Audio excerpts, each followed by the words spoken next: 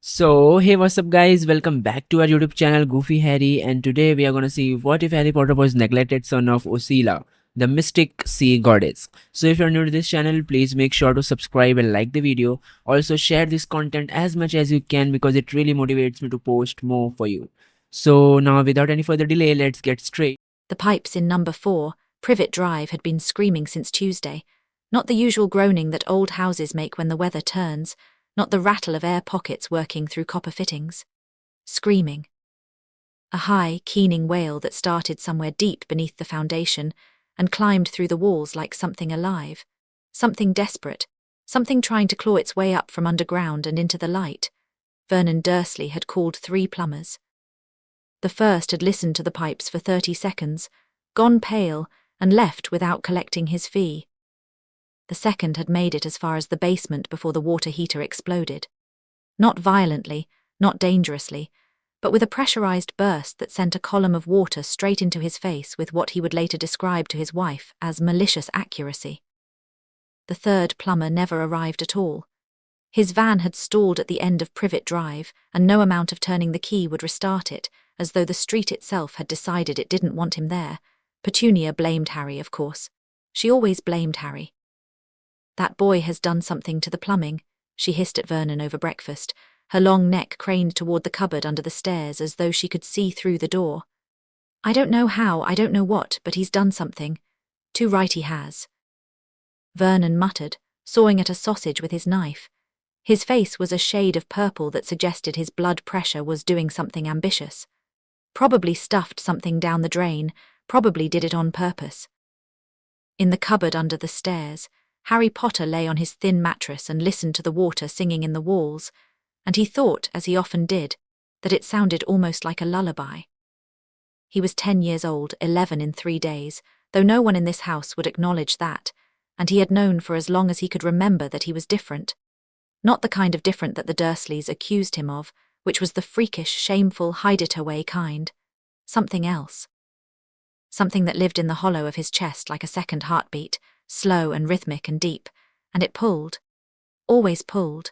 Toward water, toward the sea, toward something he couldn't name but could feel the way you feel the tide even when you can't see the ocean. The pipes wailed again, and Harry pressed his palm flat against the wall. The sound softened, quieted, became almost a purr. "Shut up," he whispered, not unkindly. "You'll get me in trouble." The pipes went silent. The whole house went silent, actually, in a way that was somehow louder than the screaming had been. Harry heard Petunia's sharp intake of breath from the kitchen, heard Dudley's heavy footsteps pause on the stairs above him, heard Vernon's fork clatter against his plate. Then the moment passed, and the house filled back up with its ordinary sounds, and Harry rolled over on his mattress and stared at the underside of the staircase and waited for his birthday, or for something, or for whatever was coming, because something was.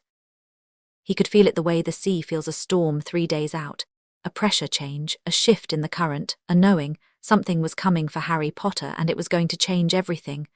3 days later it arrived in the form of a giant, not a metaphorical giant. Not a large man, not a tall man, not a man who was simply bigger than average. An actual giant, or near enough, who stood at least 8 feet tall and was roughly 4 feet wide, and who smashed through the door of the miserable shack on the rock in the middle of the sea where Vernon had dragged them to escape the letters that kept arriving by owl. The shack. On the rock. In the sea, Harry had known, the moment Vernon announced they were driving to the coast, that this was exactly where he was supposed to be. The Dursleys thought they were running away from something. Harry felt, with a certainty that went deeper than thought, that they were running toward it. The water had been calm when they'd crossed in the little boat. Freakishly calm, Vernon had muttered, eyeing the glassy surface with suspicion. But Harry had felt it, felt the ocean rearranging itself around him, felt it settle and smooth and welcome like a dog rolling onto its back. He'd trailed his fingers in the water during the crossing, and something had brushed against them from below. Not a fish, something deliberate, something that had touched him gently and then pulled away, as though testing whether he was real. Now the giant was standing in the ruined doorway, rain hammering the rocks behind him, wind howling, and the sea was going absolutely wild. Waves crashed against the base of the rock with a fury that shook the foundations, spray reaching the windows, the water churning white and violent as though it knew something momentous was happening and wanted to be part of it. "Sorry about that," said the giant, nodding at the door, which was now lying flat on the ground. He squeezed inside and filled up most of the shack just by existing. "Rubeus Hagrid, keeper of keys and grounds at Hogwarts." He said this as though it should mean something. Harry huddled on the floor with a thin blanket around his shoulders, looked up at the enormous man with rain dripping from his wild beard and thought, "Yes, this is it. This is what was coming." "I'm sorry," Harry said, "but what's Hogwarts?" The conversation that followed rearranged Harry's understanding of himself so completely that it should have felt like an earthquake, but it didn't. It felt like settling. Like a key sliding into a lock it was always meant to open. He was a wizard. His parents, James and Lily Potter, had been magical. They'd been killed by a dark wizard named Voldemort who had tried to kill Harry too and failed. Harry was famous. Harry had a vault of gold waiting for him. Harry had a place at a school of witchcraft and wizardry. And that was all wonderful, truly it was. But while Hagrid talked, while Vernon sputtered and Petunia went bone-white and Dudley clutched his backside where a brand-new pig's tail had sprouted, Harry was only half listening because the sea was doing something extraordinary. It had gone quiet. Not calm, the storm still raged, the wind still screamed, but the water itself had stilled around the rock. A perfect circle of glass-smooth ocean in the middle of the tempest, as though the sea had drawn a protective ring around the shack. Around Harry, Hagrid noticed. Harry saw his beetle-black eyes flick to the window, saw the slight furrow in his brow, saw him open his mouth as if to say something and then close it again. "Right then," Hagrid said, clapping his enormous hands together. "Best be off. Got a lot to do tomorrow, lots to buy." That night, after Hagrid had fallen asleep on the broken sofa and was snoring loud enough to rattle the remaining windows, Harry crept to the door of the shack and stepped outside into the storm. The rain didn't touch him. He stood on the bare rock with the wind tearing at his oversized clothes, and the lightning splitting the sky and the waves crashing all around, and the rain parted around him like a curtain. He looked down at his hands, half expecting to see them glowing or changed somehow, but they were just his hands, thin, small, scarred across the knuckles from years of dursely-inflicted labor. He walked to the edge of the rock. The sea surged below him, black and vast and alive. "I know you're there," he said quietly. He didn't know who he was talking to, the water maybe, the something that had always lived in the space between his heartbeats. "I know you've been waiting." The sea rose. Not a wave, a deliberate vertical column of water that climbed the rock face and stopped at his feet, like a hand extended in greeting. Harry looked at it for a long moment, then he reached down and touched it. The world shifted. Not visually, the rock was still there, the storm was still there, Hagrid was still snoring inside the shack. But something fundamental clicked into place inside Harry's chest, like a bone being set, like a dislocated joint sliding home. The constant pull he'd felt his entire life didn't vanish. It resolved, became a direction, a compass needle finding north. The water was warm under his fingers. It shouldn't have been. This was the North Sea in the dead of a summer storm, but it was warm and it hummed against his skin, and Harry thought he heard, just for a moment, something that sounded like a woman's voice, not words, not a message. Just a sound, low and resonant and achingly sad, like a lullaby sung through miles of dark water. Then the column receded, slipping back down the rock face and rejoining the sea, and Harry was standing alone in the storm with wet fingers and a feeling in his chest that he couldn't name, but would spend the next several weeks trying to understand. He went back inside. He lay down on the floor. He didn't sleep. Diagon Alley was a sensory assault of the highest order. Harry had spent 10 years in the beige monotony of Privet Drive, where everything was intentionally ordinary, aggressively normal and painfully dull. Now he was standing in a cobblestone street, full of witches and wizards in absurd robes. Shop windows displaying cauldrons and broomsticks and jars of things that moved, owls swooping overhead. A goblin-run bank that looked like a marble palace, built by someone with strong opinions about architecture. Hagrid led him through it all with the enthusiasm of a tour guide and the subtlety of a landslide, pointing at shops and rattling off explanations that Harry absorbed with the quiet intensity of someone who was memorizing everything. Gringotts first. The cart ride down to the vault made Hagrid sick, but made Harry laugh, the first genuine laugh he could remember producing in years. The vault was full of gold, which was useful, and the deeper vault that Hagrid visited on Dumbledore's business contained a small, grubby package which was mysterious. Harry filed it away for later consideration. Then, books, cauldrons, potion ingredients, robes. The robe fitting was where he met the blonde boy, pale, pointed, dripping with the particular arrogance that comes from never having been told no by anyone who mattered.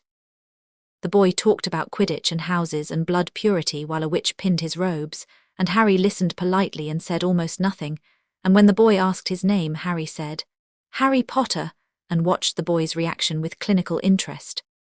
"Right," said the boy, whose name turned out to be Draco Malfoy, and whose face did something complicated when he heard Harry's name.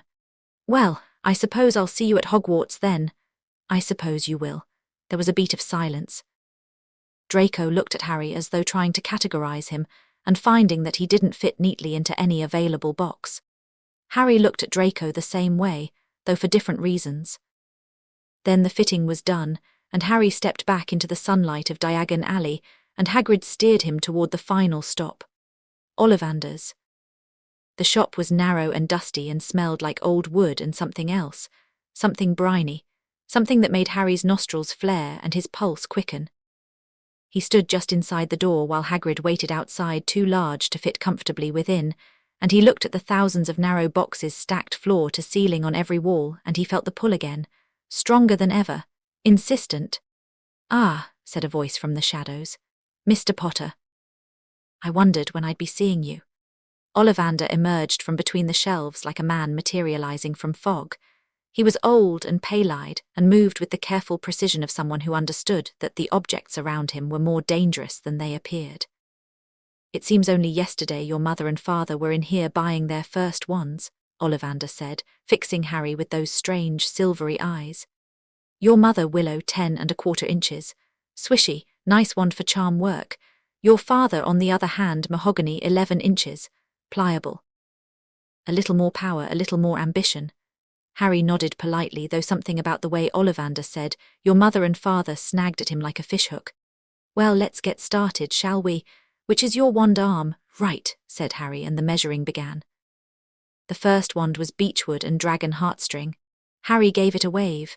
Every box on the nearest shelf launched itself at the opposite wall with the force of a cannon.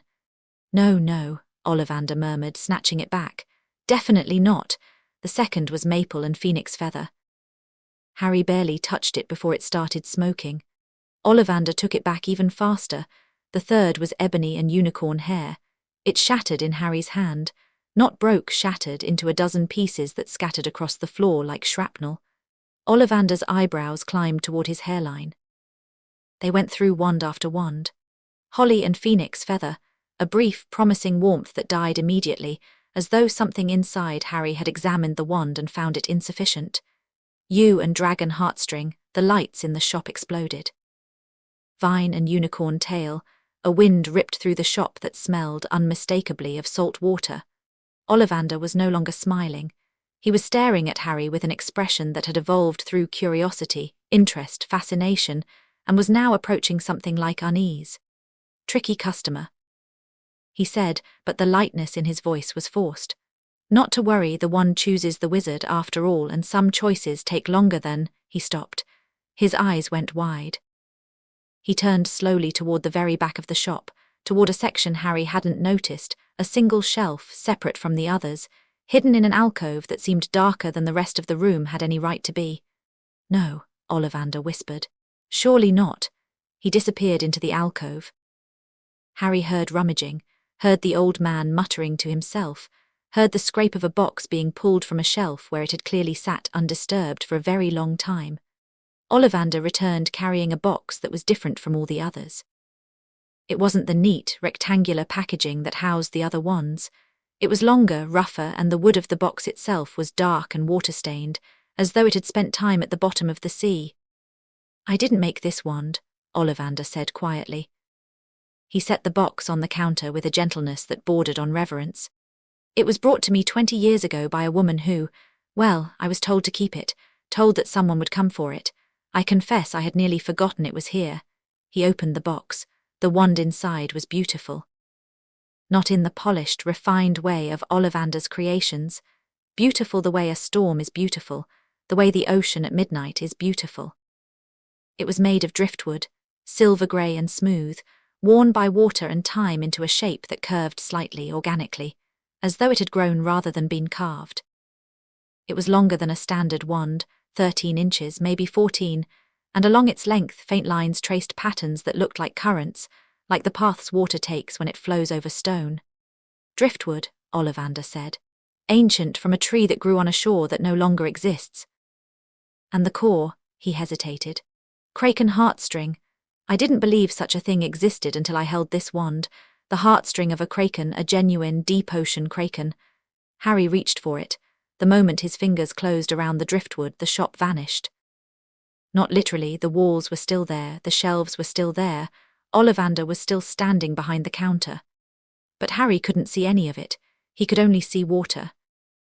An endless, fathomless expanse of dark blue water stretching in every direction, above and below and all around, and he was floating in it, weightless, breathing it like air.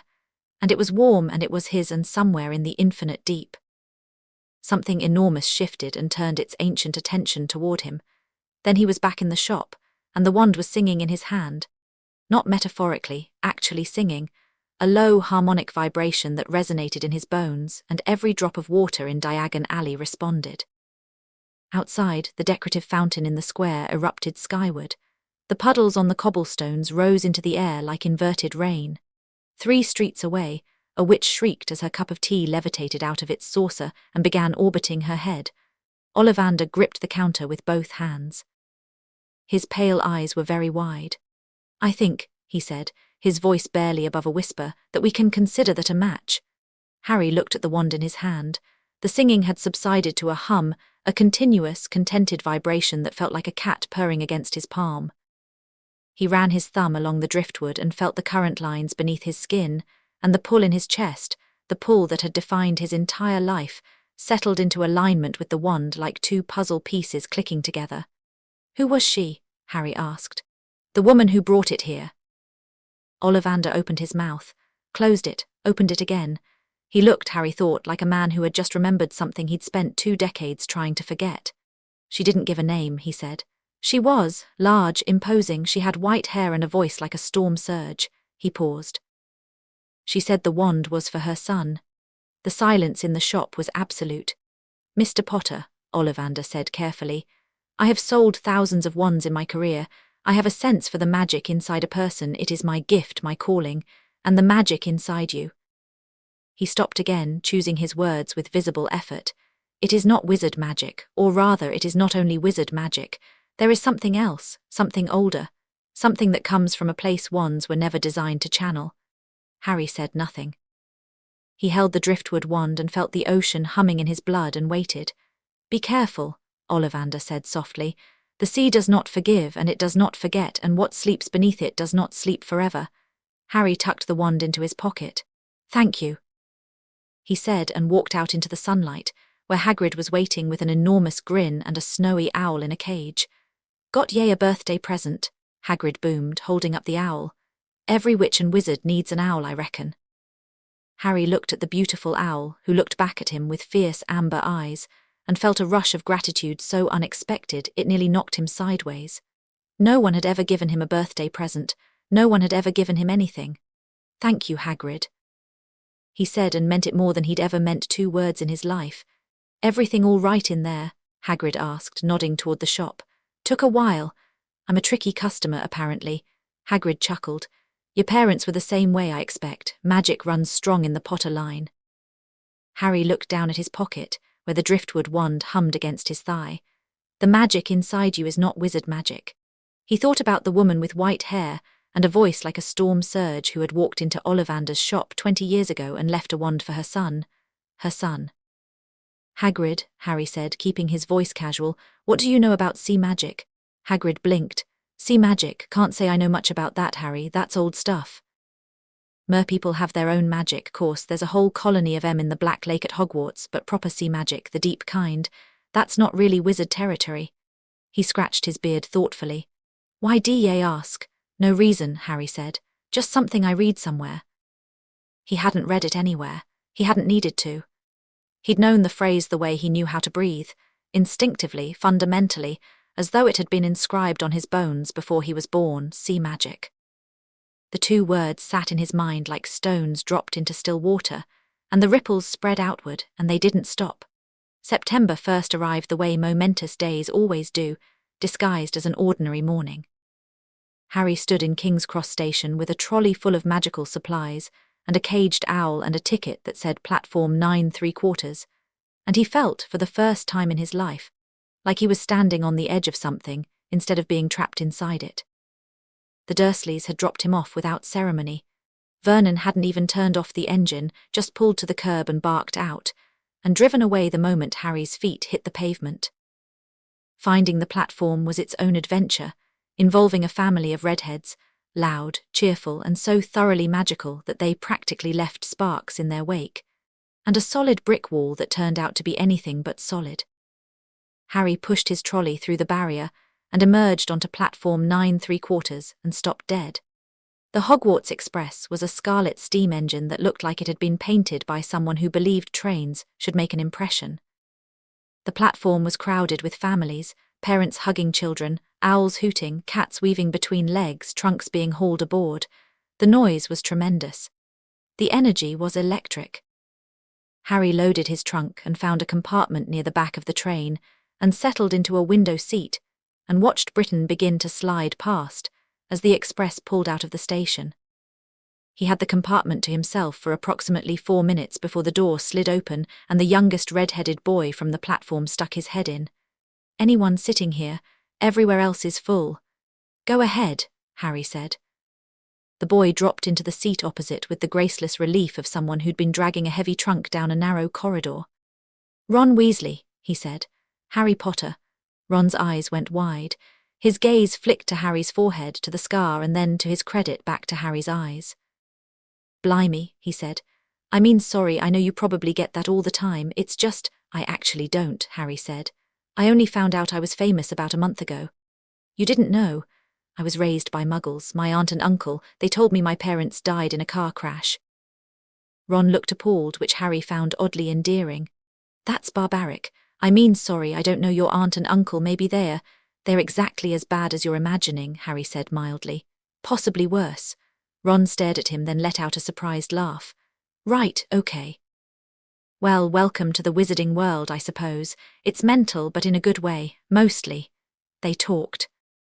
Ron was easy to talk to, unpretentious, funny, a little insecure about his family's lack of money in a way that Harry recognized as the mirror image of his own insecurity about having no family at all. Ron knew everything about the wizarding world and nothing about the muggle one.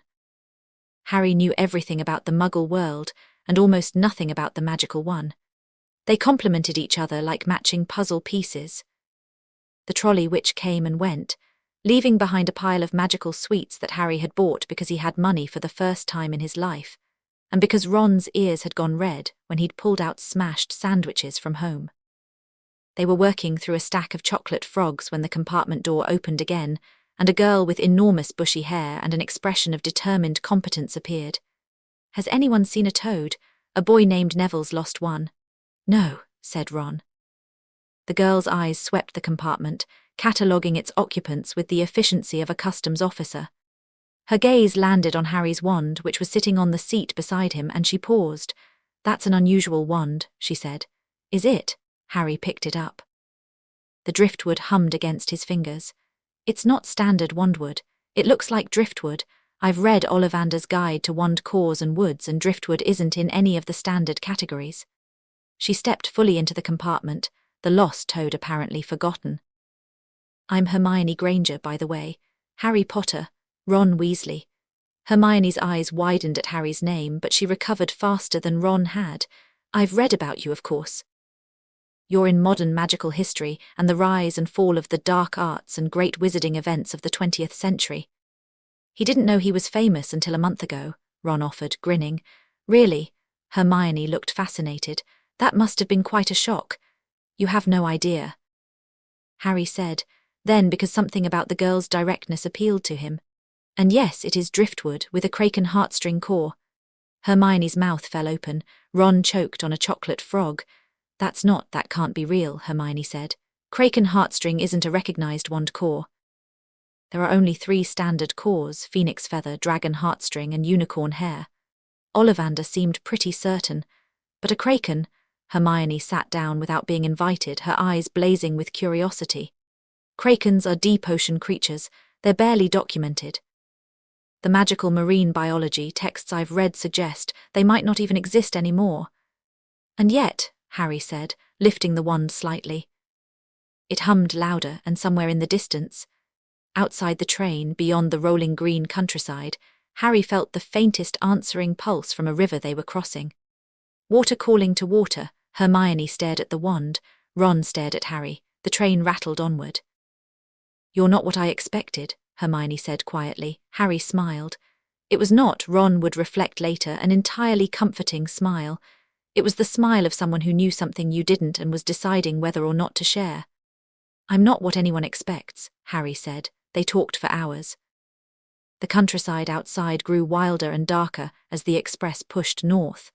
Ron explained Quidditch with passionate intensity. Hermione explained approximately everything else with equal intensity. Harry listened to both of them and asked sharp questions, and occasionally said something that made them both go quiet and thoughtful. The sky was turning dusky purple when Harry felt it. It came on like a wave, a sudden, overwhelming awareness of water. Not a river this time, not a stream. Something vast and deep and ancient, a body of water so large and so saturated with magic that it registered in Harry's chest like a second sun. He sat up straight, his hand going to his wand instinctively. "What's wrong?" Ron asked. Harry turned to the window. The countryside had given way to mountains, dark against the evening sky, and there, visible between 2 peaks as the train rounded a curve, was the castle.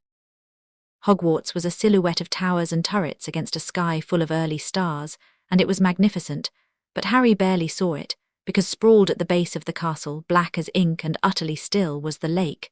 The Black Lake. It hit him like a physical force. The pull in his chest, the one that had been a constant companion his entire life, wrenched toward the lake with an intensity that took his breath away. His wand vibrated so hard in his hand that the driftwood blurred. The glass of water on the compartment's fold-down table began to tremble, then to slosh, then to rise, a thin column of water lifting straight out of the glass and reaching toward Harry like a finger. "Ah," said Ron, staring at the levitating water. "Harry, mate!" Hermione's hand flew to her mouth. "Are you doing that?" Harry forced himself to breathe. The water column wavered, thinned, and collapsed back into the glass. His wand settled. The pull in his chest didn't diminish. It was still there, enormous and demanding, but he managed to push it to a manageable level through sheer force of will. "Sorry," he said. "It's the lake." "What about it?" Ron asked nervously. Harry didn't answer. He couldn't. How could he explain that the Black Lake was calling him? That he could feel it the way you feel your own heartbeat, constant and vital and fundamental. That something in that water knew his name. "I think," Harry said slowly, "this is going to be an interesting year." They pulled into Hogsmeade Station as full darkness fell. Hagrid was there, enormous and unmistakable, bellowing for first years. Harry followed the crowd of nervous 11-year-olds down a steep, narrow path through trees and emerged onto the shore of the Black Lake, and the world went very quiet around him. Up close, the lake was vast. Its surface was a perfect mirror reflecting the castle and the stars, unnaturally still, and Harry knew that the stillness was deliberate. The lake was holding itself calm, holding itself ready. No more for to a boat. Hagrid called, gesturing to a fleet of small wooden boats lined up at the water's edge. Harry climbed into a boat with Ron, Hermione, and a round-faced boy who was presumably Neville of the Lost Toad. The boats began to move on their own, gliding smoothly across the black water toward the castle. The other students gasped and pointed at Hogwarts. Harry barely noticed. He was looking down. The water beneath the boat was clear. Impossibly clear, the Black Lake was supposed to be dark and murky, home to Grindylows and a giant squid and God knew what else. But beneath Harry's boat, it was as transparent as glass. He could see straight down, past tendrils of weed and schools of silver fish, down into the depths where the light faded and the water became something else. Something older and stranger and more powerful than anything the wizarding world had built on its shores. And in those depths, something moved, not the squid, not a Grindylow. Something larger, something that glided through the deep water with a grace that suggested intelligence, and as it passed beneath Harry's boat it turned and Harry saw, just for a moment, just a flash before the depth swallowed the details, a face. A human face. No, not human. Merfolk. Pale and angular and crowned with dark hair that floated like seaweed, and the face was looking up at him, and its expression was one of shock and recognition, and something that Harry could only describe as reverence.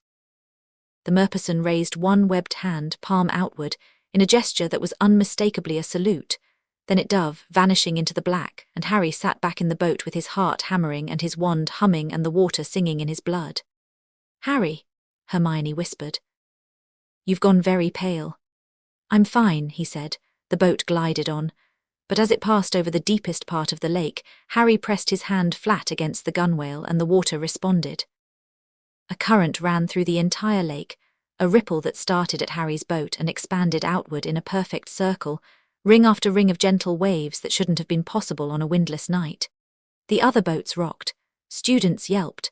Hagrid looked around in confusion. Far below in the dark, Harry heard something. Not with his ears, with whatever sense the water had given him, whatever part of him was more sea than land. He heard it clearly.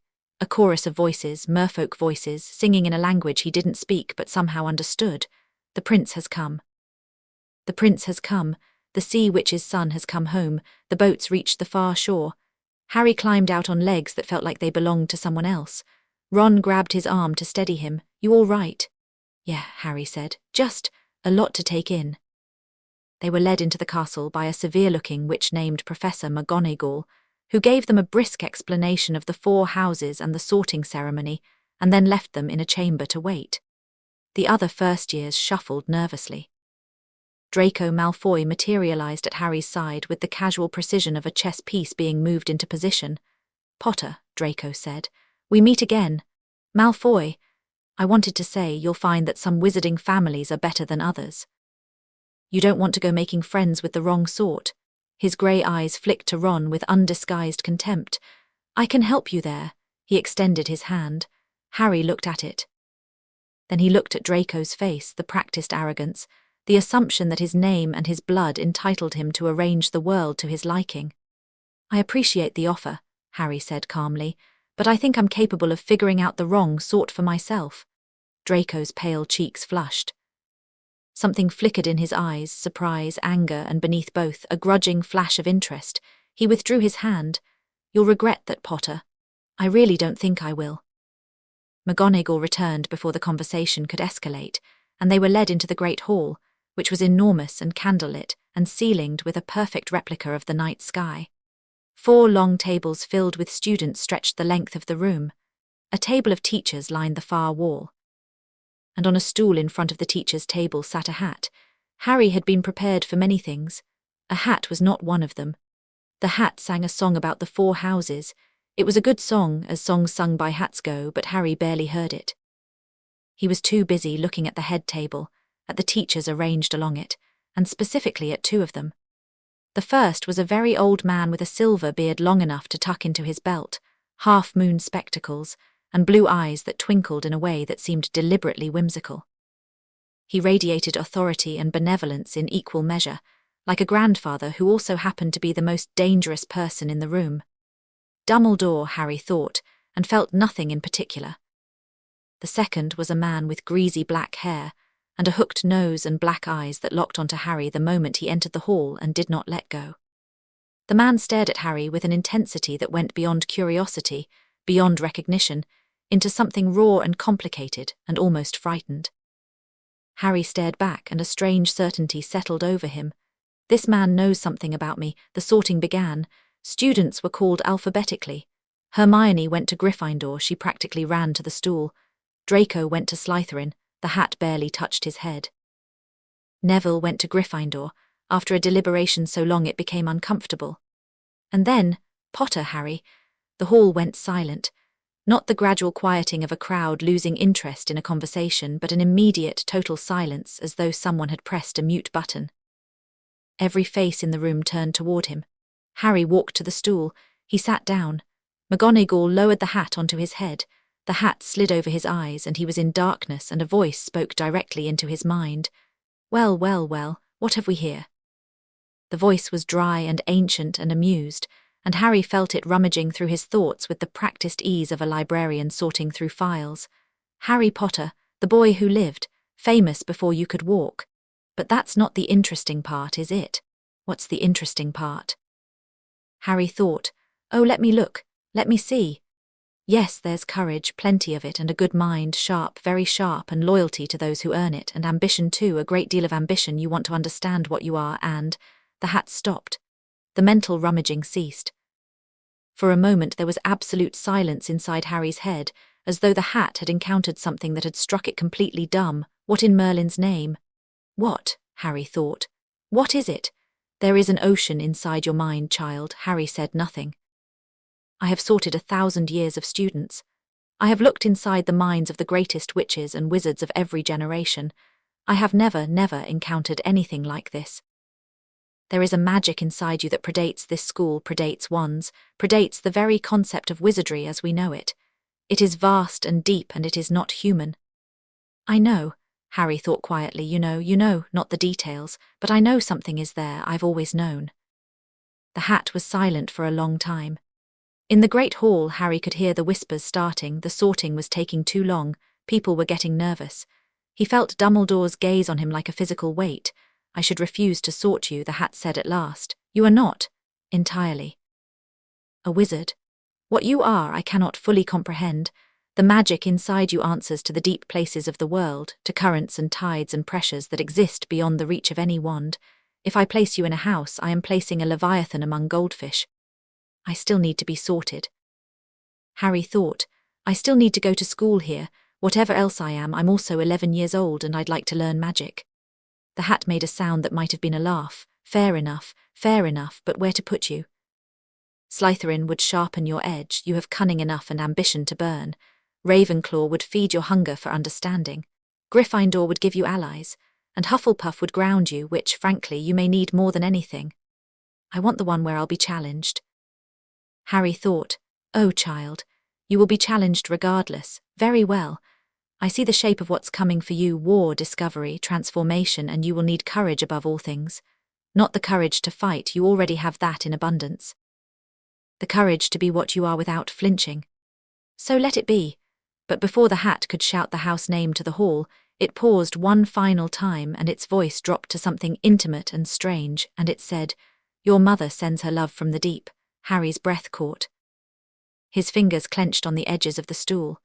The hall, the students, the teachers, all of it fell away, and for one blazing instant he was back on the rock in the sea with his hand in the water and a woman's voice humming a lullaby through miles of dark ocean. My mother. He thought, and the words ached. You mean Lily Potter? I mean your mother, the hat said. And no, I do not mean Lily Potter, brave and kind as she was. I mean the one who made you. The one who poured her magic into you like the sea pouring into a shell. The one who loved you enough to give you up. She left a message in your blood, boy, written in a language older than English, older than Latin, older than any tongue spoken on dry land. And the message is simply this: I am sorry, I love you. The sea will always protect you. The hat was trembling on Harry's head. Harry's eyes were burning behind the brim. Now then, the hat said, composing itself with visible effort, let's get you sorted before that old man with the beard has an aneurysm. And it shouted to the silent hall, Gryffindor. The Gryffindor table erupted. The tension broke like a wave. Harry lifted the hat off his head and stood, and his legs were steady and his eyes were dry. And he walked to the Gryffindor table and sat down next to Hermione, who beamed at him, and across from Ron's twin brothers, who reached across to shake his hand. But he wasn't seeing any of them. He was seeing the lake through the tall windows of the great hall, the Black Lake, vast and dark and patient, and he was hearing the echo of a message inscribed in his blood by a woman he had never met. I am sorry. I love you. The sea will always protect you. The feast was magnificent, and Harry barely tasted it. He ate mechanically roast beef, potatoes, treacle tart, while his mind churned with everything the Sorting Hat had told him. Around him, the great hall buzzed with conversation and laughter and the particular manic energy of the first night of school. Ron was eating like a man who'd been shipwrecked. Hermione was interrogating a prefect about the class schedule. The Weasley twins were plotting something involving a suit of armor and what appeared to be a firecracker. Harry smiled and nodded and said the right things when people spoke to him, but his attention kept sliding to the windows, to the lake, to the darkness outside where the water waited. The greasy-haired teacher was still staring at him. Harry had learned from the prefect that his name was Professor Snape, that he taught potions, and that he was universally regarded as unpleasant. But the way Snape was looking at Harry wasn't unpleasant. It was haunted. Harry met his gaze across the hall. Snape flinched, actually flinched as though Harry's eyes had burned him, and looked away. His hand, Harry noticed, was gripping his goblet hard enough to whiten his knuckles. He knows something, Harry thought again with certainty. He knows something about me, about what the Hat saw, about whatever I really am, and it terrifies him.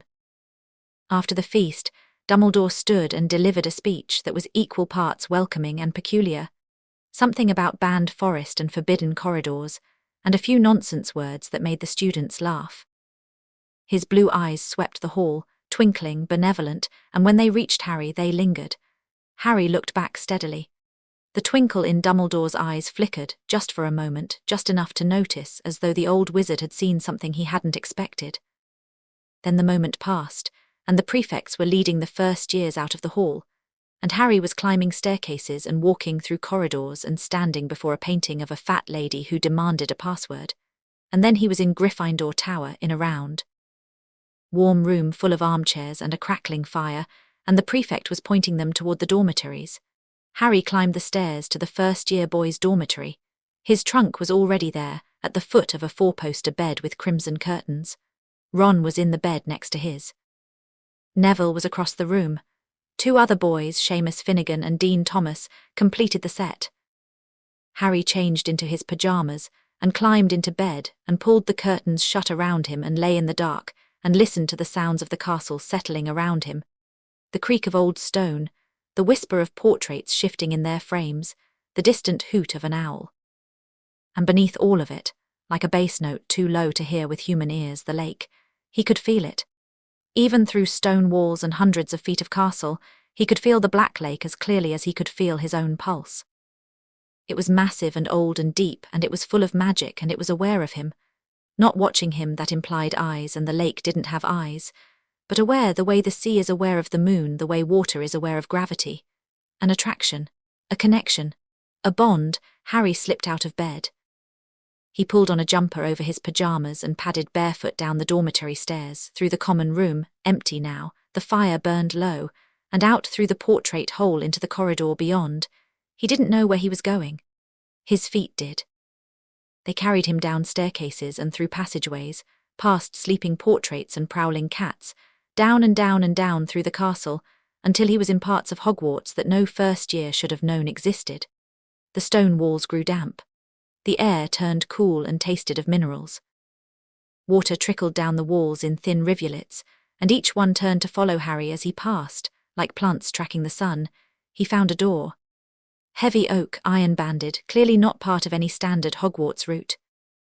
It was locked, but when Harry touched the handle, the lock clicked open with a sound like a sigh. Beyond the door was a passage that sloped sharply downward, carved from raw rock and lit by phosphorescent moss. Harry followed it. The passage twisted, narrowed, widened again, and ended at a ledge. He was inside the earth, beneath the castle, and before him was the Black Lake. Not the surface, the underside. The passage had brought him to a cavern that opened directly into the lake's depths, a natural dock where the water lapped against stone in the darkness. The only light came from the moss and from the water itself, which glowed with a faint blue-green bioluminescence. Harry sat on the ledge. He dangled his bare feet in the water. It was cold, the kind of cold that should have made him gasp and pull back, but it felt right. It felt like coming home after a long journey to a place he hadn't known he'd left. He sat there for a long time. The water lapped at his ankles. The bioluminescence pulsed slowly, like breathing, and gradually, incrementally, Harry became aware that he was not alone. They emerged from the dark water one at a time. Merfolk. Not the sanitized, pretty merfolk of Muggle fairy tales. These were wild and strange and alien, with grey-green skin and dark eyes and silver hair that floated around their heads like halos. They surfaced without a sound, first one, then three, then a dozen, their faces breaking the water and turning toward Harry with expressions of such raw, desperate hope that it made his chest ache.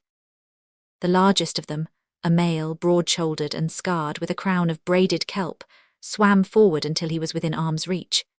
He studied Harry's face for a long moment. Then he spoke. The language was unlike anything Harry had heard. It was liquid and rhythmic and deep, full of sounds that a human throat shouldn't have been able to produce. But Harry understood it, not the words, the meaning. It flowed into his mind like water flowing into a vessel, filling in the shapes of comprehension without bothering with the mechanics of translation. Young prince, son of Ursula, we have waited. How long? Harry asked, and the words came out of his mouth in the same liquid language, and he didn't even notice until later. Since the night you were born. Since your mother brought you to the surface and placed you in the arms of the landwalkers. Since the light left her eyes and the sea mourned. She's dead, she was destroyed, by those who feared her power, by a king who could not tolerate a queen who would not kneel. The merman's dark eyes were ancient and sorrowful, but her magic lives, in the currents in the deep places in you. You are the last of her line, young prince. The last of the true sea blood. Harry looked at the ring of merfolk faces, all watching him, all waiting. He was 11 years old, barefoot in his pajamas, sitting on a rock in a cave beneath a magic school, and an entire civilization was looking at him like he was their salvation. He should have been terrified. He should have been overwhelmed. He should have wanted to run back up the passage and hide under his blankets and pretend this wasn't happening. Instead, he felt the pull in his chest resolve into something crystal clear, and he thought, finally, tell me everything. Said Harry Potter, the son of the sea witch, the prince of the deep, and the merfolk began to speak, and the water sang, and somewhere far above, the sorting hat sat on its shelf in Dumbledore's office and trembled, because it had seen what was inside that boy. And it knew that the wizarding world was not ready for what was coming, not even close. The merfolk chieftain's name was Thalos. He told Harry the story in fragments, not because the story was fragmented, but because some truths are too heavy to deliver all at once, and Thalos was wise enough to pace the telling. Ursula had been real. Not a myth, not a legend, not a bedtime story for merfolk children. She had been the most powerful sea witch in recorded oceanic history. A sorceress who commanded the magic of the deep the way Dumbledore commanded the magic of the wand. She had been feared, respected, worshipped, and hated in roughly equal measure by every intelligent species that lived beneath the waves. She had also been, by all accounts, funny. This was the detail that made Harry's throat tighten. Not the power, not the fear, the humour.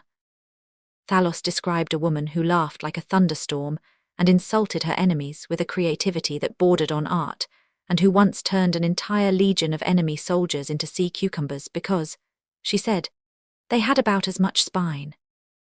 She had fallen in love with Harry's father, King Nereus of the Deep Realm, the largest and oldest of the underwater kingdoms. Their union had been controversial. Ursula was not royalty. She was something wilder and less predictable, and the court had never approved. But Nereus loved her, and she loved him, and for a few brief years the ocean had been at peace. Then Harry was born, and the visions began. Ursula was a seer as well as a sorceress, not the vague, cryptic kind, but the precise, devastating kind who saw exactly what was coming and when. She saw her own death. She saw it clearly 6 months before it happened. A coalition of enemies led by an ancient deep-sea entity called Corvath, who would rise from the trenches and tear her kingdom apart and kill everyone she loved. She couldn't stop it. She tried. The future she saw was fixed, immovable, a wall of black water rushing toward her with the inevitability of tide. So she did the only thing she could. She saved what mattered most. She brought you to the surface, Thalos said, his dark eyes reflecting the bioluminescent glow. She found the landwalkers, the potters they were called. They could not bear children of their own. Your mother made a bargain with them, a child freely given, in exchange for a debt to be collected later. She bound the bargain with her own magic, contract magic, the oldest and most absolute form of sea sorcery. What was the debt? Harry asked. Thalos shook his head. She never collected it. She was destroyed before she could. The contract remains, but it is incomplete, unfulfilled.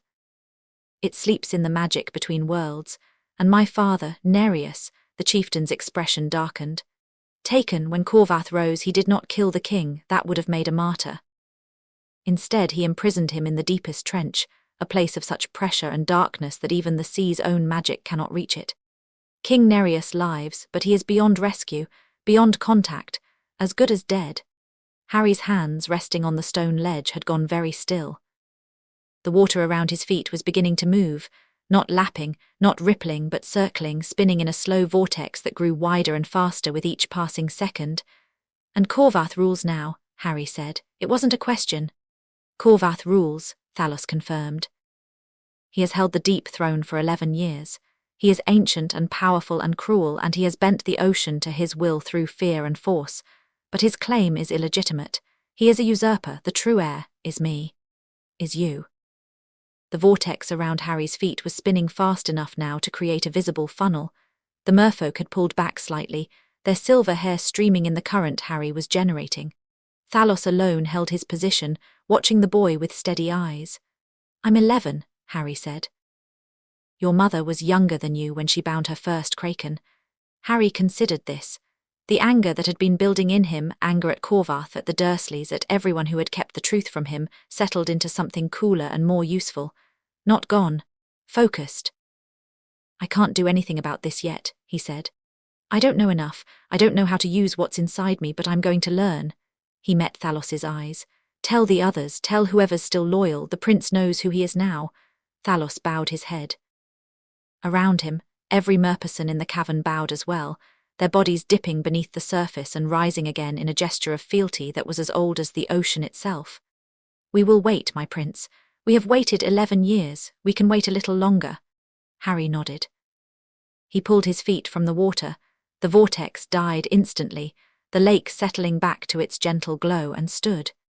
His pajamas were soaked from the knees down. His feet were bare and cold on the stone.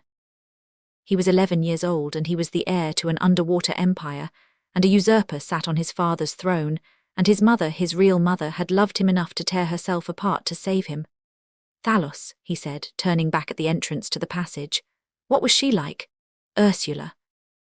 What was she really like? The old merman was quiet for a moment. When he spoke, his voice was rough. "She was the sea itself, young prince, beautiful and terrifying and impossible to contain, and she would have burned every ocean dry to keep you safe." Harry climbed the passage back to the castle. He walked the empty corridors in his wet pajamas with water dripping from his feet, and everywhere he walked, the water on the walls followed him, trickling along the stone in thin silver streams that kept pace with his steps. He was almost back to Gryffindor Tower when a voice spoke from the shadows.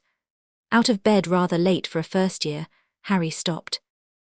The voice was silky and cold and belonged to the greasy-haired man, Snape, who stepped out of an alcove with his black robes billowing and his dark eyes fixed on Harry's face. "Professor," Harry said calmly. Snape's gaze dropped to Harry's wet feet, to the water dripping from his pajama cuffs, to the rivulets on the walls that were still tracking Harry's position with unnatural attention. His jaw tightened. "Where have you been, Potter?" "The lake. The lake, on your first night, past midnight." Snape's voice was knife-edged, but underneath the steel Harry heard something else. Fear. "Do you have any idea how many rules you've broken?" "Several, I imagine," Harry said. "Are you going to take points?" "I should expel you. On my first night, that would be a record." They stared at each other. The corridor was dark and silent, and the water on the walls had stopped moving, hovering in place like a held breath. "You look like your father," Snape said abruptly, then quieter, "but you have her eyes." "Everyone says that. Lily Potter's eyes." "Yes," Snape said, and something cracked in his voice, a fissure in the ice. "Everyone says that." The silence stretched. Harry watched Snape's face, the hooked nose, the curtain of dark hair, the eyes that held so much more than they showed, and made a decision. "You were there," Harry said. "The night I was brought to the Potters. You know what I am." The blood drained from Snape's face so completely that he looked like a corpse. His hand, half raised as if to reach for his wand, trembled visibly. "I don't know what you're—" "Please don't insult us both by lying, Professor." "The Sorting Hat saw everything. The merfolk told me the rest. I know about Ursula, I know about the bargain, and I know that you know." Snape said nothing. His dark eyes were very wide and his breathing had gone shallow, and Harry realized that the man was not just afraid, he was anguished. Whatever secret he carried about that night, it had been eating him alive for 11 years. "We don't have to do this now," Harry said, and he was surprised by the gentleness in his own voice. "But we will do it eventually. I want to know everything, Professor, and I think you want to tell me." Snape stared at him for a long, long moment. Then he stepped aside, clearing the corridor. "Go to bed, Potter," he said hoarsely, "before I change my mind about those points." Harry walked past him. At the end of the corridor, he paused and looked back. Snape was standing exactly where Harry had left him, a dark figure in a dark hallway, and the water on the walls had begun to move again, streaming past him toward Harry in thin silver lines. "For what it's worth," Harry said, "Thalos says she was funny. Ursula." He said she laughed like a thunderstorm. Snape made a sound that might have been a laugh or might have been a sob. Harry didn't wait to find out. He climbed back to Gryffindor Tower, whispered the password to the sleepy fat lady, crossed the common room, and fell into his four-poster bed without changing his wet pajamas. He slept deeply and dreamed of dark water and a woman's voice singing a lullaby that shook the ocean floor. And for the first time in his life, Harry Potter did not dream of the cupboard under the stairs. He dreamed of home. He woke to Ron shaking his shoulder and sunlight streaming through the tower windows and the distant, constant hum of the Black Lake in his blood, and he thought, "Today it begins." The first morning of classes, and Harry walked into the great hall for breakfast with wet hair. He'd stood under the shower for 15 minutes, not because he needed to wash, but because the water felt like armor, like a second skin, like a mother's embrace, and sat down at the Gryffindor table and reached for the toast, and saw that every goblet within 3 feet of him was trembling. Not violently. Just a faint vibration, the water inside them humming at a frequency only Harry could hear. He concentrated and the trembling stopped, and he buttered his toast and pretended nothing had happened. "First class is Transfiguration with McGonagall," Hermione announced, consulting a schedule that she had clearly memorized already. "Then Charms with Flitwick lunch and then, oh." Her face fell slightly. "Double potions with the Slytherins." "Snape," Ron said darkly, spooning porridge. "My brothers say he's horrible, favors Slytherins, hates everyone else and especially hates me," Harry said. "Yes, I gathered. You've already met him. Briefly, last night." Ron and Hermione exchanged a look. "Last night," Hermione repeated. "Harry, we were all in bed by 11. Where did you?" "I went for a walk." "A walk? On your first night, in a castle you don't know?" "I found my way around all right." There was something in Harry's tone, not hostile, not secretive, but certain, that made both of them drop it. They finished breakfast and headed to Transfiguration, where McGonagall turned her desk into a pig and back again, and then made them spend an hour trying to turn matches into needles. It was precise, exacting work that required focus and a specific kind of magical intent, and Harry discovered almost immediately that his wand did not want to cooperate, not that it didn't work. It worked too well. When he pointed his driftwood wand at the match and said the incantation, the match didn't become a needle. It became a 6-inch spine of dark coral, sharp as a razor and gleaming with moisture. McGonagall stared at it. The class stared at it. Harry stared at it. "Mr. Potter." McGonagall said slowly, "That is not a needle." "No, Professor. That appears to be coral." "Yes, Professor. May I?" She picked up the coral spine with careful fingers, turned it over, held it up to the light. "It's real, genuine deep-sea coral. You've transmuted a match into a biological organism that typically grows at oceanic depths of several hundred feet. I was trying for a needle." McGonagall set the coral down on his desk. Her expression was controlled, but Harry saw the cracks, the flicker of something in her eyes that was too complex to be simply surprise. "Try again, Mr. Potter. Concentrate on the needle, silver, thin, pointed." Harry tried again.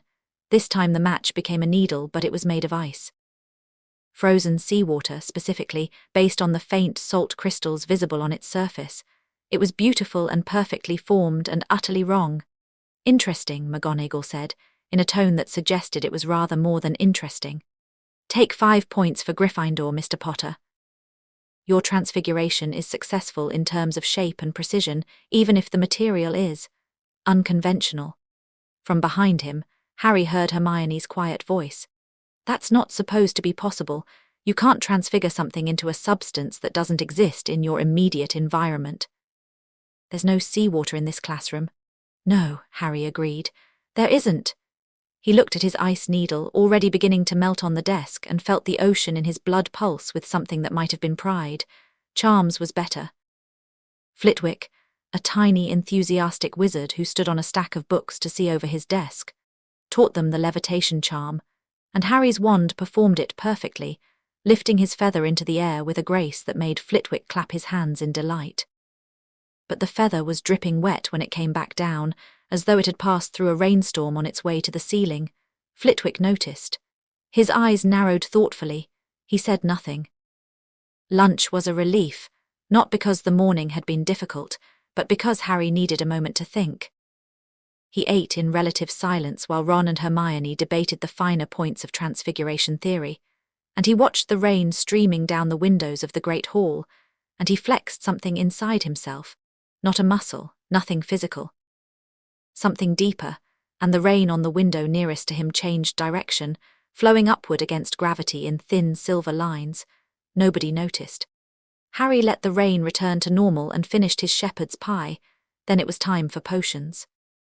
The dungeon classroom was cold and damp and lit by torches that guttered in draughts from unseen crevices. Jars of unsettling things lined the walls, floating specimens, pickled creatures, things that were probably best not examined too closely. The Slytherins were already seated when the Gryffindors arrived, Draco Malfoy front and centre with his two bookend companions, Crabbe and Goyle. Snape swept in like a weather front. He didn't so much enter the room as arrive, black robes billowing, and he started talking before the door had finished closing. There will be no foolish wand-waving or silly incantations in this class. His voice was low, precise, and designed to make you lean forward to hear it. As such, I don't expect many of you to appreciate the subtle science and exact art that is potion-making. However, for those select few who possess the predisposition, his dark eyes swept the room and landed, inevitably, on Harry. I can teach you how to bewitch the mind and ensnare the senses. I can tell you how to bottle fame, brew glory, and even put a stopper in death. The silence that followed was loaded. Harry met Snape's gaze without flinching. Potter, Snape said, what would I get if I added powdered root of asphodel to an infusion of wormwood? Harry considered the question. He had read his textbooks, all of them, cover to cover, in the weeks before school, with the focused intensity of someone who understood that knowledge was power and power was survival.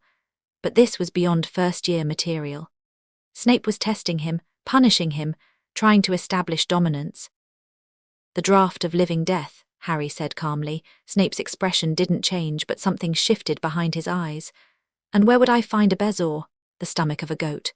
What is the difference between monkshood and wolfsbane? There is none. They're the same plant, also called aconite. The dungeon was very quiet. Snape stared at Harry. Harry stared back. The jars on the shelves had begun to rattle very softly, the liquid inside them responding to Harry's proximity, to the magic that hummed in his blood and reached for every drop of water in the room. It seems fame isn't everything, Snape said at last, and his voice had lost some of its edge. Full marks. Well answered. From the Slytherin side of the room, Draco Malfoy was watching this exchange with an expression of intense, calculating interest. The lesson proceeded. They brewed a simple potion, a cure for boils, and Harry followed the instructions precisely and discovered that potions, unlike wandwork, didn't fight him. There was something about the liquid components, the stirring, the interaction of substances in a watery medium that felt right. His potion was flawless. It was also, he noticed, a slightly different shade than everyone else's, darker, with an iridescent sheen that reminded him of deep water. Snape circled the room, criticizing everyone's work with the practiced cruelty of a man who had elevated unpleasantness to an art form. He melted Neville's cauldron, mocked Seamus's technique, and reduced a Slytherin girl to tears with a single sentence about her stirring speed. When he reached Harry's cauldron, he stopped. He looked at the potion, its perfect consistency, its strange dark shimmer. He looked at Harry. Acceptable, he said quietly, and moved on. From anyone else it would have been faint praise. From Snape it was practically a standing ovation. After class, as the students filed out, Harry hung back. He waited until the room was empty, until the last Slytherin had disappeared down the corridor, and then he turned to Snape, who was standing behind his desk with his hands flat on its surface and his head slightly bowed. "Not here," Snape said without looking up. "When? I don't. When, Professor?" Snape raised his head. In the torchlight, his face looked carved from something harder than flesh, marble maybe, or the black rock at the bottom of the sea.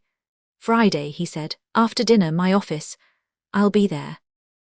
Harry left the dungeon and climbed the stairs and walked through the corridors of Hogwarts, and the castle was vast and strange and full of magic. But none of it was as vast or as strange or as magical as what he carried inside himself. 3 days. 3 days until Snape would tell him the truth about the night he was born, about the bargain between a sea witch and a pair of desperate wizards, about the mother who had loved him enough to give him away and the father who rotted in a prison at the bottom of the world. Harry could wait 3 days.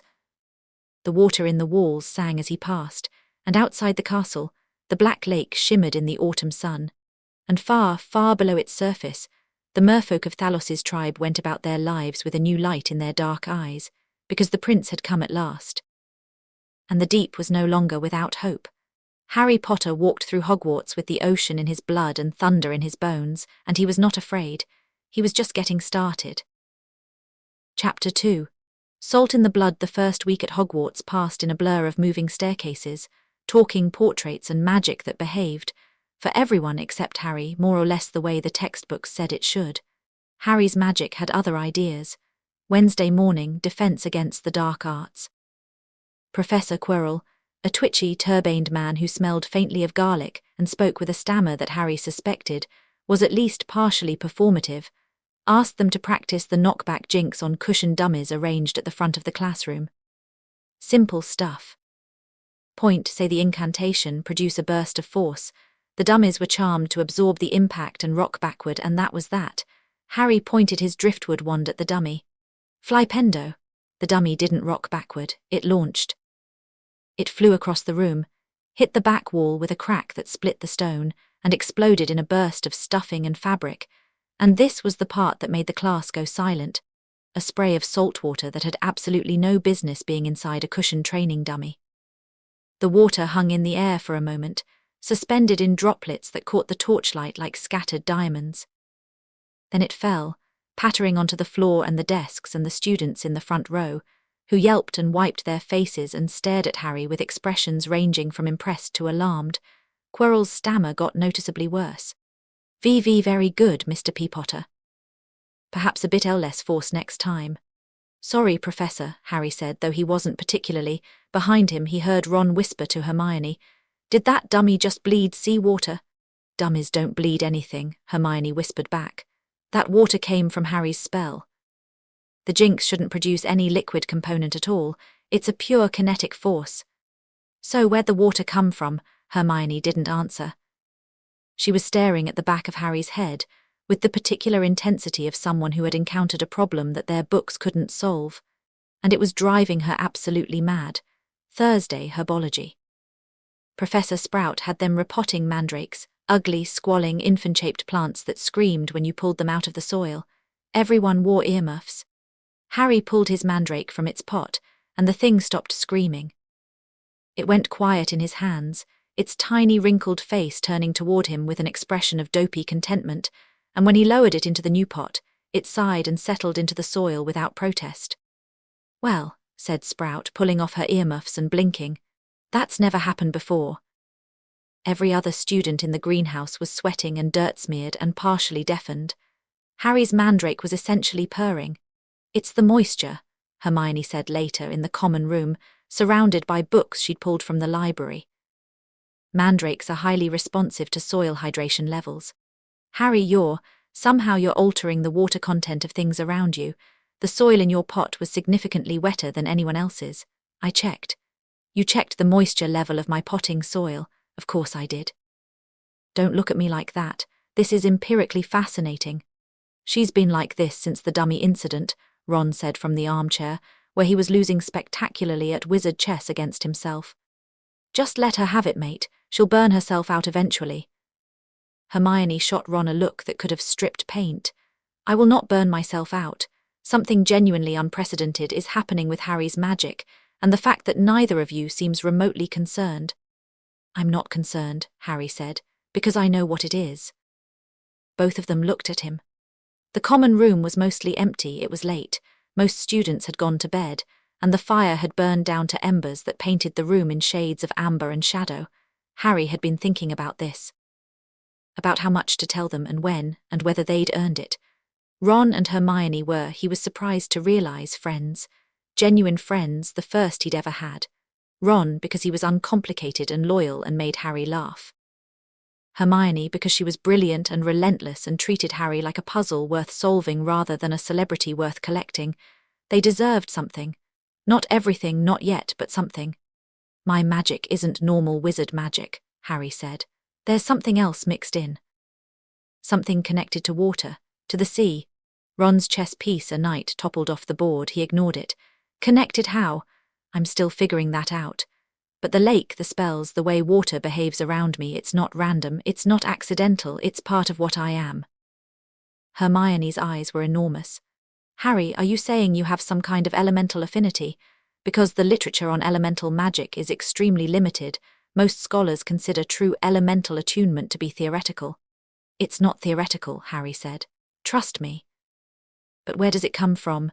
Lily and James Potter were powerful, but there's no record of water-based magic in either of their family lines. I've checked. Maybe it doesn't come from the Potters. The fire crackled. Outside the tower windows, rain was falling, and Harry could feel every drop, each one a tiny point of awareness, a note in a symphony only he could hear. I'll tell you more when I know more, he said.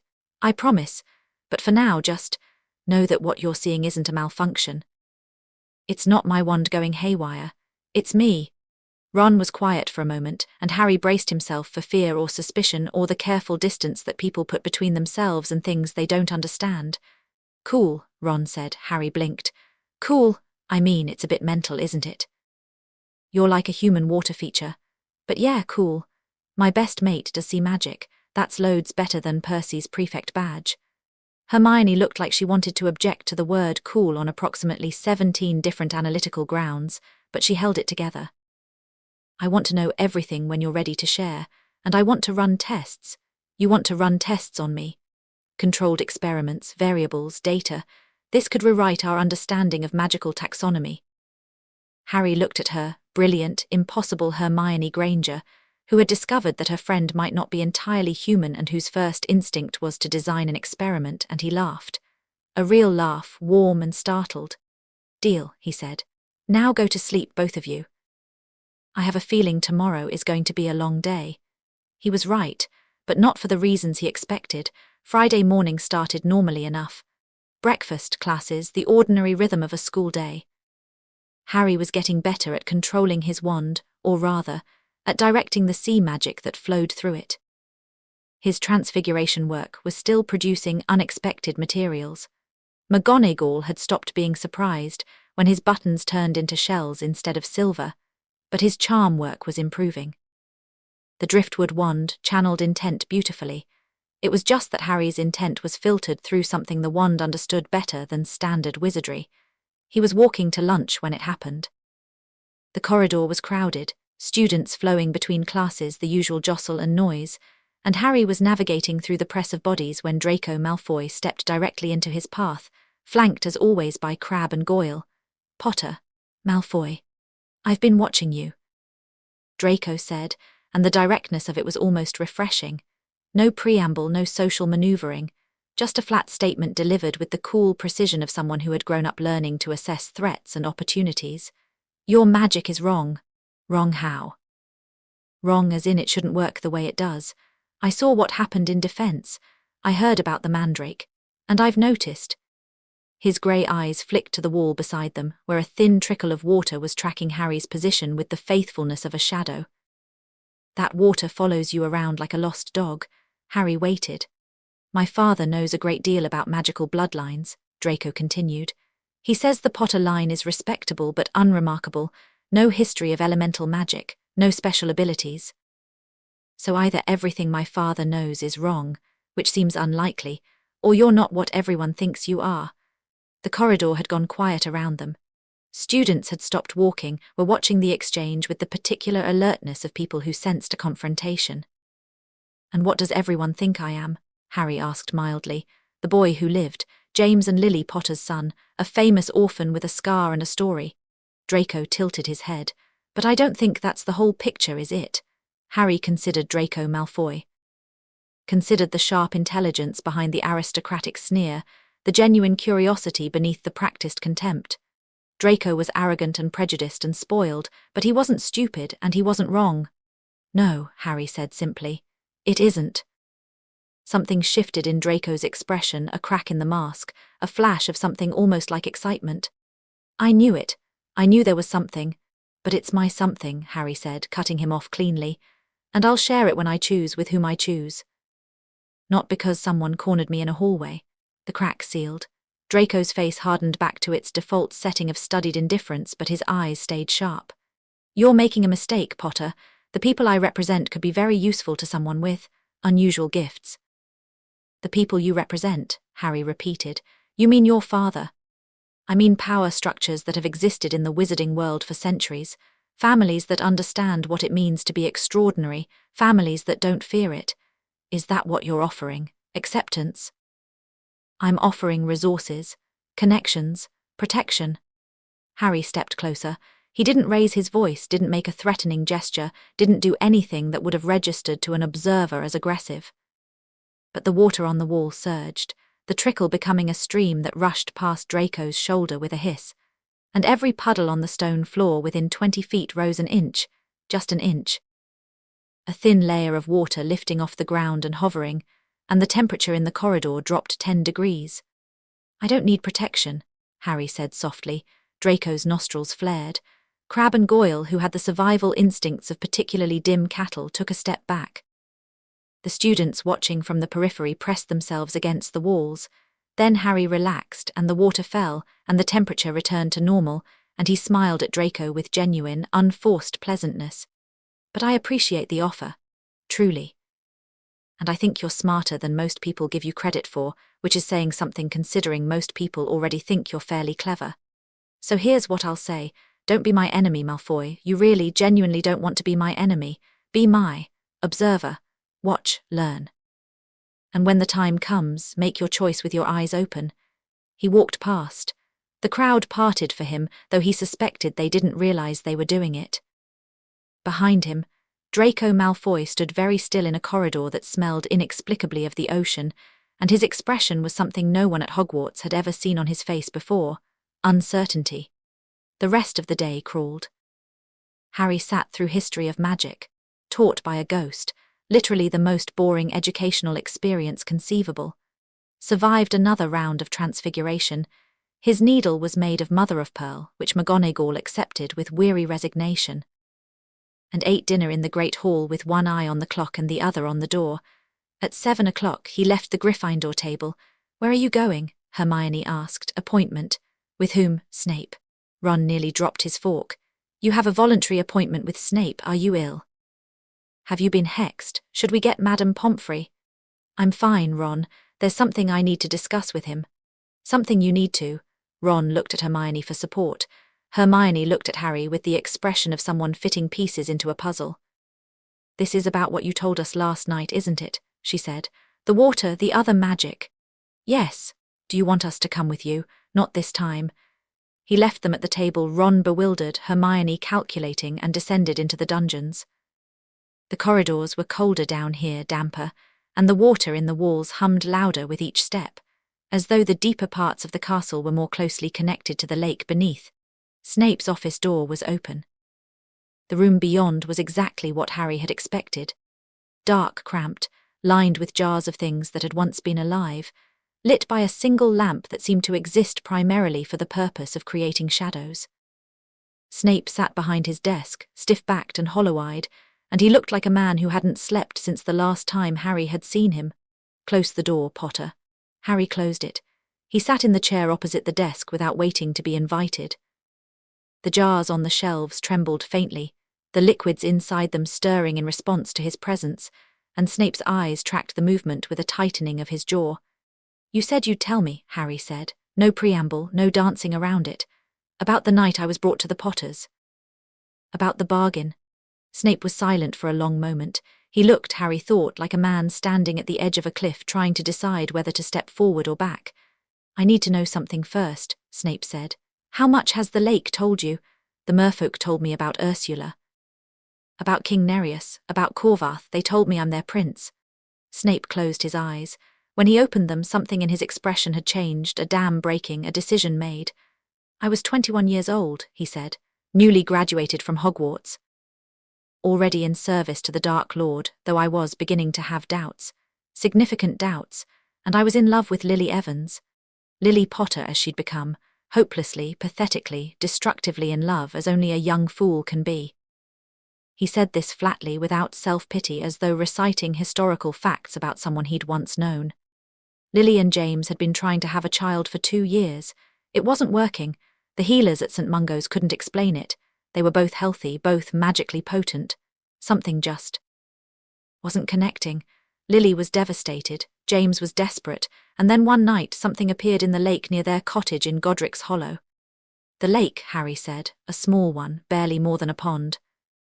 But it was connected to a river, which was connected to a larger river, which eventually reached the sea. And that night the water in that lake began to glow. Snape's hands were flat on his desk, perfectly still. The rest of him was wound tight enough to vibrate. I was watching from the trees. I did that sometimes, watched the cottage, watched Lily through the windows. I know how that sounds, I don't care, I was there and I saw what happened. She rose out of the lake. Not swam, rose. The water lifted her like a hand presenting a gift. She was enormous, not fat, enormous. There's a difference. She had white hair and grey skin and eyes that were black from lid to lid, no iris, no white, just darkness. She was wearing something that looked like it was made of storm clouds, and she was holding a baby. The room had gone very cold. The jars on the shelves had stopped trembling. The liquids inside them were frozen solid, thin crusts of ice forming on the glass. She didn't knock on the door. She didn't need to. Lily came outside as if summoned, as if something had called to her, pulled her out of the house.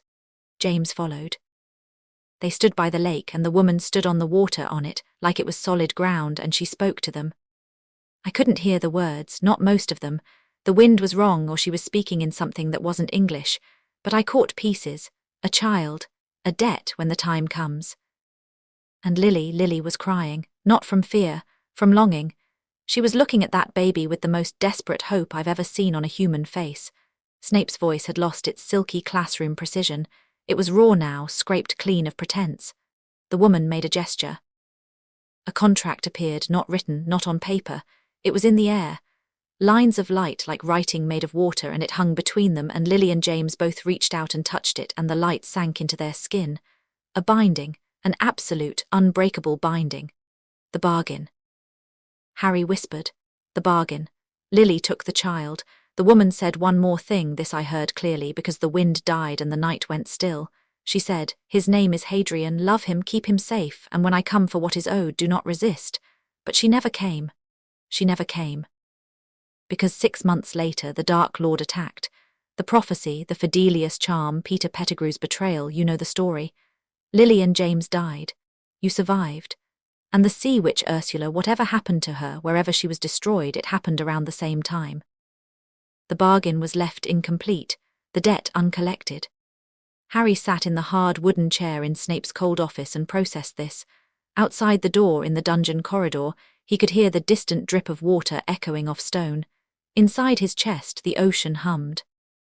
You said Lily was in love with the idea of me, Harry said. But did she love me? After the bargain. Snape's face did something complicated. Grief, anger, tenderness, and an old pain all fought for dominance, and what one was something softer than any of them. She loved you more than anything in the world, he said. More than James, more than magic, more than her own life. Whatever you were, wherever you came from, the moment she held you, you were hers. And when the Dark Lord came, she didn't hesitate. She stood between you and death, and she chose to die. Even though I wasn't, you were her son. Snape's voice cracked on the word. Biology is irrelevant, blood is irrelevant.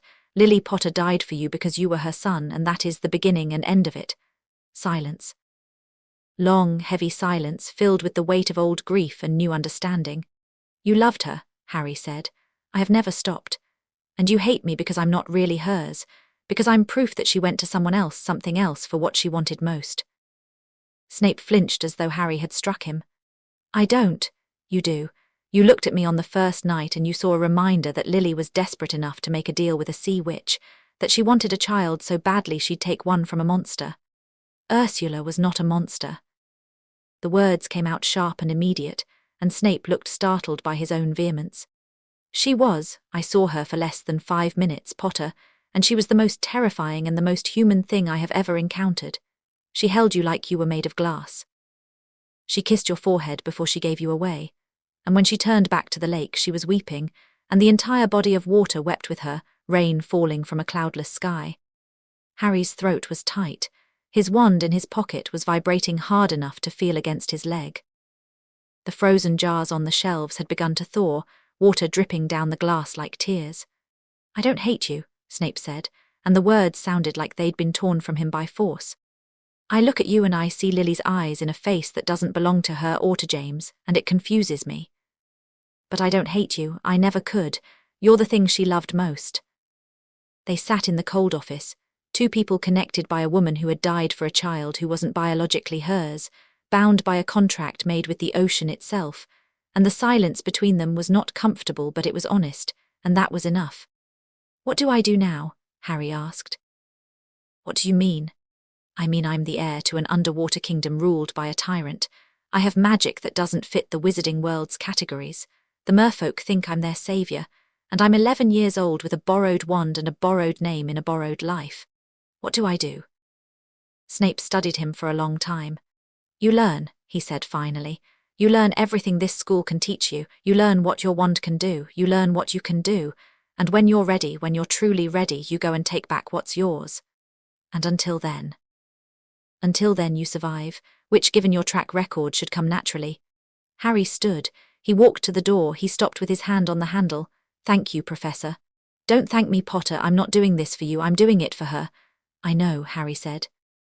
That's why I'm thanking you.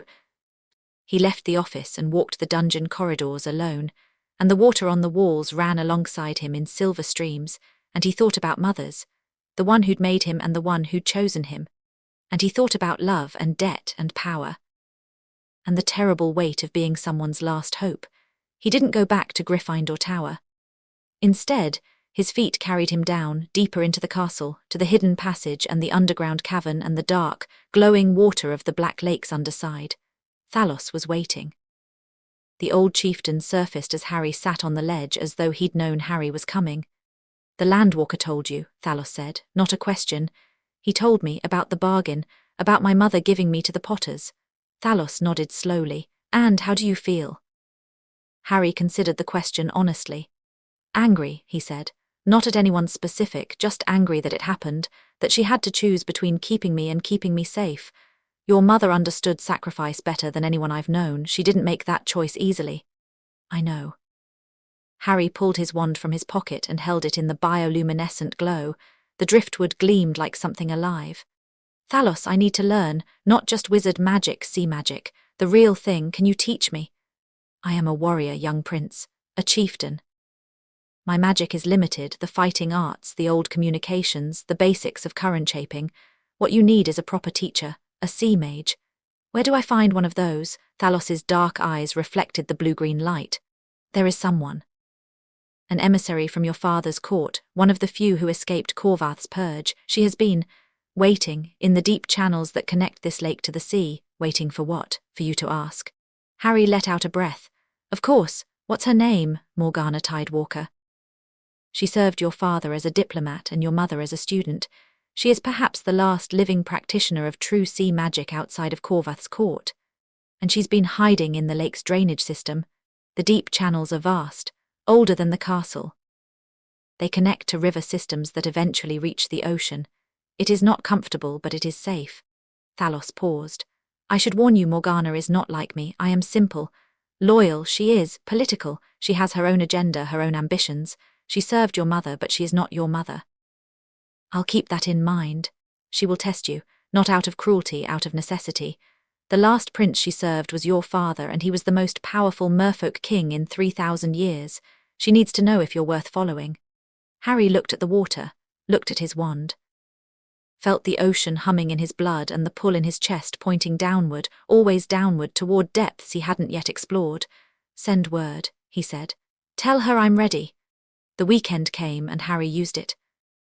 Saturday morning, while most of the school slept in or drifted lazily toward breakfast, Harry was at the edge of the Black Lake. It was early, the sun was barely above the horizon, the grounds dewy and cold, the lake a mirror of grey glass under a grey sky. Harry stood at the water's edge with his shoes off, and his sleeves rolled up and his wand in his hand, and he reached inside himself for the thing that had been pulling at him his entire life, and he pushed.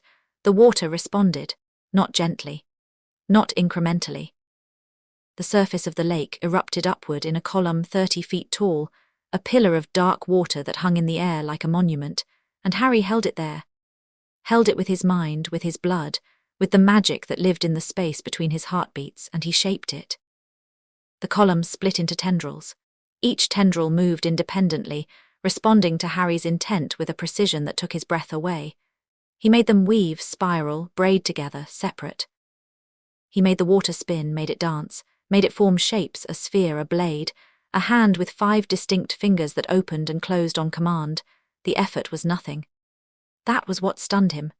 He'd expected strain, exertion, the magical equivalent of heavy lifting. Instead, it felt like breathing, like blinking, like something so natural that effort was beside the point. He pushed harder. The water hand expanded, grew, became a figure vaguely humanoid, 20 feet tall, made entirely of lake water that shimmered and rippled in the early light. Harry made it walk. It took a step, then another, enormous liquid feet rising from and returning to the lake's surface with splashes that sent ripples racing toward the far shore. Bloody hell. Harry let the figure collapse. It fell apart in a thunderous splash that soaked him to the skin, and he didn't care even slightly, because he was turning toward the voice and finding Ron Weasley standing 10 feet away with his mouth hanging open and his eyes the size of dinner plates. "How long have you been there?" Harry asked. "Long enough." "What the, Harry, what was that?" "Practice." "Practice? You just made a water giant, a literal giant made of water. That's not practice, I don't even know what that is. That's beyond anything I've ever seen or heard of or imagined." "My dad works at the ministry and he's never mentioned anyone who can, Ron, do anything even close to that, and he knows about all sorts of weird magic because his department handles." Ron stopped. He was breathing hard and his freckled face was flushed, and he looked. Harry checked carefully, not afraid, amazed, excited, maybe a little overwhelmed, but not afraid. "This is the thing," Harry said. "The thing I told you about, the water magic. It's bigger than I let on." "You think?" "I should have told you more. I should have told you everything. But I needed to understand it myself first, and I'm still figuring it out and, Harry." Ron walked forward until he was standing next to him at the water's edge. "You just made a giant out of a lake. I think we're past the point where you need to ease me into things. Just tell me." So Harry told him, all of it. Ursula, Nereus, Corvath, the bargain, the merfolk, the sorting hat's message, Snape's confession. He stood at the edge of the Black Lake in the grey morning light, and laid out the entire impossible truth of his existence, and Ron listened without interrupting, his face cycling through shock and wonder and anger, and something that looked like fierce, protective loyalty. When Harry finished, Ron was quiet for about 10 seconds. Then he said, "So you're basically an ocean prince with the most powerful sea witch in history for a mum, and there's an evil underwater king sitting on your throne and you can control water with your mind. That's a fair summary. And you're still worried about the Transfiguration essay due Monday?" Harry laughed. He couldn't help it. Ron grinned back, and the tension broke, and they were just 2 11-year-old boys standing by a lake on a Saturday morning, one of them soaking wet and the other looking like he'd just been told the greatest secret in the world. "We need to tell Hermione," Ron said. "I know." "She's going to lose her mind." "I know that too." Hermione's reaction was exactly what they expected, which was to say it was approximately 3 hours of rapid-fire questions, theoretical analysis, cross-referencing with every magical text she'd read, which was apparently all of them, and at least 4 separate moments where she had to sit down and put her head between her knees. They told her in an empty classroom on the 3rd floor, with Ron guarding the door and Harry demonstrating his abilities at a smaller, less dramatic scale, making water from his goblet form shapes, commanding the moisture in the air to condense into droplets. Healing a scratch on Ron's hand by pressing lake water to it and willing the skin to close, which was something he hadn't known he could do until he tried it, and which made Hermione's eyes go so wide he was genuinely concerned they might fall out. "This changes everything," she said, pacing the length of the classroom. "Not just for you, for magical theory as a whole. The wizarding world operates on the assumption that all human magic derives from the same source, channeled through wands and focused by incantation. But what you're describing, what you're demonstrating, is an entirely separate magical system. Oceanic, elemental, based on will and blood rather than wand and word. Can you please stop analysing and just be my friend for a second?" Harry said. Hermione stopped pacing. She looked at him, really looked, not with the eyes of a researcher but with the eyes of a girl who had been lonely and bookish and certain she'd never belong, and who had found, against all odds, people who wanted her around. "I'm sorry," she said. It's a lot." "I know. Your mother gave you up to save your life. Your father is imprisoned at the bottom of the ocean. You're the heir to an underwater kingdom, and you're at Hogwarts learning to turn matches into needles. Coral spines, actually." The smallest smile crossed her face. "Harry, you know I'll help you with this, whatever you need. Research, strategy, someone to tell you when you're being an idiot. I'm never an idiot. You went to the bottom of the lake on your first night wearing pajamas." "Fair point. We're in," Ron said from the doorway. "Both of us. Whatever this is, ocean prince stuff, evil sea king stuff, weird water magic stuff, we're in." Harry looked at his two friends, Hermione with her wild hair and fierce intelligence, Ron with his freckles and stubborn loyalty, and felt something settle in his chest that had nothing to do with the ocean. Something warmer, something simpler. "Thank you," he said. "Both of you." "Don't get sappy," Ron said. "Now, can you do the water giant thing again? Because that was wicked." Monday brought potions, and potions brought Snape, and the dynamic between them had shifted in a way that the rest of the class couldn't quite identify but could definitely feel. Snape was still sharp, still caustic, still capable of reducing a student to tears with a well-placed comment, but he didn't target Harry. Not once. When Harry's potion turned the exact shade of deep ocean blue instead of the prescribed pale green, Snape looked at Harry and said, "Unconventional but effective. 5 points to Gryffindor." The Slytherins looked like they'd been slapped. The Gryffindors looked like they'd witnessed a miracle. After class, Snape caught Harry's eye and gave the smallest nod. Harry nodded back. It wasn't friendship, it wasn't even warmth. But it was an understanding, two people who shared a secret and had decided, for now, to be allies rather than adversaries. Tuesday brought a different kind of revelation. Harry was in the library, not for class, but because Hermione had pointed him toward a restricted section on aquatic magical beings that she couldn't access but thought he should, when he rounded a shelf and found himself face to face with Dumbledore. The headmaster was standing in the narrow aisle between magical maritime history and oceanic mythologies, and he was holding a very old book with a very familiar symbol on its cover, a trident crossed with a tentacle. "Ah, Harry," Dumbledore said, as though encountering a first year in the restricted section at 9 o'clock at night was the most natural thing in the world. "I was hoping we might chat. Were you looking for me, or were you looking for that book?" Dumbledore's eyes twinkled. It was, Harry was beginning to realize, his default expression, a kind of practiced benevolence that served dual purpose as warmth and deflection. "A bit of both, perhaps. This particular volume hasn't been checked out in 40 years. I thought I might review it before someone else took an interest. Someone like me. You are a perceptive young man." Dumbledore closed the book and tucked it under his arm with a casualness that Harry didn't buy for a second. "Walk with me." They walked. Through the library, out into the corridor, along a route that wound through the castle's upper levels with the unhurried pace of a headmaster who owned the place and knew it. Dumbledore talked about inconsequential things, the new Quidditch season, the quality of the house elves' cooking, the ongoing difficulty of keeping Peeves the poltergeist under control. Harry listened and waited for the real conversation to begin. It began on a balcony overlooking the grounds. The black lake was visible below, silver under the moon, and Harry felt it pull at him even from this height. "I knew your parents, Harry," Dumbledore said, leaning on the balcony railing. James and Lily were dear to me, among the finest witch and wizard of their generation.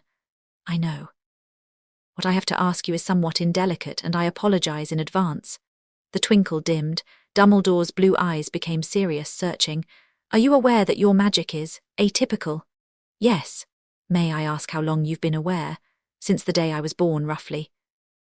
Though I didn't have words for it until recently. Dumbledore studied him. The Sorting Hat was disturbed by what it found in your mind. It communicated its concerns to me. It spoke of an oceanic presence, a magic that predates the Hogwarts tradition. The Sorting Hat talks to you about what it finds in students' heads. That seems like a privacy concern. The faintest flicker of surprise crossed Dumbledore's face. He was not, Harry suspected, accustomed to being challenged by 11-year-olds. In extreme cases, the Hat and I have an understanding. Your case is, I think you'll agree, rather extreme. What exactly are you asking me, Professor? I am asking. Dumbledore chose his words with the precision of a man disarming a bomb. Whether there is anything about your origins that you feel I should know. Anything that might affect your safety, or the safety of others at this school. Harry turned from the railing and faced the headmaster directly. Dumbledore was tall, ancient, powerful, the most respected wizard in Britain, possibly the world. His magic radiated from him like heat from a furnace, a warm, golden pressure that filled whatever space he occupied. He was used to being the most powerful person in any room. Harry didn't flinch from him, didn't defer. Didn't feel even a flicker of the intimidation that Dumbledore's presence was designed, consciously or not, to inspire. I'm the son of Ursula, the Sea Witch, Harry said. My father is King Nereus of the Deep Realm. I was given to the Potters through a magical bargain. My true magic is oceanic, and it is significantly more powerful than anything I've encountered in the wizarding tradition so far. The merfolk in your lake have sworn allegiance to me. And there is an entity called Corvath who rules the ocean through fear and who will, at some point, come looking for me. The silence that followed was vast. Dumbledore's face underwent a transformation that Harry watched with genuine interest. The twinkle didn't just dim, it went out. The warmth drained from his expression like water from a cracked vessel, and what was left was something much more real. Shock, calculation, concern, and, buried deep but unmistakable, fear. You knew, Harry said. Some of it, at least. You knew something was different about me. I knew the Potters could not conceive, Dumbledore said slowly. I knew that Lily came to me one day and told me she was pregnant, and the joy in her face was so absolute that I didn't question it. I should have. The magical signature of the child she carried was unusual. I noticed, but I chose not to investigate. Why? Because I needed Harry Potter to exist, because the prophecy required a child born to parents who had thrice defied the Dark Lord. Because the war was coming and I needed a weapon, and questioning the miracle of Lily's pregnancy might have unraveled the one piece of hope we had. The honesty was brutal. Harry appreciated it. So you used me, he said without anger. Before I was even born, you decided I was a tool. I decided you were necessary. I am not proud of the distinction. And now that you know what I really am, Dumbledore was quiet for a long time. The wind stirred his silver beard. Below them, the lake lay still and dark and waiting. Now, Dumbledore said, I am going to ask you something I have never asked a student in over 100 years of teaching. I am going to ask you what you intend to do. I intend to learn everything this school can teach me. I intend to master my sea magic. I intend to reclaim my father's throne and destroy Corvath. And I intend to do it on my terms, not yours. And if I tried to stop you, to bind your non-wizard magic for the safety of the school, you could try. Harry's voice was calm, almost gentle, but I wouldn't recommend it. The lake below them stirred. Not dramatically, a subtle shift, a darkening of the surface, a sense of vast weight moving beneath. Dumbledore looked down at it, and Harry saw the old wizard's throat move in a swallow. I see, Dumbledore said. I'm not your enemy, Professor. I'm not anyone's enemy except Corvath's. But I'm not your weapon either, and I'm not a child who needs to be managed or controlled. I'm something new, and you're going to have to figure out what to do with that. Dumbledore looked at him for a very long time. Then, slowly, the twinkle returned to his eyes, but it was different now. Warmer, more genuine, less calculated. Your mother, Lily, had the same quality, he said softly. The ability to make powerful old men feel very foolish. Which mother? The question hung in the air. Dumbledore let out a breath that might have been a laugh. Both of them, I imagine. He straightened. Very well, Harry, I will not interfere with your development. I will not attempt to bind or restrict your abilities. And I will extend to you a resource that I offer very rarely, my honest counsel whenever you wish it with no strings attached. That's generous. It is pragmatic. You are, I suspect, going to become extraordinarily powerful. I would prefer to be your ally than your obstacle. He paused. And, on a more personal note, I owe Lily Potter a debt that I can never repay. Looking after her son in whatever way he'll allow is the closest I can come. Harry nodded. Something in his chest loosened, not the oceanic pull, but something more human. The simple relief of being seen and accepted by someone who had the power to make his life very difficult. Good night, Professor. Good night, Harry. Oh, and... Dumbledore reached into his robes and produced the book he'd been carrying, the one with the trident and tentacle on its cover. He held it out. I believe you'll find this more useful than I will. Harry took the book. Its title, embossed in faded gold, The Abyssal Traditions, A History of Deep Ocean Sorcery. The restricted section exists for a reason, Dumbledore said, but rules, I have found, are most useful when they know when to bend. He walked away, his silver hair catching the moonlight, and Harry stood on the balcony with the book in his hands and the lake singing below him and thought. One ally secured. A conditional one, but an ally nonetheless. He opened the book. The first page bore an inscription in a flowing hand, for the child of the deep when he is ready. You, Harry's breath caught. He ran his fingers over the letters, and they glowed faintly blue under his touch, and the ink smelled of salt and something else. Something floral and fierce that he knew instinctively was his mother's perfume. She had left this here. 20 years ago, before she gave him away, before she was destroyed, Ursula had placed this book in Hogwarts' library and inscribed it for her son. She had known he would come here. She had seen it. Harry pressed the book to his chest and breathed, and the lake below surged with a joy that was not entirely his own. Wednesday night, the hidden cavern beneath the castle. Harry arrived at midnight to find Thalos waiting, and he was not alone. She surfaced like a knife cutting silk. No splash, no ripple, no sound at all. One moment the water was empty, the next a woman was floating in it, and she was nothing like what Harry had expected. Morgana Tidewalker was beautiful in the way a reef shark is beautiful, sleek, precise, and very clearly capable of removing your arm. She was tall even floating in water, with silver skin that was darker than the other merfolk's, almost charcoal, and eyes that were pure gold, pupilless and luminous. Her hair was black and long and moved around her head with a life of its own, like tentacles, like trained serpents. She wore armor. Not the ceremonial kind, functional, battered, scarred armor made of something that looked like dragon scale but darker, fitted close to her body and jointed at the shoulders, elbows and wrists. She looked at Harry the way a general looks at a raw recruit, measuring, skeptical, withholding judgment. So, she said, and her voice was nothing like the merfolk's underwater singing. It was sharp, clear, accented in a way Harry couldn't place, as though she'd learned English from someone who spoke it as a second language. You are Ursula's boy. I am. You're small. I'm 11. Your mother was twice your size at 11. Your father could command a current at 3. I made a 30-foot water construct last Saturday. Is that sufficient, or should I have started earlier? Morgana's gold eyes narrowed. Then, unexpectedly, she smiled. It was a sharp smile, all teeth, and the teeth were pointed, Harry noticed, serrated like a predator's. Thalos said you had spine. Good, you'll need it. She circled him in the water, her movement fluid and predatory. I served your mother for 12 years. I was her student, her soldier, and occasionally her punching bag when she needed someone to test new spells on. She was the greatest sea witch who ever lived, and she was also the most terrifying woman I've ever met, and I once arm-wrestled a kraken. Who won? The kraken, but I made it work for the victory. She stopped circling. I will teach you what I know. Sea magic, the real kind, not the parlor tricks these lake dwellers practice, current shaping, pressure manipulation, hydromancy, and, if you have even a fraction of your mother's talent, contract magic. Contract magic, Harry repeated. Thalos mentioned that, the bargains. Your mother's signature ability. The power to create absolute, unbreakable magical contracts.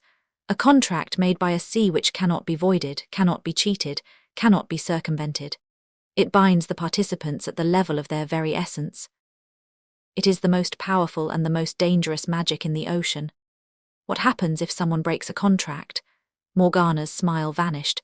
They cease to exist, not die cease. The magic unmakes them, erases them from reality so completely that even memory forgets they existed. Your mother used this power sparingly because she understood its weight. Corvath uses it freely because he doesn't care. Corvath can make contracts. He stole the knowledge from your mother's vault after he seized power. He uses it to bind his subjects, loyalty contracts, service contracts, contracts that strip free will and turn intelligent beings into puppets. It is how he maintains control. It is why no one rebels. Harry's hands had clenched into fists at his sides. The water in the cavern was churning, responding to his anger, dark currents swirling, bioluminescence flaring, the temperature dropping. "Teach me," he said. Morgana studied him. Studied the churning water, the cold, the anger radiating off him in waves that were both emotional and literal. "Tomorrow night," she said, "come to the lake's surface. Eastern shore where the old willow touches the water. Come alone, bring your wand though you won't need it." "Why won't I need it?" "Because what I'm going to teach you has nothing to do with wands. Wands are crutches." "Landwalker training wheels. The magic I will teach you comes from here." She pressed a webbed hand to her chest. "And here," she gestured at the water surrounding them and the connection between the two. "You are the sea and the sea is you, and when you truly understand that, there is nothing you cannot do." She dove. One moment she was there, gold eyes burning in the bioluminescent dark. The next she was gone, the water closing over the space where she'd been without so much as a ripple. Thalos, who had been floating silently at the edge of the cavern throughout the exchange, surfaced just enough to show his scarred face. "I told you she was political," he said. "She's terrifying." "Yes, but she is also the best. If anyone can teach you what you need to know, it is Morgana." Harry nodded. He stood, brushed off his pajamas. He really needed to stop coming down here in sleepwear, and turned toward the passage.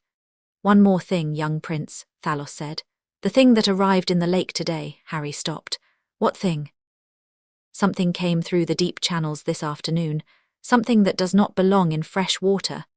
I did not get close enough to see it clearly, but my scouts describe it as wrong, a creature of the deep ocean, the very deep ocean." The silence in the cavern took on a different quality. "Heavier, more alert, Corvath's?" Harry asked. "I don't know, but if the Trench King has found a way to send his creatures through the waterways to this lake..." Thalos didn't finish the sentence. He didn't need to. "Keep your scouts watching," Harry said. "Report anything unusual. And tell Morgana, if something is in this lake that shouldn't be, she needs to know. It will be done." Harry climbed the passage back to the castle. The hidden door opened and closed behind him, and he walked the dungeon corridors with his senses extended, feeling the water in the walls, in the pipes, in the foundations, reaching through it like a network of nerves, searching for anything out of place. He found it. Deep in the lake, far below where the merfolk lived, far below where the giant squid patrolled in the cold, lightless depths near the lake's floor, something was moving. Harry could feel it through the water, a distortion, a wrongness, like a note played in the wrong key. Whatever it was large, it was alive, and it was hunting. Harry stood in the corridor with his hand pressed against the damp stone wall and felt the thing moving through the deep water and made a decision. He was done waiting, done hiding, done being careful. Tomorrow he would start training with Morgana. He would learn what he was capable of. And if Corvath was sending things into his territory, his lake, his school, the home of people he was beginning to care about, then Corvath was going to learn that the son of the sea witch was not someone to test lightly. Harry climbed the stairs to Gryffindor Tower, and the water sang in the walls, and outside the castle, the black lake lay under the stars, and something dark circled in its depths, and the war that had been brewing for 11 years moved one step closer to beginning. Thursday night's training session with Morgana started with her trying to drown him. "Get in the water," she said, floating at the surface near the eastern shore's old willow. The trees' trailing branches dipped into the lake like fingers, and the moonlight turned everything silver and shadow. Harry waded in. The water was cold, October cold, breath-stealing cold, but the moment it reached his waist, his body adjusted, not gradually, instantly. The cold became irrelevant, a background fact like the color of the sky. "Deeper," Morgana said. He went deeper. Chest, shoulders, neck. Now go under. Harry submerged. He opened his eyes. The lake was dark, but he could see, not with ordinary vision but with something else, a kind of water sense that translated pressure and current and temperature into spatial awareness. He could feel the lake bed below, the shore behind, Morgana's body in the water ahead of him, radiating cold purpose. He could also feel, with perfect clarity, that he was breathing. Not holding his breath, breathing. The water entered his lungs and his body extracted what it needed and expelled the rest, and it felt as natural as air. Good, Morgana's voice reached him through the water, clear and undistorted. You didn't panic, your mother would be pleased. Was that a test? Everything is a test, princeling. Now come. We have work to do and limited darkness to do it in. She dove and Harry followed, and what happened next was the most extraordinary experience of his life. Morgana didn't teach the way Hogwarts professors taught, no theory, no explanation, no careful building from first principles. She taught the way the ocean teaches, through immersion, through pressure, through trial by drowning. The water is not a tool, she said, circling him in the dark. It is not something you use. It is something you are. Every wizard who has ever tried to command water has failed because they treat it as external, a substance to be controlled, directed, shaped. But you are not a wizard who commands water. You are water that has learned to walk on land. That's very poetic. What does it actually mean? It means stop reaching for the water and start being it. She attacked him. No warning, no preamble, a lance of compressed water, hard as steel, shot from her hand and hit Harry in the chest. The impact was enormous. It drove him backward through the lake, tumbling, disoriented, 20 feet of dark water spinning past him before he managed to stabilize. Before he could recover, she hit him again. A wall of current this time, a horizontal torrent that caught him broadside and sent him spiraling toward the lake bed. His back hit mud. Silt exploded around him.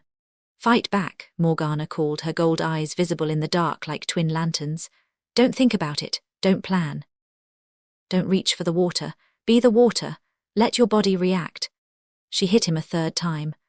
A spiraling vortex that wrapped around his legs and dragged him downward, deeper, the pressure increasing with every foot of depth, his ears popping, the water darkening from grey to black.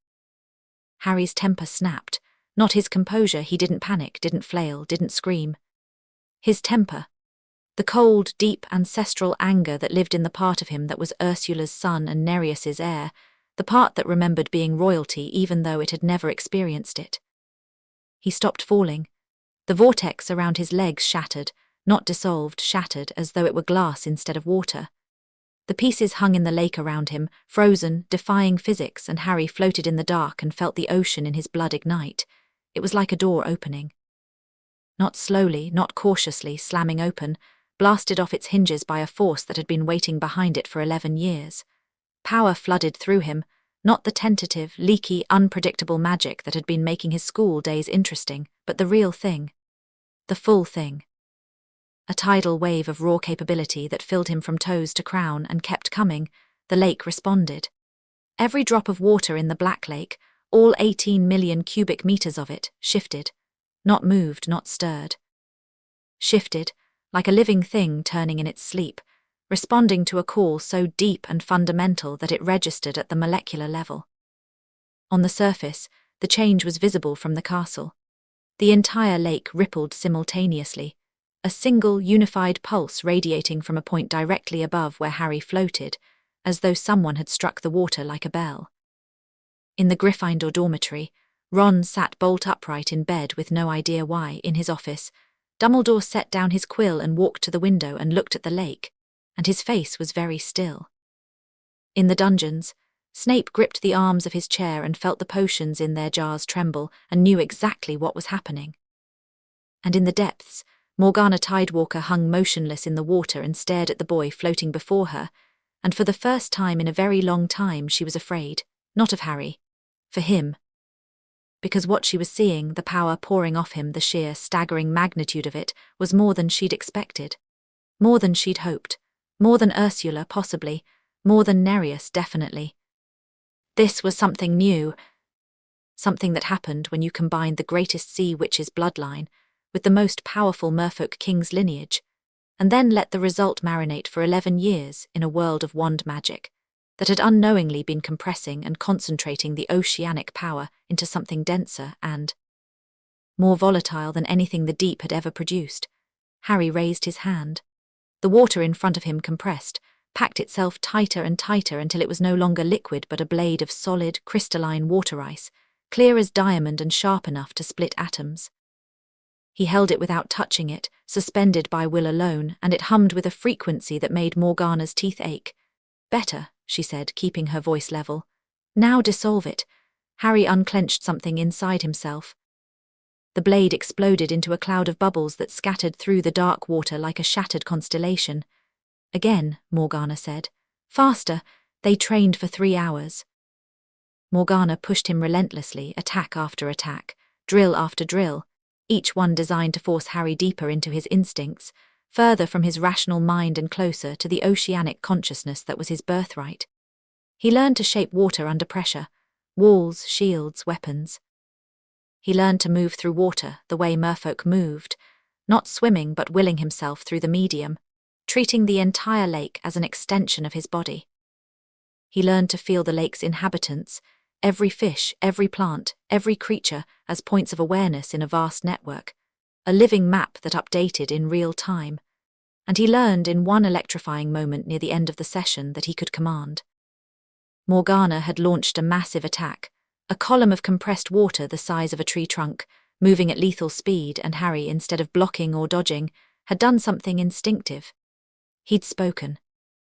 Not with his voice, with his will, pushed through the water, infused with authority so absolute that it was less a command and more a statement of physical law.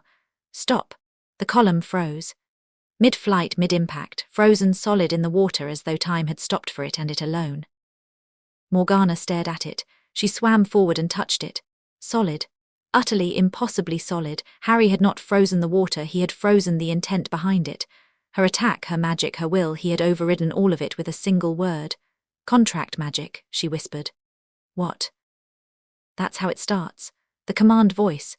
The ability to impose your will on reality so absolutely that reality has no choice but to comply." She turned to him, gold eyes blazing. "That is the foundation of contract magic. Your mother's gift, the power to make the world obey." Harry looked at the frozen column of water, at his hands, at the dark lake stretching away in all directions, vast and deep and his.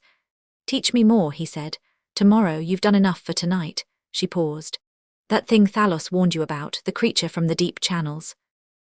It's still in the lake, I can feel it. It's been circling the lower depths, staying away from the merfolk settlements, but it's getting bolder." "I felt it too. What is it?" "I don't know, but it doesn't belong here and it has the taste of Corvath's magic on it. A scout, maybe, a probe. Testing the defenses. Or testing me, perhaps." Morgana's expression was unreadable. "Be ready, princeling. Whatever it is, it will make its move soon. Things from the deep don't have patience." She dove and vanished. Harry surfaced, pulling himself out of the lake onto the eastern shore. He was soaking wet and trembling, not from cold but from the sheer amount of magic he'd channeled. His nervous system was buzzing. His skin felt electric. The driftwood wand in his pocket was vibrating so hard it was practically singing. He wrung out his clothes, looked up at the castle, and found himself smiling. For the first time since learning the truth about himself, Harry felt not just aware of his power but connected to it. The door that had opened during training wasn't closing. The oceanic magic that had flooded through him was settling, integrating, becoming part of his baseline rather than a surge he had to chase. He could feel the lake around him the way he felt his own body, intimately, constantly, completely. He walked back to the castle, leaving wet footprints on the grass, and the black lake was still behind him, and it was calm and it was his. Friday was when the thing in the lake made its move. It chose the worst possible moment. The first Quidditch match of the season, Gryffindor versus Slytherin, every student and teacher in the school packed into the stands around the pitch. With Harry, who had been recruited to the Gryffindor team as seeker after McGonagall saw him catch a rememberall in midair during a flying lesson, soaring above the pitch on a broomstick. Harry was good at flying, not just competent, extraordinary. The broom responded to him with an eagerness that made even Madame Hooch raise her eyebrows, and he suspected it had something to do with the way his magic interacted with the air's moisture content, creating a kind of aerodynamic envelope that reduced drag and increased maneuverability. Or maybe he was just naturally gifted. Either way, he was 300 feet above the pitch and scanning for the snitch when the Black Lake exploded, not metaphorically. The surface of the lake, visible from the Quidditch stands, erupted upward in a geyser of black water 50 feet high, and something came out of it. The creature was wrong. That was the first and most visceral impression. Wrong, in the way that deep-sea creatures glimpsed in the wrong context are always wrong. It was enormous, at least 40 feet long, and it looked like someone had taken an eel and a spider and a nightmare and blended them together with malicious intent. Its body was serpentine and covered in plates of dark chitin. It had too many limbs, 8, maybe 10, each one ending in a hooked claw. Its head was eyeless but mouthed, and the mouth was a vertical slit lined with concentric rings of teeth that rotated in opposite directions. It screamed. The sound was unlike anything Harry had ever heard, a subsonic blast that resonated in the chest and the stomach and the primitive parts of the brain that remembered what it was like to be prey. Students in the stands clapped their hands over their ears. Teachers drew wands. Brooms veered wildly as the sound wave hit the players. The creature launched itself from the lake's surface and arced through the air toward the Quidditch pitch with a speed that defied its size, and its trajectory was unmistakable. It was heading straight for Harry. Harry didn't run. He didn't dive. He didn't call for help. He turned his broom directly toward the creature and flew to meet it. Later, witnesses would describe the next 30 seconds differently depending on where they'd been sitting. Some said Harry raised his wand and cast a spell. Some said he didn't use a wand at all. Some said he spoke, and some said he was silent, and at least one first-year Hufflepuff would insist until her dying day that Harry Potter had glowed. What actually happened was this. Harry flew toward the creature at full speed, and as he closed the distance he reached, not with his hands, not with his wand, but with the part of him that was the sea, and he pulled. The Black Lake rose behind the creature. Not a wave, a wall. A vertical sheet of water that climbed from the lake's surface like a living thing, hundreds of feet tall, dark and gleaming and impossible. It rose and rose and rose, blotting out the sky behind the creature, casting a shadow over the entire pitch. Then Harry closed his fist, and the wall collapsed inward. The creature was caught in the middle. 1,000,000 tons of lake water crashed down on it from above, driving it out of the air, hammering it into the ground between the pitch and the lake with an impact that shook the earth and sent a shockwave of spray across the stands. Students screamed. The wooden structures groaned. Dumbledore was on his feet, wand drawn, but he didn't cast. He was staring at Harry with an expression that mixed awe with something very close to despair. The creature thrashed in the crater of mud and water that Harry's attack had created. It was hurt but not dead.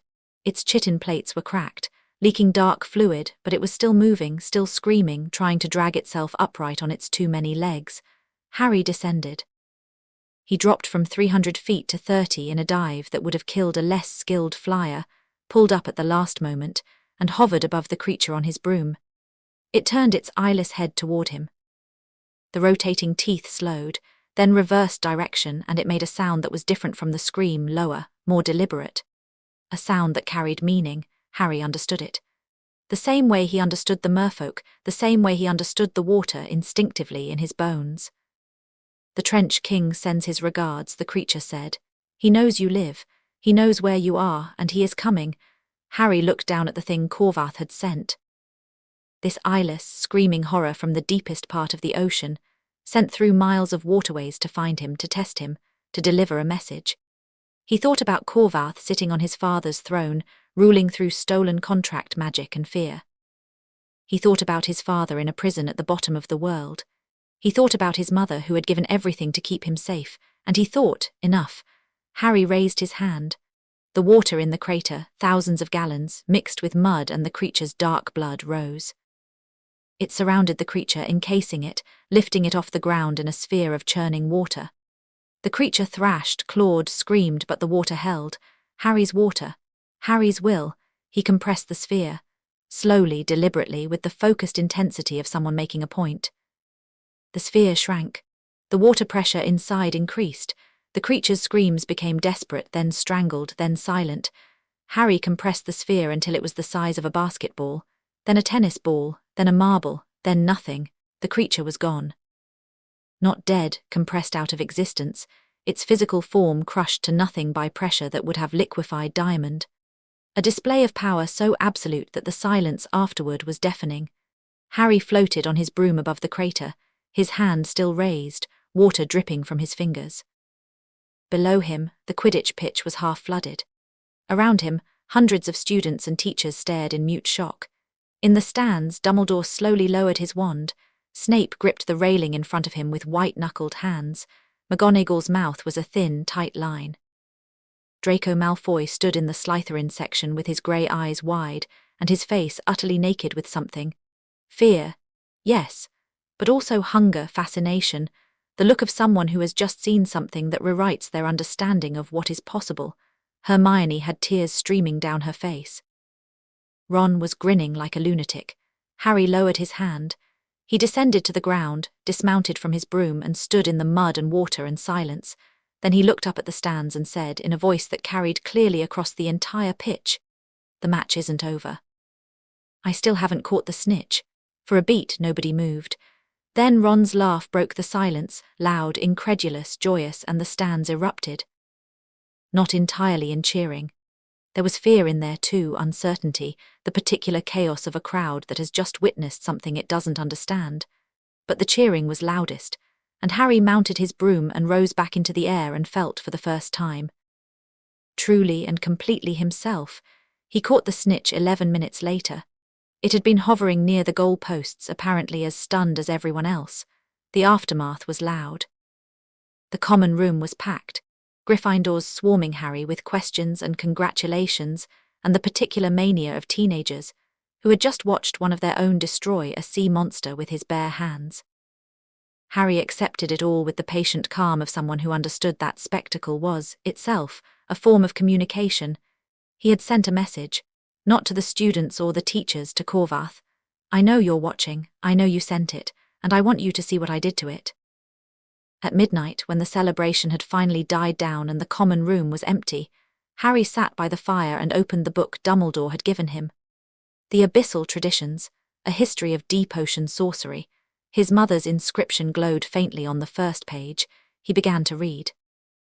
The book was dense, complex, written in a style that assumed a baseline understanding of oceanic magic that Harry was only beginning to develop. But the information was extraordinary. It described the foundations of sea magic in detail that Morgana's practical teaching hadn't covered, the theoretical underpinnings, the history, the evolution of techniques over millennia, and it described contract magic, the binding art the text called it.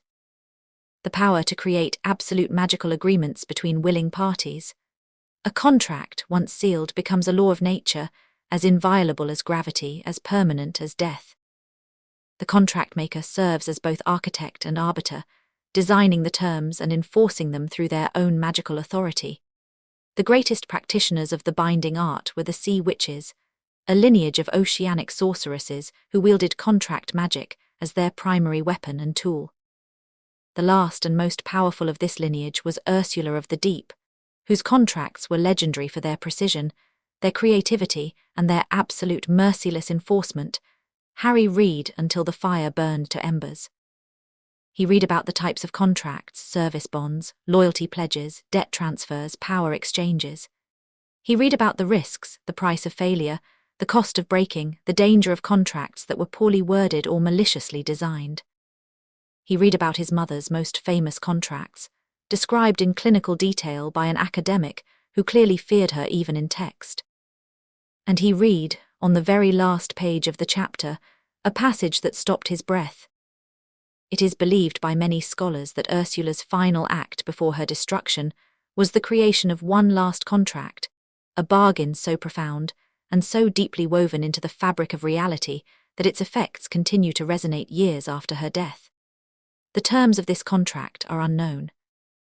The other party or parties to the contract are unknown, but the magical signature of the bargain has been detected by diviners and seers across the world, a constant, low-frequency pulse emanating from somewhere in the British Isles, waiting, as all contracts wait, to be fulfilled. Harry closed the book.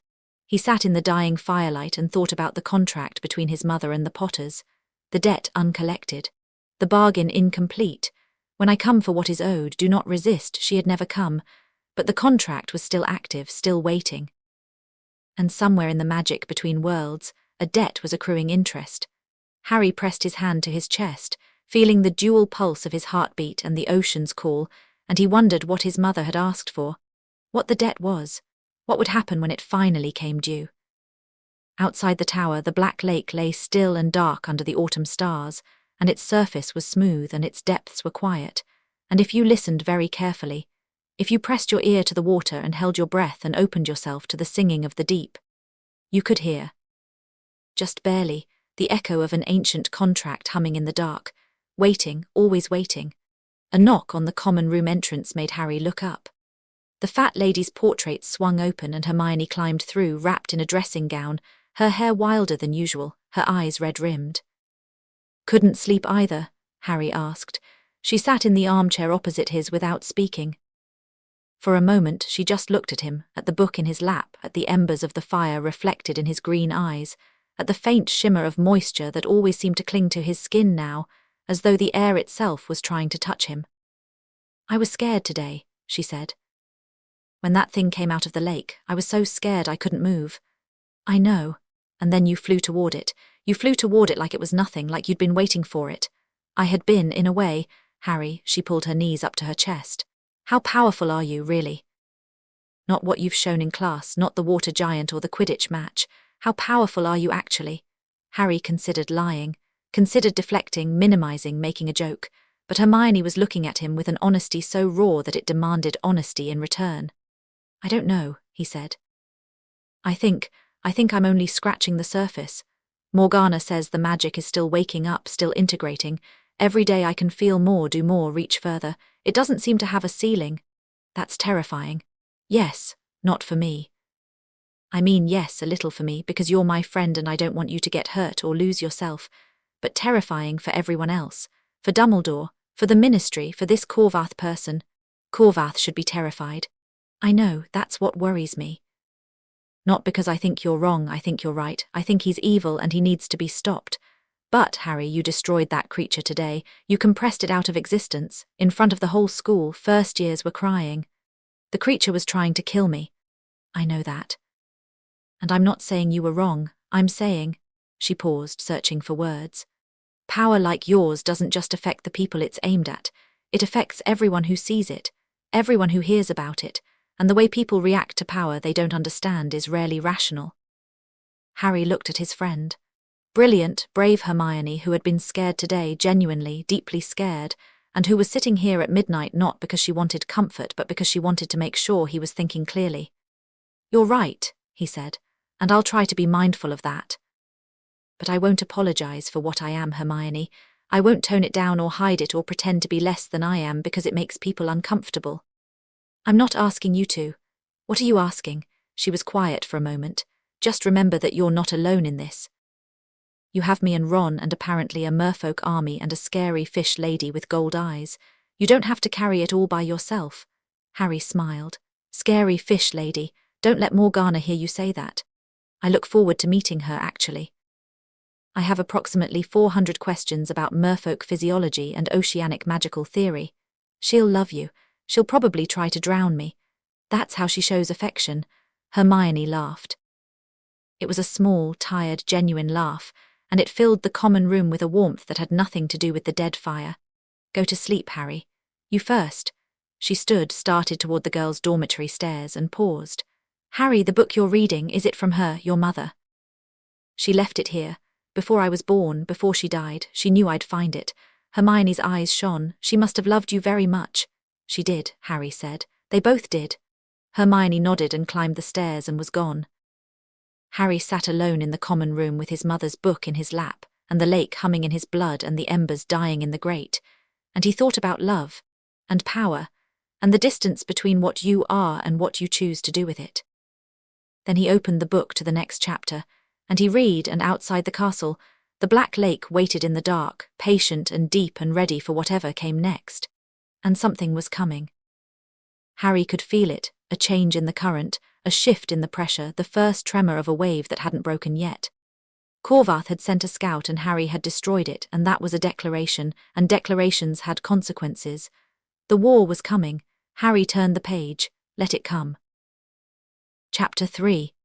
The Deep Throne. The package arrived at breakfast on a Tuesday, 3 weeks after the Quidditch incident, carried by an owl that nobody recognized. It wasn't a school owl. Those were tawny and efficient and delivered post with the workmanlike reliability of a postal service.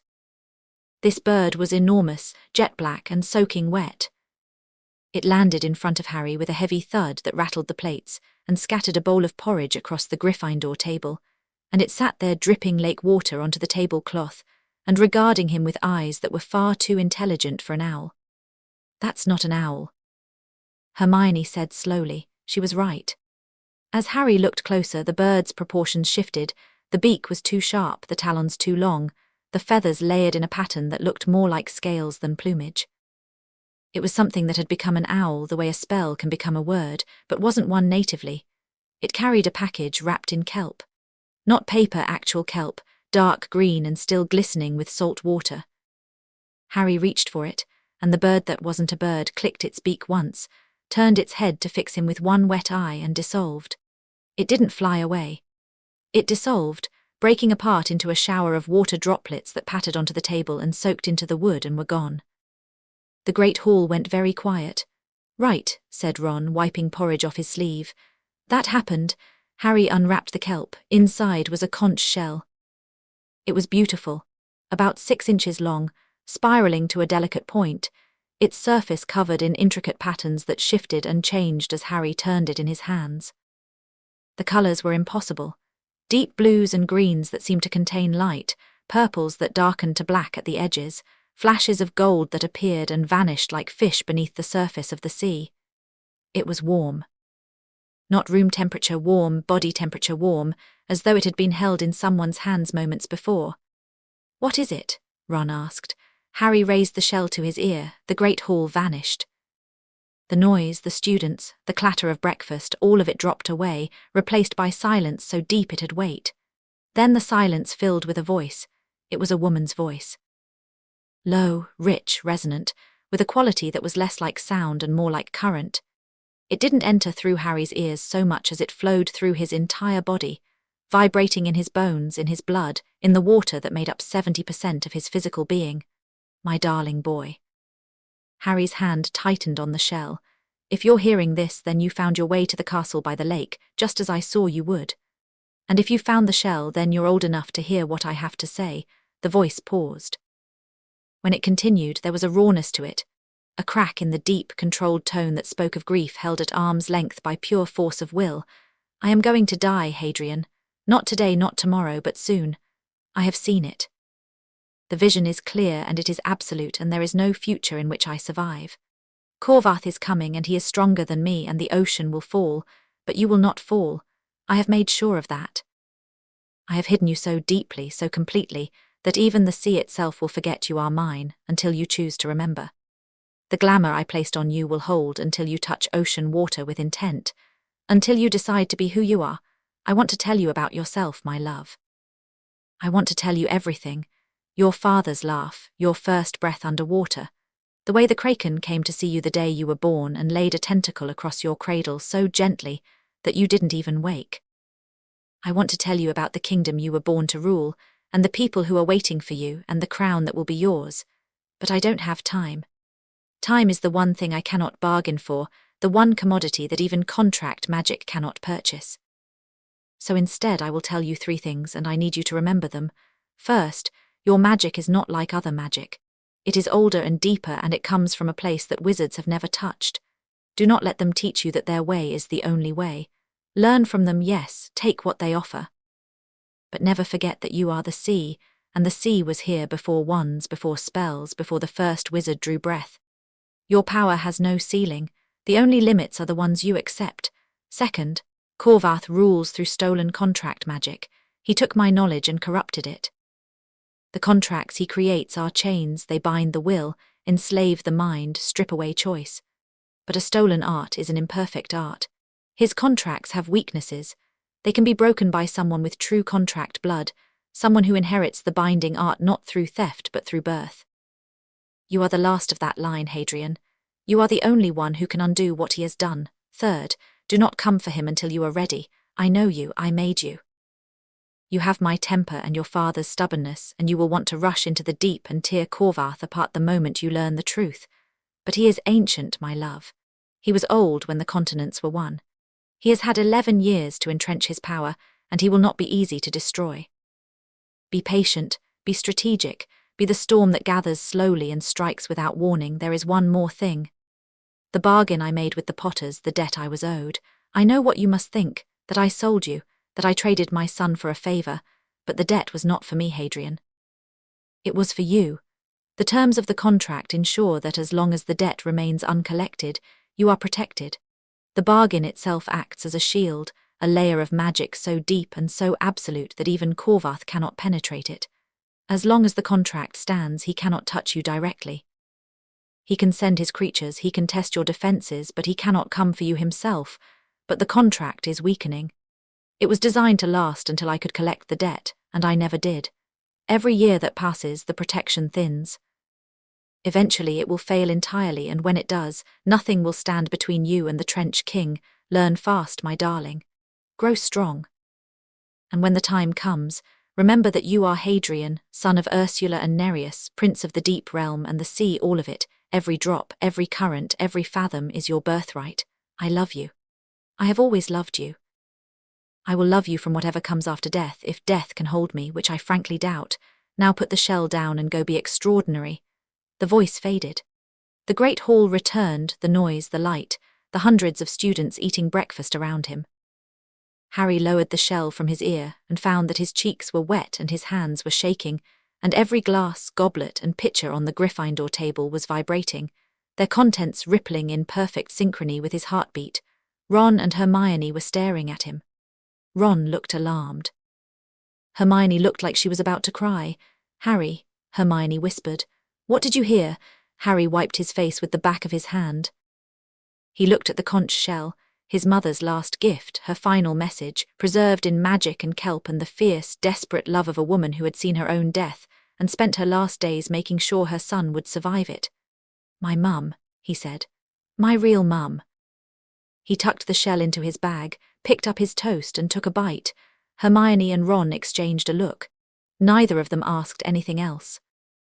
They ate breakfast in silence, flanking Harry like bodyguards, and if anyone at the table noticed that the water in every container within 10 feet of Harry Potter had turned the precise blue-green of deep ocean bioluminescence, they had the good sense not to mention it.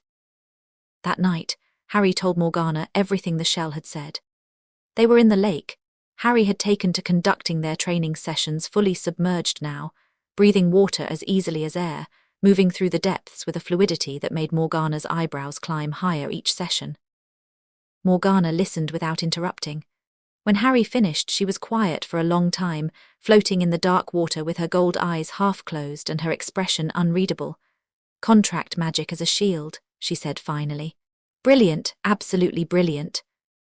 Your mother bound the bargain's energy into a protective ward that draws power from the unfulfilled debt itself. As long as the debt exists, the protection exists. It's parasitic magic, the ward feeds on the contract's incompleteness. But it's failing. Slowly. The debt has been accruing for 11 years without resolution. The magic is straining. I'd estimate you have. Perhaps 2 years, maybe 3. After that, the protection erodes completely and Corvath can reach you directly. Then I have 2 years to get ready. You have 2 years to become powerful enough to defeat an entity that has existed since before the current oceans formed. Morgana's voice was dry. No pressure. Can you teach me contract magic? Real contract magic, not just the command voice. Morgana was quiet again. She drifted in the water, her dark hair floating around her like a cloud, and something shifted in her expression, something careful and considered. I can teach you the principles, she said. The theory, the structure, the grammar of it. Your mother taught me more than she taught anyone else alive, and I remember every lesson. But the actual execution, the creation of a binding contract that requires the binding blood, it requires your blood. It's hereditary. Either you have it or you don't. And we don't know if I have it. Oh, you have it. her gold eyes opened fully. "I felt it during our first session when you froze my attack. The command voice is the precursor to contract magic the way a spark is the precursor to a fire. The question isn't whether you can do it. The question is whether you can control it." "What happens if I can't?" "An uncontrolled contract is like an uncontrolled fire. It doesn't just fail, it consumes. It will bind everything in its radius, including you. Your mother told me about a young sea witch who attempted her first contract without proper training. She accidentally bound herself to the concept of stillness. She hasn't moved in 400 years. That's horrifying. That's why we train." Morgana straightened in the water, her armor glinting in the bioluminescent glow. "But not tonight. Tonight I want to show you something," she dove. Harry followed. They descended through the lake's layers, the sunlit zone, the twilight zone, the dark zone, each one colder and darker and more pressurized than the last. Harry felt the pressure as awareness rather than discomfort, his body adjusting automatically, his magic cushioning him against the crush of depth. They reached the lake bed. Morgana led him across a landscape of mud and rock and waving weeds, past the merfolk settlements, clusters of stone dwellings where Thalos's people watched them pass with reverent eyes, and toward the deepest part of the lake. A trench. Not as vast as an ocean trench, but deep enough, a crack in the lakebed that descended another 100 feet into absolute darkness. "Down there," Morgana said. They descended into the trench. The walls narrowed around them. The water was blacker here, colder, with a density that felt almost solid. At the bottom, pressed into a crevice between two slabs of ancient rock, was a door, not a natural formation. A door. Made of something dark and smooth, obsidian maybe, or compressed volcanic glass, and covered in symbols that Harry recognized instinctively, the way you recognize your own handwriting even when you haven't seen it in years. The symbols were sea script, the written language of the deep, and they pulsed with a faint, steady light. "Your mother put this here," Morgana said. "Decades ago, before you were born. She created caches all over the world, hidden vaults of her knowledge, her tools, her power. This is the one she placed closest to Hogwarts. I believe she intended for you to find it." Harry touched the door. The symbols flared, brightening from a faint pulse to a blinding blaze of blue-white light. The rock around them trembled. The water vibrated, and the door recognized him. He felt it, a magical scan, intimate and thorough, running through his blood and his bones and the very structure of his DNA. It read him the way a lock reads a key, checking every tumbler, every pin, every microscopic alignment. It found what it was looking for. The door opened. The vault beyond was small, maybe 15 feet across, and it was full of air. An air pocket at the bottom of a lake, maintained by magic that had been running for 20 years without a hiccup. Harry stepped through the door and found himself standing on dry stone, water held back by an invisible barrier at the threshold. The vault was lit by the same bioluminescent glow that permeated the lake, but brighter here, concentrated into orbs that floated near the ceiling like captured stars. The walls were lined with shelves, and the shelves were full, bottles first. Dozens of them, in every size and colour, containing liquids that moved and shimmered and, in one alarming case, appeared to be trying to escape. Potions, Harry assumed, his mother's own creations, sea witch brews that would bear no resemblance to anything in Snape's curriculum, scrolls. Tightly rolled parchment made of something that wasn't paper, shark skin maybe, or pressed kelp, covered in sea script that Harry could feel himself beginning to read, the symbols resolving into meaning the longer he looked at them, and tools. A set of what looked like surgical instruments made of coral, a compass that pointed not north but down, a set of scales made of shells that balanced not weight but magical density. But the three items that drew Harry's attention were on a separate shelf, set apart from the rest, positioned at eye level as though waiting to be noticed. The first was a mirror. Oval, about a foot tall, framed in dark coral. Its surface was not glass but water, a perfectly flat, vertical sheet of liquid that reflected nothing, showed nothing, and hummed with a magic so deep and so personal that Harry's hand was reaching for it before his mind caught up. The second was a crown. Not a grandiose, jewelled monstrosity, a circlet of black coral, thin and elegant, that looked like it had grown rather than been crafted. It was beautiful in the way that deep-sea creatures are beautiful, alien, refined, and slightly terrifying. The third was a piece of parchment. folded once, sealed with a blob of dark wax imprinted with a symbol Harry knew from his own blood, a trident crossed with a spiral, the sigil of the Sea Witch's line. Harry reached for the mirror first. The moment his fingers touched the coral frame, the water surface shifted. The blank, reflective nothing became something, an image clear and vivid and moving, and Harry was looking at his mother, Ursula. She was not what he'd pictured. The stories, Snape's, Thalos's, even the book's dry academic descriptions, had given him pieces, large, white-haired, terrifying. But they hadn't prepared him for the reality. She was massive. Not fat, built like a fortress, like a ship, like something designed to withstand the pressure of the deepest ocean. Her skin was grey-blue, darker than any merfolk Harry had seen, and it had a quality that suggested not skin but storm, as though touching her would be like touching a thundercloud. Her hair was white, yes, but not old white, lightning white, electric white, the white of breaking waves and phosphorescent foam. It fell around her shoulders in heavy coils that moved with a life of their own. Her face was broad and strong-featured, with a mouth built for laughter and eyes that were black from lid to lid, no iris, no white, just depth. Snape had described those eyes, and he'd been right. They were darkness, but not empty darkness, full darkness. The darkness of the ocean at midnight, which contains more life and more mystery than any amount of light. She was sitting on a rock, an underwater throne of volcanic stone, and she was holding a baby. Harry. It had to be Harry. A tiny, squirming, dark-haired infant cradled in hands that could have crushed boulders, but held the child with a tenderness that made Harry's vision blur. The mirror Ursula was talking to the baby. Harry couldn't hear the words. The mirror showed images, not sound, but he could see her lips moving, could see the expression on her face. Love so fierce it was almost violent, so deep it was almost drowning. She looked up. Directly at Harry. As though she could see through the mirror, through time, through the years that separated the moment the image was captured from the moment it was being watched. She looked at him and she smiled, and the smile was everything Thalos had described. A thunderstorm, a tidal wave, a force of nature compressed into a curve of lips. Harry stood in his mother's vault at the bottom of a lake and watched her hold him and smile, and he wept, not silently, not delicately. He wept the way the sea weeps, in waves, in surges, in great heaving gulps that shook his entire body. The magic in the vault responded. The floating lights pulsed brighter, the bottles on the shelves trembled, the water at the threshold surged and receded like breathing. Morgana, waiting outside, pressed her hand to the barrier and said nothing. Harry cried until the crying burned itself out, and then he stood in the empty space it left behind and felt scoured clean, like a beach after a storm. He set the mirror down carefully. He picked up the crown. The black coral circlet was lighter than it looked. It settled onto his head as though it had been measured for him, which, knowing Ursula, it probably had. The moment it touched his skin, a pulse of magic ran through him, not the explosive, door-opening power he'd felt during training. Something quieter. A connection. A lineage. A claim.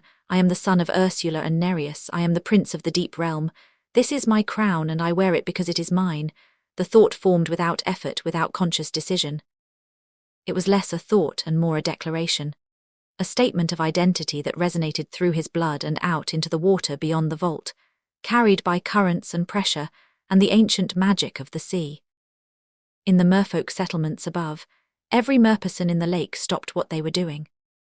Thalos raised his head, and his scarred face broke into a smile. In the castle above the lake, Dumbledore's instruments, delicate silver devices on his office shelves, began spinning wildly. The old wizard looked at them, then out the window at the lake, and his face was grave. In the Slytherin dormitory, Draco Malfoy woke from a sound sleep with no idea why, his skin prickling with a sensation he couldn't name. Harry removed the crown and set it on the shelf. Not yet. Soon, but not yet. He picked up the parchment. The wax seal cracked under his thumb. He unfolded the letter. His mother's handwriting was exactly what he would have expected, bold, sprawling, unapologetic, taking up far more space on the page than strictly necessary. Hadrian, if you're reading this, you found the vault, which means you found the lake, which means you found Hogwarts, which means my visions were correct and I can stop worrying about that particular variable. I can't stop worrying. I'm dead, but you understand the sentiment. This vault contains supplies that should see you through the first phase of your training. The potions are labeled. Do not drink the red one until you've read the scroll marked Abyssal Transformation. Or you will grow gills permanently and I will find a way to haunt you out of sheer maternal frustration. The mirror shows the past. Any past. Hold it and think of what you want to see and it will show you. I used it to watch your father before we met. I was stalking him. I'm not ashamed. He was very handsome. The crown is yours by right. Wear it when you're ready to claim your title publicly. Not before. The crown is a beacon. Every creature in the ocean will know when it's worn, including Corvath. Wear it only when you want him to know where you are, and now the important part. In the back of the vault, behind the shelf with the potions, there is a stone. It looks like an ordinary rock. It is not an ordinary rock. It is a fragment of the deep throne, the seat of power in your father's kingdom, the physical anchor of the realm's magic. I stole it before Corvath took the throne. Without this fragment, his claim to the kingdom is incomplete. The throne recognizes him as occupant but not as king.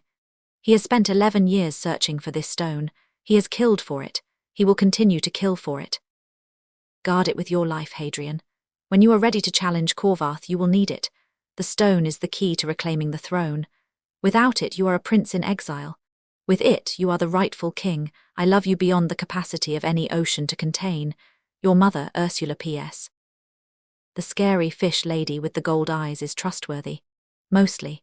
Don't let her push you around too much. She respects strength and you have more of it than she does, even if she won't admit it yet. Harry read the letter twice. Then he folded it carefully and tucked it into his pocket. He walked to the back of the vault, found the shelf of potions and reached behind it. The stone was there. Small, barely larger than his fist and dark, with a surface that seemed to absorb light rather than reflect it. It was warm, not body temperature warm like the conch shell. Hot. It pulsed in his hand with a deep, slow rhythm that matched his heartbeat, and the magic inside it was immense. He could feel it, a compressed ocean of power, ancient and absolute, the magical equivalent of a nuclear reactor running at idle. He held a piece of a throne. A fragment of the seat of power that had ruled the deepest ocean for millennia. Corvath's greatest weakness, hidden in a vault at the bottom of a Scottish lake by a woman who had thought of everything, planned for everything, and loved her son enough to arm him against the darkness from beyond the grave. Harry tucked the stone into his pocket next to the letter. It sat against his thigh, warm and heavy, and its pulse synchronized with the conch shell in his bag and the wand in his other pocket and the crown on the shelf, and all of it, stone, shell, wand, crown, hummed together in a chord that was less like music and more like purpose. He stepped through the barrier and back into the water. Morgana was waiting, floating in the trench's darkness, her gold eyes the only light. Did you find what she left? I found everything. Harry paused. She said you're trustworthy. Mostly. Morgana let out a sharp breath that might have been a laugh. That sounds like her. What else? A throne fragment. Corvath's been looking for it. Morgana went very still. A fragment of the deep throne. She stole it before he took power. Then she was even more brilliant than I knew. And she was the most brilliant person I ever knew. Morgana's expression had shifted, the careful political mask cracking to show something raw and real beneath. Admiration, grief, hope. Do you understand what this means, princeling? With that fragment, Corvath's claim is legally incomplete under oceanic law. He cannot create contracts in the throne's name. He cannot bind the realm itself to his will. He rules through force and fear because the throne won't grant him legitimacy. And with the fragment, I can challenge him legally. Not just with power, with authority. Exactly. A challenge from the legitimate heir carrying a fragment of the throne, witnessed by the oceanic courts. It would force a confrontation under the old laws. Corvath couldn't refuse without admitting his claim is false. Harry felt the stone pulsing in his pocket, felt the ocean humming in his blood, felt the vast, patient intelligence of the Black Lake surrounding him, supporting him, waiting for him to decide what came next. Not yet, he said. My mother told me to be patient and she was smarter than me. She was smarter than everyone. So I keep training, I keep learning, I get stronger, and when I'm ready, when I'm sure, I go for the throne. Morgana studied him. Then she did something Harry hadn't seen her do before. She bowed. Not the deep, formal bow of the merfolk, a sharp military inclination of the head, one soldier to another. Your mother would be proud, she said. I know, Harry said. Now teach me how to build a pressure wall. I want to be able to stop a tidal wave by next week. The following weeks fell into a rhythm that was simultaneously ordinary and extraordinary. Mornings, classes. Harry attended every lesson, completed every assignment, and engaged with the Hogwarts curriculum with genuine interest. His transfiguration continued to produce oceanic variants. His teapot to tortoise was technically flawless, except that the tortoise was a sea turtle. But McGonagall had stopped marking him down for it, and had instead started asking him pointed questions about the mechanics of his transformations. That suggested she was learning as much from him as he was from her. His charms work was excellent. Flitwick had taken to pairing Harry with the most advanced students because his spellwork, while unconventional, was consistently more powerful than anyone else's. The tiny professor had started lending Harry supplementary texts on magical theory, with a twinkle in his eye that reminded Harry uncomfortably of Dumbledore. Potions remained his strongest traditional subject. Snape had evolved from grudging tolerance to something approaching genuine pedagogical interest. He still didn't like Harry, Snape didn't like anyone, but he respected the boy's instinctive understanding of liquid dynamics, and their after-class conversations had evolved from terse, emotional confessions to something more productive. Snape sharing his knowledge of rare ingredients, Harry sharing his growing understanding of oceanic magical compounds. It was a collaboration, if an awkward one. Evenings, the lake.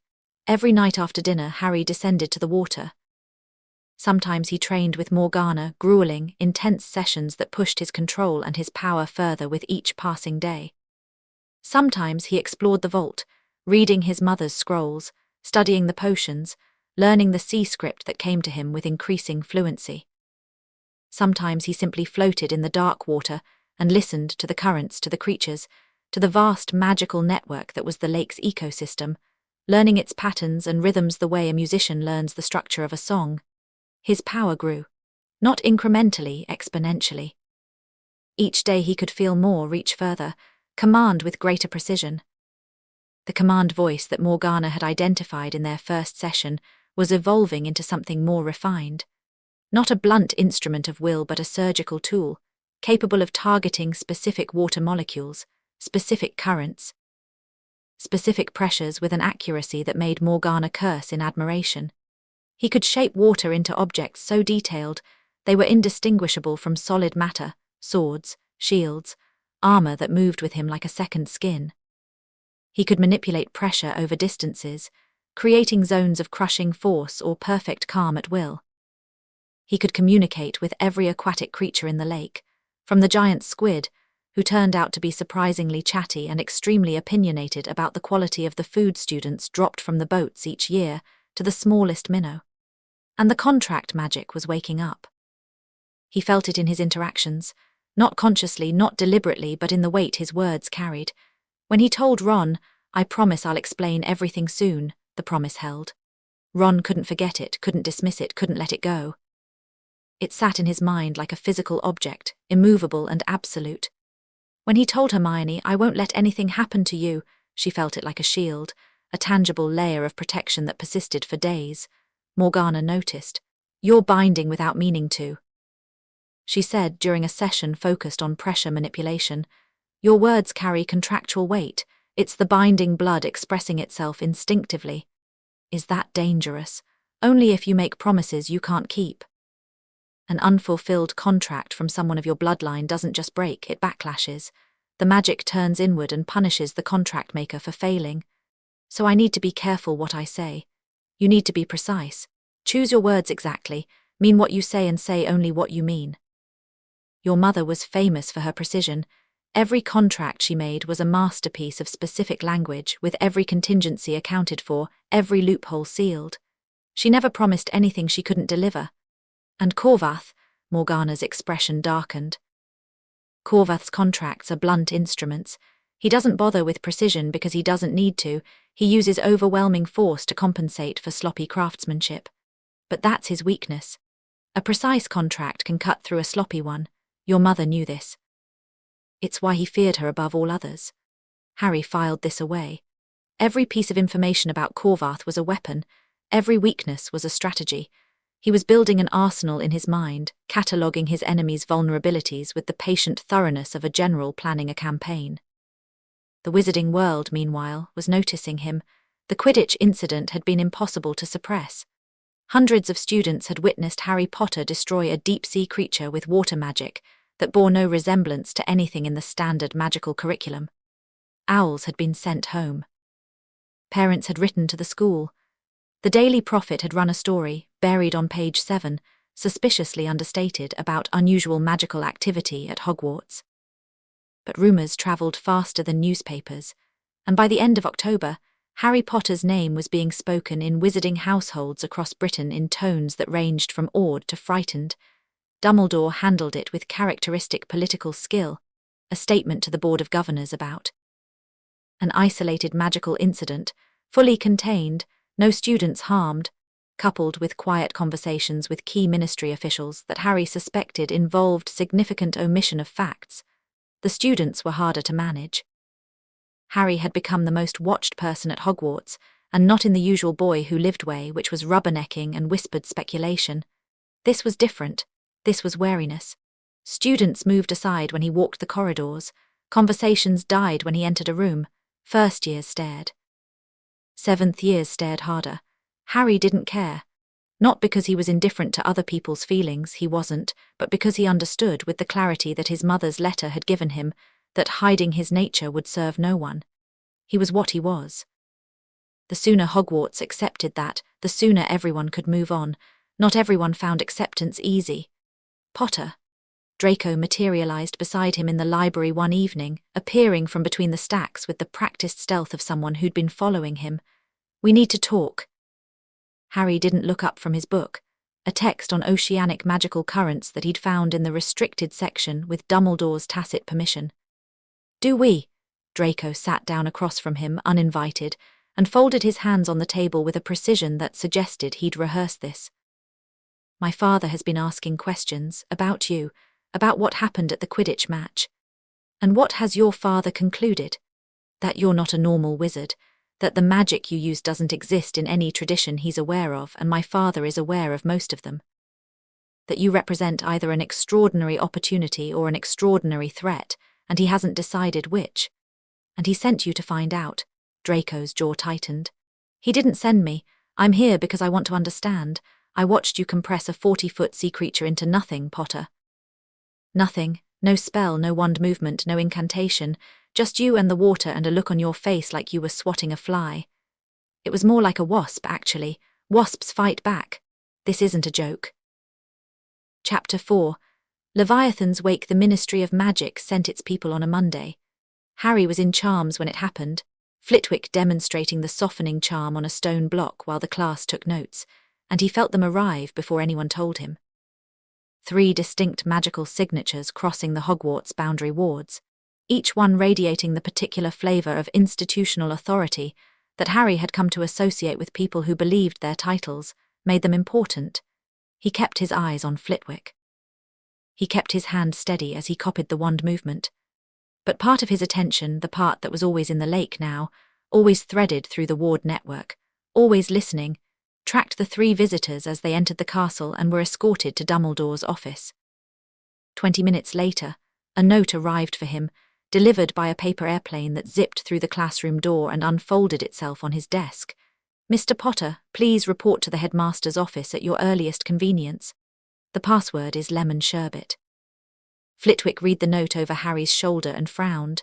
"Shall I send someone with you, Mr. Potter?" "No, thank you, Professor, I'll be fine." He walked the corridors alone, unhurried. Students moved aside as he passed. They'd been doing that since the Quidditch match, a reflexive parting that most of them probably didn't even notice they were doing. Harry climbed the spiral staircase, spoke the ridiculous password to the gargoyle, and pushed open the door to Dumbledore's office. 3 strangers sat in conjured chairs before the headmaster's desk. Dumbledore was behind it, looking precisely as benevolent and unconcerned as he always did, which Harry had learned was his most dangerous mode. The first stranger was a man in his 50s, short, stout, wearing a lime green bowler hat that sat on his head like a small, misguided bird. He had the round, damp face of someone who sweated when he was nervous, and he was currently sweating enough to suggest he was extremely nervous indeed. Harry recognized the type immediately. A politician.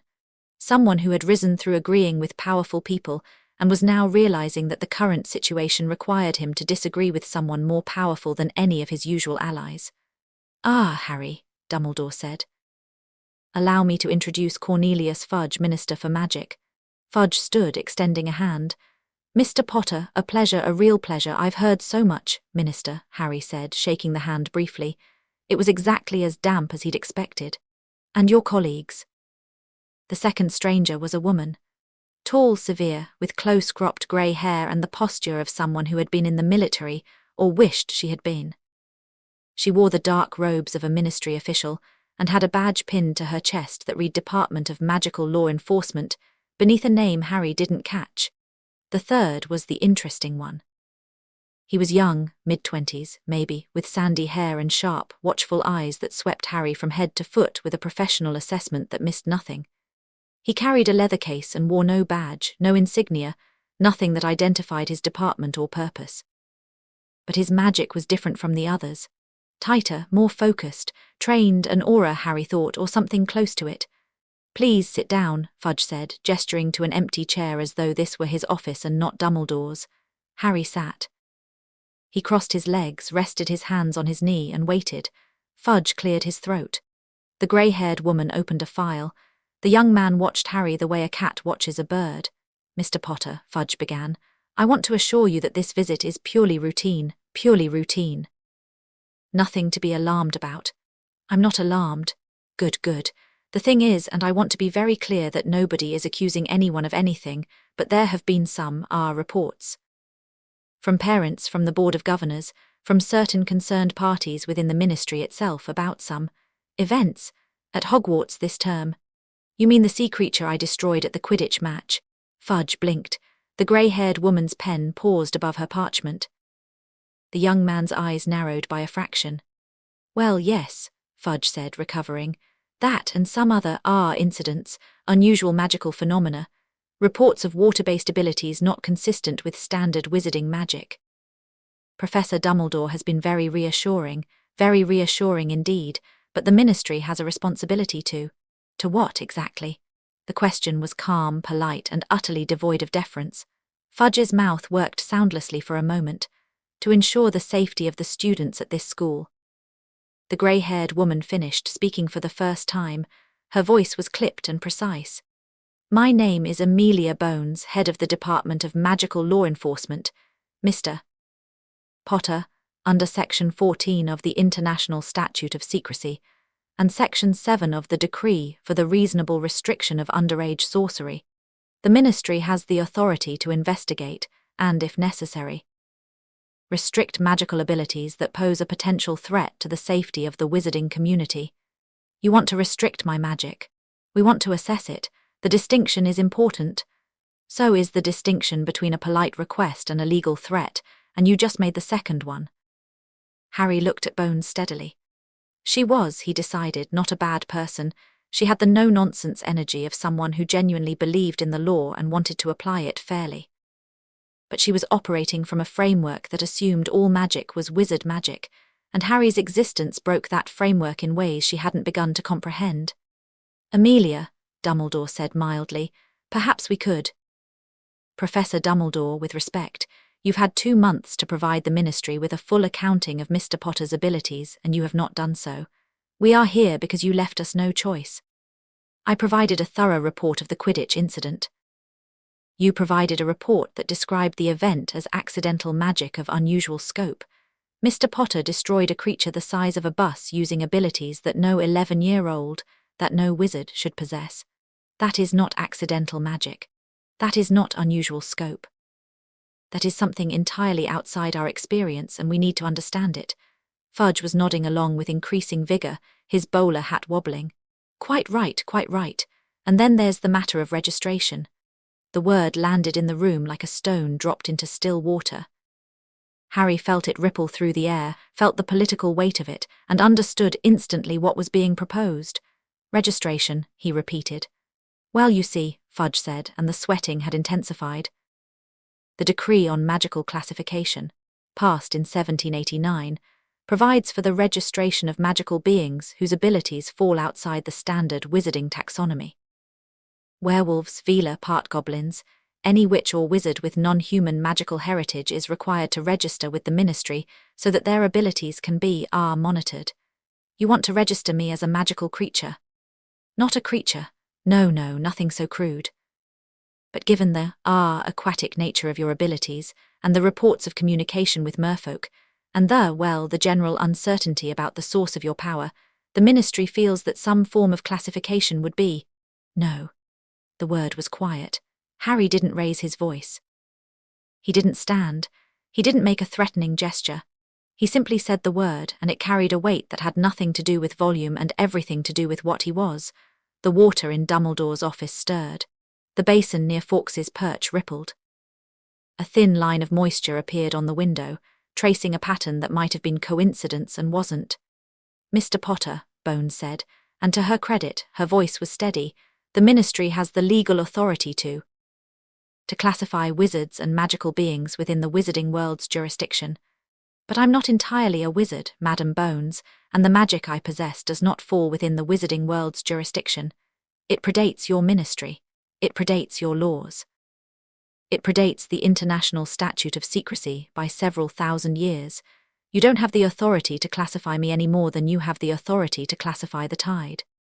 The room was very quiet. Fudge's bowler hat had stopped wobbling. The young Aura who wasn't a Nora had leaned forward in his chair, his sharp eyes cataloguing Harry's calm, his posture, the absolute absence of fear. "Now," Harry said, uncrossing his legs and leaning forward, "let me tell you what's actually going to happen. You are not going to register me. You are not going to restrict my magic. You are not going to classify me, categorize me, or file me in whatever bureaucratic box makes you feel comfortable.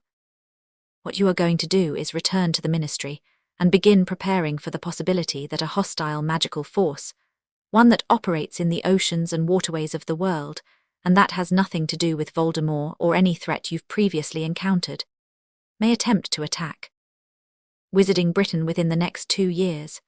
Fudge flinched at Voldemort's name. Bones didn't. The young man's eyebrows rose slightly. "And what," Bones asked carefully, "is this hostile force?" "An entity called Corvath, who currently rules the Deep Realm, the largest underwater magical kingdom on Earth. He seized power through violence and stolen magic. He has already sent a creature to Hogwarts to test my defenses, the creature I destroyed at the Quidditch match. He will send more. And eventually he will come himself." "And why?" The young man spoke for the first time, his voice low and precise. "Would an underwater king concern himself with a school in Scotland?" Harry looked at him. "Because I'm the legitimate heir to the throne he stole, and he wants me dead." The silence that followed was so complete that Harry could hear Fawkes breathing on his perch. Dumbledore, who had been watching the exchange with the carefully neutral expression of a man who was enjoying a chess game he wasn't playing in, cleared his throat gently. "I believe," he said, "that this would be an appropriate moment for tea." He waved his wand. A tea service appeared on the desk. Nobody touched it. "You're claiming," Bones said slowly, "to be the heir to an underwater kingdom." "I'm not claiming it, I am it." "Based on what evidence?" "Based on my bloodline, my abilities, my recognition by the merfolk population of the Black Lake, and a throne fragment that I carry on my person." "Would you like to see it?" He didn't wait for an answer. He reached into his pocket and withdrew the stone, the fragment of the deep throne that Ursula had stolen and hidden. It sat in his palm, dark and warm and pulsing with a power so obvious, so immense that every person in the room felt it. Bones stared at the stone. Fudge stared at the stone. The young man stared at the stone, and his hand twitched toward a wand that Harry could see holstered inside his sleeve. "Easy," Harry said, directing the word at the young man. "It's not a weapon, it's a piece of a throne. It's radiating more magical energy than most artifacts in the Ministry's entire collection," the young man said. "Combined? Yes, it tends to do that." Harry tucked the stone back into his pocket. The room collectively exhaled. "Minister," Harry said, turning to Fudge with a directness that made the man flinch. "I understand that my existence is inconvenient for you. I don't fit your categories. My magic doesn't follow your rules. And the threat I'm describing doesn't match any of the scenarios your department has planned for. But that threat is real, and it is coming, and when it arrives, it will not care about your registration decrees or your classification systems or your political concerns. It will care about power, and the only power that can stop it is mine. Now you can spend the next 2 years trying to contain me, classify me, and pretend that the underwater world isn't a threat. In which case, when Corvath's forces come through every river and waterway in Britain, you'll be completely unprepared. Or you can work with me, share intelligence, allocate resources to coastal and waterway defense. Let me do what I need to do, and when the time comes, stand with me. He stood. The water on the window had traced a complete pattern now, a trident, crossed with a spiral. Ursula's sigil, drawn by magic that Harry hadn't consciously directed. Your choice, Minister, but make it quickly. The ocean isn't patient. He walked to the door. Behind him, Fudge sputtered. Bones was quiet, thinking, processing, the gears of her strategic mind clearly turning. The young man watched Harry with an expression that had evolved from professional assessment to something closer to respect. Mr. Potter, Bones called. Harry paused at the door but didn't turn. Who is the young man you're describing? Corvath. How old is he? He's not young. He's older than your civilization. He was ancient before Merlin was born. He left. The gargoyle closed behind him. He descended the spiral staircase with measured steps and walked the corridor toward the entrance hall, and he was halfway there when the anger hit. Not the cold, strategic anger he'd used in Dumbledore's office. This was hotter, Rower, the indignation of being treated like a specimen, a problem, a threat to be managed. They wanted to register him, put him in a file, reduce the Son of the Sea Witch to a line item in a bureaucratic category. The water in the nearest pipe burst through the wall. It wasn't dramatic, just a sharp crack and a spray of cold water that splashed across the corridor floor. Harry stopped. He breathed. He clenched his fists until his nails bit his palms and pulled the magic back, sealing the pipe with a thought, drawing the spilled water off the floor and back into the wall. But the damage was done. A hairline crack ran across the stone where the pipe had ruptured, and the floor was damp, and 3 portraits in the corridor were sputtering indignantly about the spray. Control, Harry thought. That's what Morgana keeps telling you. Power without control is just a disaster wearing a crown. He breathed. He walked. By the time he reached the entrance hall, his pulse was steady and his magic was contained, and the fury had been packed down into the cold, dark place where he kept the things that would fuel him later. The news hit the school by dinner. Harry didn't know who talked, probably Fudge, who struck him as the type to leak information the way a sieve leaks water. But by the time the great hall filled for the evening meal, every student at Hogwarts knew that the Ministry had come for Harry Potter, and that Harry Potter had sent them packing. The reactions split along predictable lines. The Gryffindors were loudly proud, treating the Ministry's visit as a personal affront to their house that Harry had rightly rebuffed. The Ravenclaws were analytically curious, debating the legal and magical implications in intense clusters. The Hufflepuffs were concerned, because Hufflepuffs were always concerned, and their concern was genuine and kind, and Harry appreciated it more than he'd ever tell them. The Slytherins were quiet, calculating. Watching, Draco caught Harry's eye across the hall. The blonde boy raised one eyebrow, a question, an offer, a checkup compressed into a single gesture. Harry gave the smallest nod. I'm fine, we'll talk later. Draco nodded back and returned to his dinner with the studied nonchalance of someone who was pretending not to be involved in something he was very much involved in. What actually happened? Ron asked, keeping his voice low despite the noise around them. With the Ministry. They wanted to register me as a magical creature. I declined. You declined. The Minister for Magic asked you to do something and you just said no. What was he going to do, Ron? Turn me into a newt? He could expel you. He could send auras. He could try. Ron looked at Harry, at the calm certainty in his green eyes, the absolute absence of worry, and shook his head slowly. Mate, sometimes I forget you're 11. Then you say something like that and I remember you're probably not really. I'm exactly 11. I just have context that most 11-year-olds don't. Hermione leaned across the table. Harry, the Ministry visit is a problem, not because Fudge can actually do anything to you, I agree he can't, but because of what it represents. The wizarding establishment is scared. Scared people make bad decisions. They form alliances with people they shouldn't, they pass laws they shouldn't, they create enemies where they don't need to. What are you suggesting? I'm suggesting you need a public strategy, not just a military one, a political one. The students here have seen what you can do. The ministry knows. The prophet will print something eventually. You need to control the narrative before someone else does. Harry considered this. Hermione was right, she usually was, about the things that mattered. Power alone wasn't enough. Ursula had been powerful, and she'd been destroyed. Nereus had been powerful, and he'd been imprisoned. Power without support, without legitimacy, without the kind of broad-based acceptance that turned a potential threat into a leader, that power was just a lightning rod for fear. What do you have in mind? Hermione's eyes lit with the particular fire that meant she'd already planned this.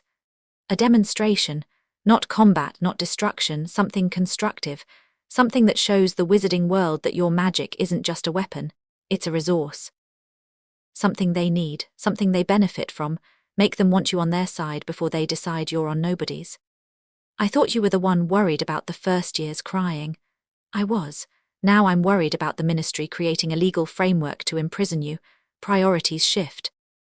Harry looked at Ron, who shrugged. Don't look at me, she's the strategist, I'm the bloke who reminds you to eat. You're both considerably more than that, Harry said, and meant it.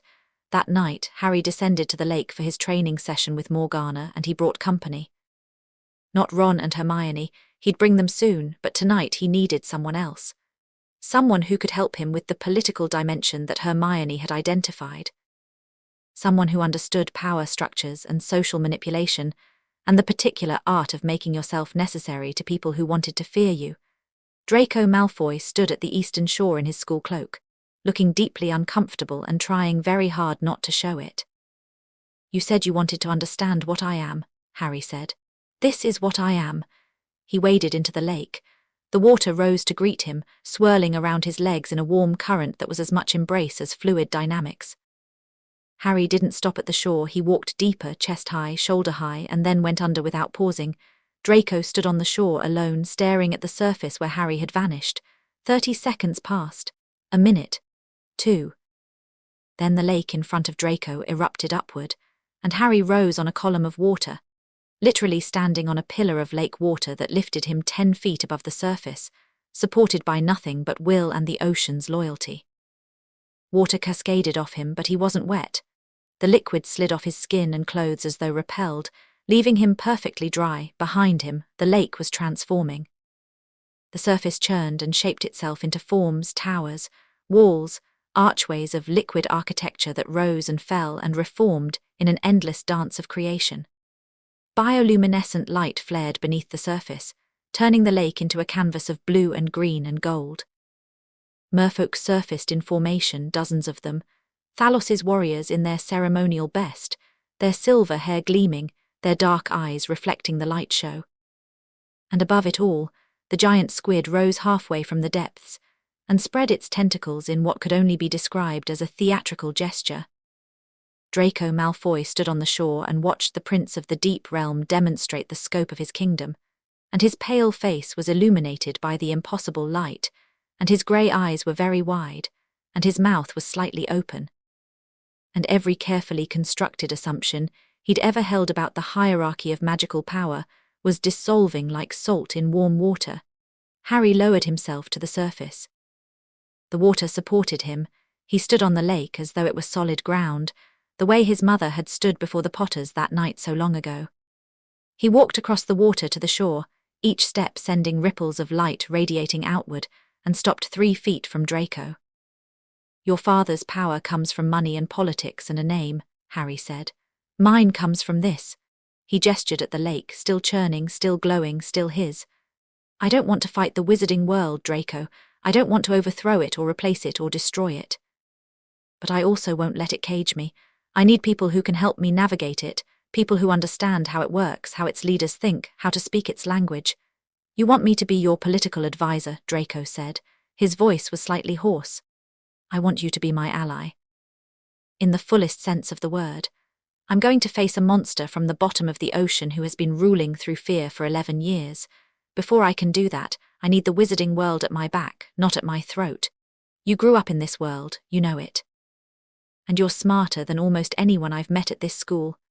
Almost. Hermione's got you on raw intellect. Don't tell her I said that. She's insufferable enough already. A ghost of a smile crossed Draco's face. He was still staring at the lake, at the impossible display of power that Harry was maintaining as casually as breathing. The merfolk were still at the surface. The squid was still posing. My father will disown me, Draco said quietly. Maybe. Or maybe, when he sees which way the tide is turning, he'll decide that having a son in the inner circle of the ocean's air is the smartest investment a Malfoy has ever made. Draco was quiet for a long time. The light from the lake played across his features, softening the sharp lines, making him look younger than he usually allowed himself to appear. I told you I wouldn't kneel, he said. And I told you I don't want you to. I want you standing, preferably next to me. Draco extended his hand. Harry took it, and in the dark water below them, something pulsed, not the thrown fragment, not the ward network, but the first stirring of a contract. Unbidden, unspoken, but real. Two boys who had chosen each other's company and the magic of the sea recognizing the choice. Neither of them mentioned it, but both of them felt it, a warmth in the handshake that went deeper than skin. Right, Draco said, straightening up, his composure rebuilding itself brick by brick. If I'm going to be your political advisor, we need to start immediately. The ministry visit was a disaster, not because of what you said, which was fine, but because of what you didn't do. You gave them a stick when you should have given them a carrot and a stick. Fear alone doesn't build alliances. Hermione said something similar. Granger has good instincts. Don't tell her I said that. Wouldn't dream of it. They walked back toward the castle together, and the lake behind them gradually settled, the light fading, the merfolk diving, the squid sinking back to its usual depths. But the ward network hummed with a new note, brighter, stronger, as though Harry's decision to bring Draco in had added something to the lake's defenses. Not power, purpose. The plan came together over the next 3 days, hammered out in a disused classroom on the 7th floor that Hermione had discovered and warded against eavesdropping with a thoroughness that would have impressed professional spies. The team, Harry, Ron, Hermione, Draco, gathered each evening to strategize, and if the sight of a Malfoy and a Weasley in the same room raised eyebrows, the work they produced justified the arrangement. Draco was, as Harry had suspected, brilliant at politics. He understood the wizarding world's power structures the way a fish understands water, instinctively, completely from the inside. He mapped out the ministry's internal factions, identified which officials could be swayed and which were too entrenched, and laid out a strategy for public engagement that was Machiavellian in its precision and surprisingly ethical in its intent. The key is the profit, he said, spreading a diagram of wizarding media ownership across the classroom desk. The Malfoy family has significant influence over the editorial board, and my father's relationship with the editor was a useful tool. I can use that. Not to plant propaganda, that's short-term thinking and it always backfires, but to arrange an interview. A controlled, sympathetic interview that lets you tell your story on your terms. I'm not interested in telling my story, Harry said. You don't have to tell all of it. You tell the parts that serve you. The orphan raised by muggles who discovered he's more than just the boy who lived, that he carries a heritage that connects the wizarding world to the oceans. You frame yourself as a bridge, not a threat. You emphasize the danger Corvath represents and position yourself as the solution. By the time the ministry tries to classify you, public opinion will already be on your side. That's manipulative, Hermione said, from her position cross-legged on the floor, surrounded by legal texts. That's politics. Same thing, better branding. I don't love it, Ron said, but it's smart, and it's better than the alternative, which is letting Fudge control the story and turn Harry into a monster in the public eye.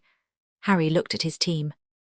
4 11-year-olds planning a media strategy and a political campaign, and a military defense against an ancient underwater tyrant, and somehow, improbably, absurdly, it was working.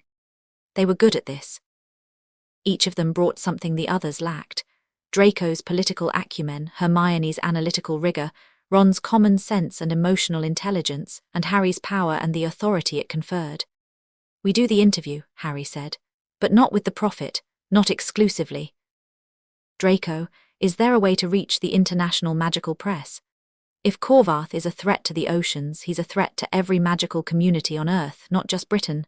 Draco blinked, then a slow, appreciative smile spread across his face. You want to go international before Fudge can contain the story domestically. I want Fudge to wake up and discover that the entire magical world knows about Corvath and about me, and that trying to register me would be a political catastrophe. That's actually brilliant. Don't sound so surprised. I'll reach out to the Quibbler. It's domestic, but it has international reach, and the editor owes my father a favor he doesn't know about. And I know someone at the Magical Herald in Brussels. It covers the International Confederation of Wizards.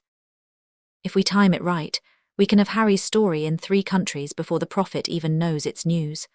Hermione had stopped reading her legal texts and was staring at Draco with an expression that was equal parts impressed and unsettled. You're frighteningly good at this. I was raised to be. The difference is who I'm doing it for. They worked until midnight. When they finally dispersed, Draco slipping back to the Slytherin dormitory through routes he declined to explain, Ron falling asleep in his chair and having to be prodded awake, Hermione gathering her texts with the reverent care of a librarian closing up shop, Harry stood at the classroom window and looked out at the lake. It was calm. The ward network hummed beneath its surface, stable and strong. The merfolk were sleeping in their settlements. Morgana was somewhere in the deep channels, doing whatever Morgana did when she wasn't training him. And beneath it all, in the very deepest part of the lake, where the ancient gateway connected to the river system that eventually reached the sea, something was gathering. Harry felt it. A pressure. A building. Not a single creature this time, not a scout, not a probe. Something larger. Multiple presences clustering at the boundary of his ward network, testing it, pressing against it, searching for weaknesses. Corvath's forces, not attacking yet, staging. Harry pressed his hand against the cold window glass and pushed his awareness through the wards, reaching deeper, further, counting the presences. 10, 20, 50. More arriving through the deep channels with each passing hour, slipping through the underground waterways that connected the lake to the wider world. An army. Corvath was assembling an army at the gates, and the gates were at the bottom of the Black Lake. Harry's jaw tightened. He turned from the window and walked quickly through the castle, down the stairs, through the entrance hall, and out into the November night. The cold was bitter, frost on the grass, ice forming at the lake's edges, but Harry didn't feel it. He strode to the water's edge and knelt and pressed both palms to the surface. The ward network lit up under his touch. He could feel every node, every connection, every thread of protective magic he'd woven into the lake over the past weeks. It was strong. It would hold. But the forces gathering at the boundary were growing, and they were bringing something with them, a magic that tasted like Corvath, dark and old and crushing, the magical equivalent of deep ocean pressure. Harry pushed more of himself into the wards. The network brightened, thickened, layer after layer of protective magic reinforcing itself, until the ward boundary was less a barrier and more a wall. A structure of pure magical force anchored by Harry's connection to the lake, and fueled by the lake's connection to every waterway in Britain. The forces at the boundary pressed harder. Harry pushed back. Not tonight, he said, and his voice carried through the water with the weight of a command, resonant with the contract magic that was growing stronger every day. You don't come through here tonight. You don't come through here at all. The pressing stopped, not gradually, instantly. The forces at the boundary recoiled as though they'd been burned. Harry felt them withdraw, pulling back through the deep channels, retreating, regrouping, but not leaving. They pulled back to a safe distance and held position. Waiting, Harry stood. His hands were trembling, not from the cold or from fear, but from the sheer volume of magic he'd just channeled. The ward network was glowing visibly now, a faint blue-green luminescence visible just beneath the lake's surface, stretching from shore to shore. Impressive. Morgana surfaced 20 feet from shore, her gold eyes catching the ward light. She must have been in the lake the entire time watching. How many? Harry asked. 60, maybe 70. Mostly corrupted merfolk, Corvath's conscripts, bound by contract magic, no free will of their own. A dozen deep-sea creatures I can't identify, and something else. Something larger staying back in the channels, coordinating. A general. Possibly, or a conduit, a direct extension of Corvath's will. He does that. pours his consciousness into a creature and pilots it remotely like a puppet. Can you get close enough to identify it? I can try. But if it's a conduit, approaching it is the same as approaching Corvath himself. I'd rather not do that alone. Harry nodded. He looked at the lake, his territory, the body of water he'd woven his magic into so thoroughly that it was essentially a part of his body now. Something was massing at its borders. An army was gathering. And behind that army, an ancient intelligence was watching, probing, preparing. Hermione's warning echoed in his mind. The Black Lake is the front door. I need to go down there, Harry said. Tonight. Now, before they reinforce, before that general or conduit or whatever it is has time to study my wards and find weaknesses. Morgana studied him. The gold eyes were steady, calculating, measuring risk against reward with the practiced efficiency of a career soldier. I'll go with you, she said. I'm counting on it. Harry shed his cloak. He waded into the lake, the water parting around him in a warm embrace and dove. Morgana was beside him instantly, her silver form cutting through the dark water with the fluid precision of a missile. They descended together, past the lit zones, past the merfolk settlements where Thalos's warriors were already assembling in response to the ward alert, past the lakebed and into the trench where his mother's vault lay hidden, deeper, into the deep channels. The channels were narrow here, tunnels of rock carved by millennia of underground water flow. Harry felt the walls pressing in, felt the darkness thickening, felt the pressure increase as they descended below the level of the lake and into the geological infrastructure beneath. The water was different here, colder, denser, carrying mineral traces from deep underground. It was connected to rivers that ran beneath the Scottish mountains, rivers that connected to larger rivers that connected to the sea. It was through these channels that Corvath's forces had come. Harry felt them before he saw them. Dozens of presences in the water ahead, clustered at the point where his ward network ended and the unprotected channels began. They were holding position as he'd commanded, but the command was weakening. It had been a blunt force directive, not a proper contract, and its authority was already eroding. He and Morgana emerged from a narrow passage into a cavern, a natural cathedral of stone, its ceiling lost in darkness, its floor covered in silt and the broken shells of ancient creatures. And it was full, corrupted merfolk. That was the only term for them. They had the basic shape of Thalos's people, humanoid, tailed, grey-skinned, but they were wrong. Their eyes were blank, glazed, the windows of houses where no one was home. Their movements were synchronized in a way that no group of individuals could achieve naturally, turning together, breathing together, their bodies moving in the current like a single organism with many parts. Each one bore a mark on their chest, a dark sigil burned into the skin that Harry recognized with a surge of cold fury. Contract marks, Corvath's binding magic seared into their flesh. These people, and they were people, Harry reminded himself. They had been people with names and lives and families, had been stripped of their free will by stolen contract magic and turned into puppets. Behind them, lurking in the deepest part of the cavern where the ceiling met the floor in a wedge of absolute darkness, was the general. It was massive. Not a merfolk, something else entirely. A creature of the deep, the real deep, where pressure crushes and light has never existed. It was vaguely cephalopod in shape, a central mass with trailing appendages, but its flesh was translucent, revealing internal structures that pulsed with dark light. It had eyes, hundreds of them. They covered its surface like blisters, each one a different size, each one independently mobile, and each one radiating a cold, alien intelligence that was not the creature's own. Corvath. Harry could feel him. The Trench King's consciousness projected through this creature, occupying it, looking through its hundreds of eyes. Looking at Harry, little prince. The voice came through the water, cold and vast, carrying the weight of eons. You've been busy. Harry floated in the entrance to the cavern, Morgana at his side, and looked at the army that had been assembled to kill him, and he felt no fear. Not because he was reckless. Not because he was arrogant. Because he had spent the last 3 months training, learning, growing, and he knew, with the deep, instinctive certainty that was his mother's greatest gift, exactly what he was capable of. Corvath, Harry said, and his voice filled the cavern, resonated off the stone walls, penetrated the blank-eyed skulls of the corrupted merfolk, and he saw them flinch. Not the creatures, the people inside them, the enslaved consciousness that still existed beneath the contract magic, hearing a voice that carried authority they hadn't felt in 11 years. "You're trespassing. Trespassing. Amusement, cold and ancient. The waterways belong to no one, boy. They are the veins of the earth, and I flow through all of them. Not this one, not anymore. This lake is mine. These channels are mine, and you will withdraw your forces, or I will remove them. You would fight my army, alone. You are strong, little prince, stronger than I expected, I'll grant you that. Your mother's blood runs thick in your veins. But strength alone is not enough. I have numbers. I have strategy. I have centuries of experience.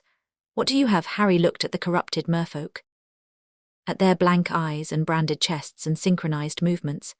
He looked at the dark sigils burned into their flesh, Corvath's contracts, his chains, the stolen magic that held these people in slavery, and he felt the contract magic in his blood surge, not a trickle, not a gradual awakening.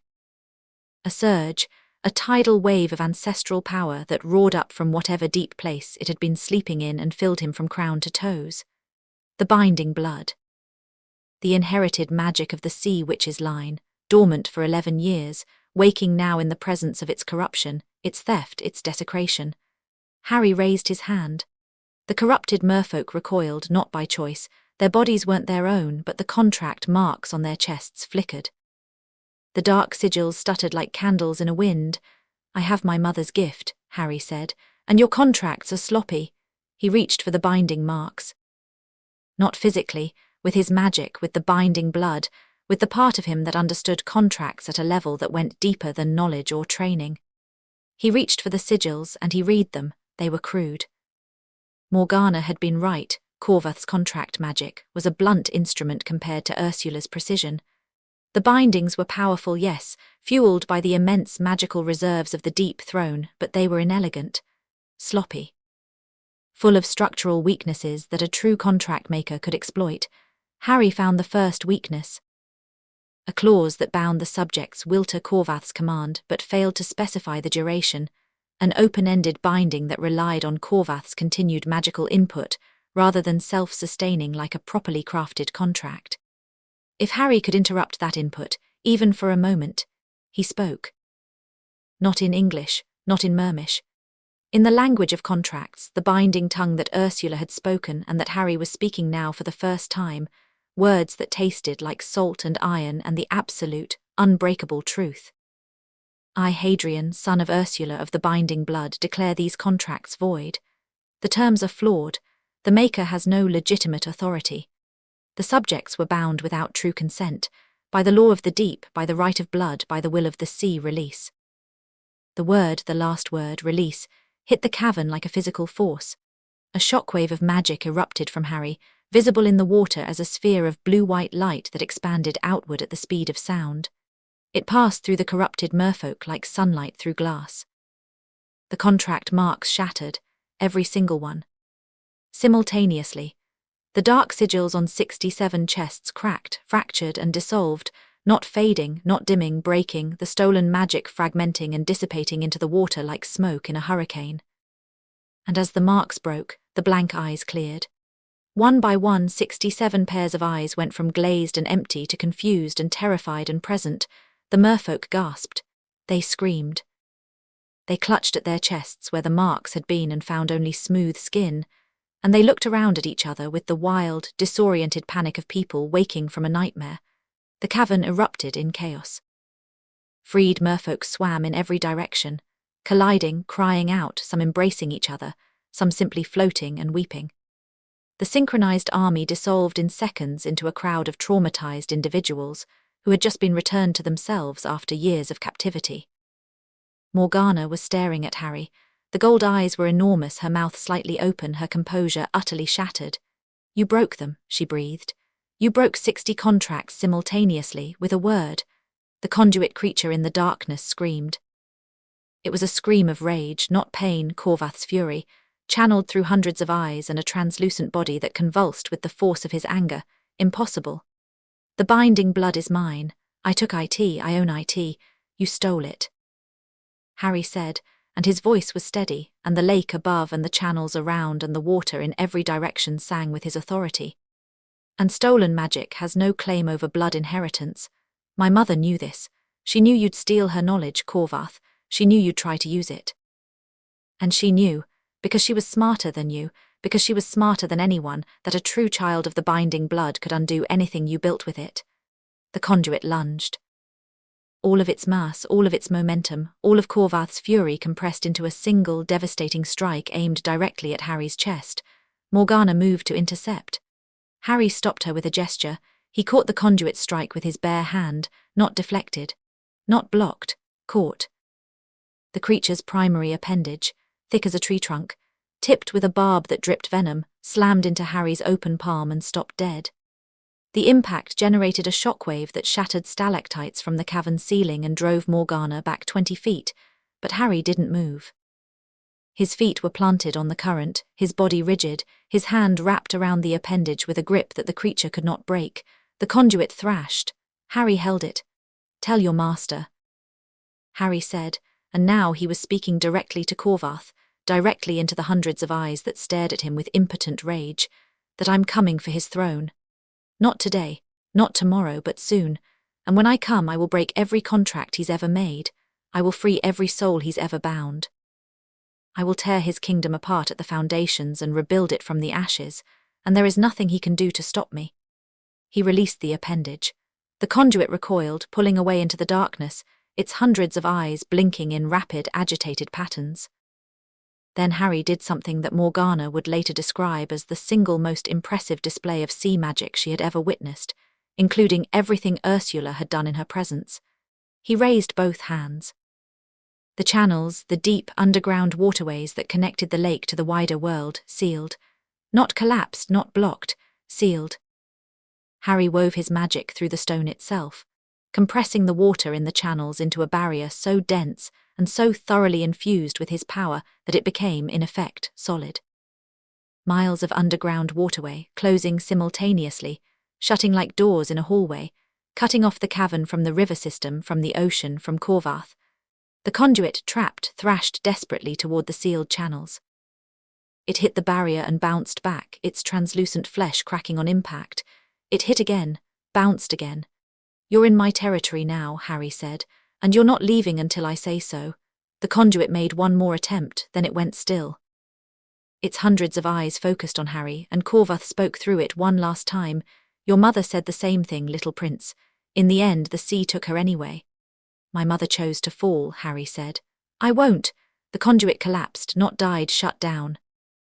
Corvath withdrew his consciousness from it like a hand pulled from a glove, and the creature sagged in the water, its translucent body going dark, its eyes dimming one by one until it was just a mass of flesh and nothing more.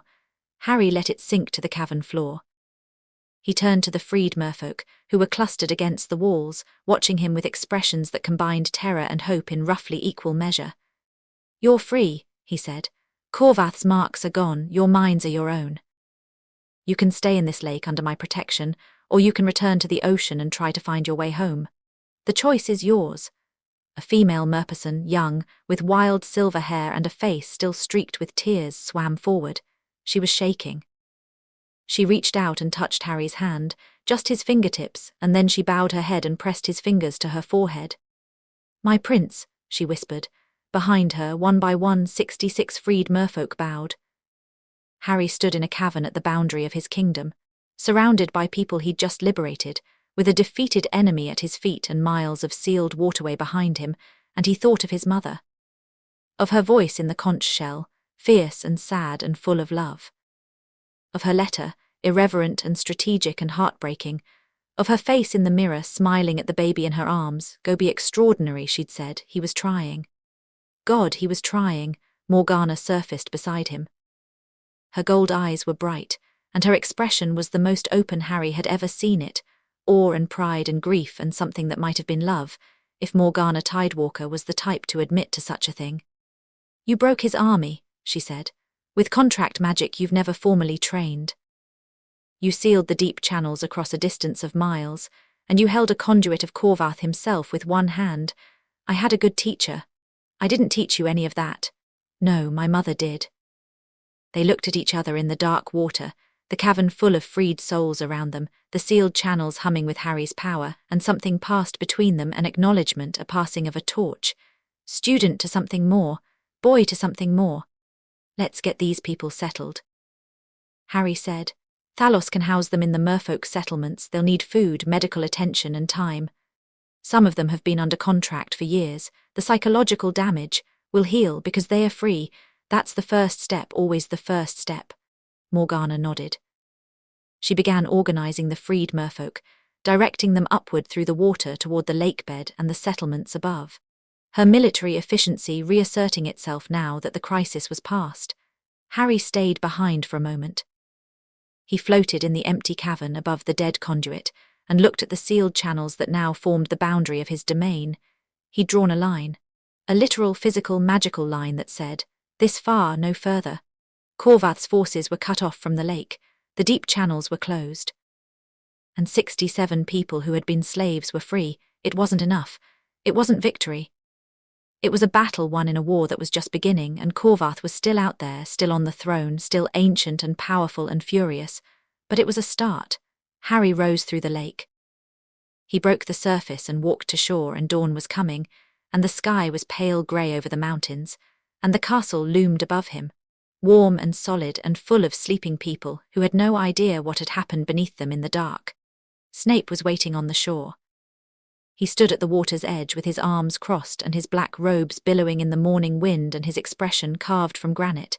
He looked like he'd been there for hours. "Did you feel it?" Harry asked. The entire castle felt it. Dumbledore's instruments have been going haywire since midnight. The lake was glowing, Potter. From shore to shore, the students will have questions. Let them ask. You sealed the deep channels. Yes. How far? As far as I could reach. Miles. Possibly all the way to the first major river junction. Snape stared at him. The dawn light was grey and thin on his face, and the shadows under his eyes were deep, and he looked, Harry thought, like a man who was watching something that simultaneously awed and terrified him. She would be proud. Snape said quietly, "Both of them." "I know." Harry walked past Snape toward the castle. He was exhausted, not physically, not magically, but emotionally. The freed merfolk's faces haunted him, their blank eyes before the breaking, their tears after. People who had been stolen from themselves and used as weapons, and who would carry the scars of that violation for the rest of their lives. This was what Corvath did. This was who he was, not a force of nature, not an impersonal evil.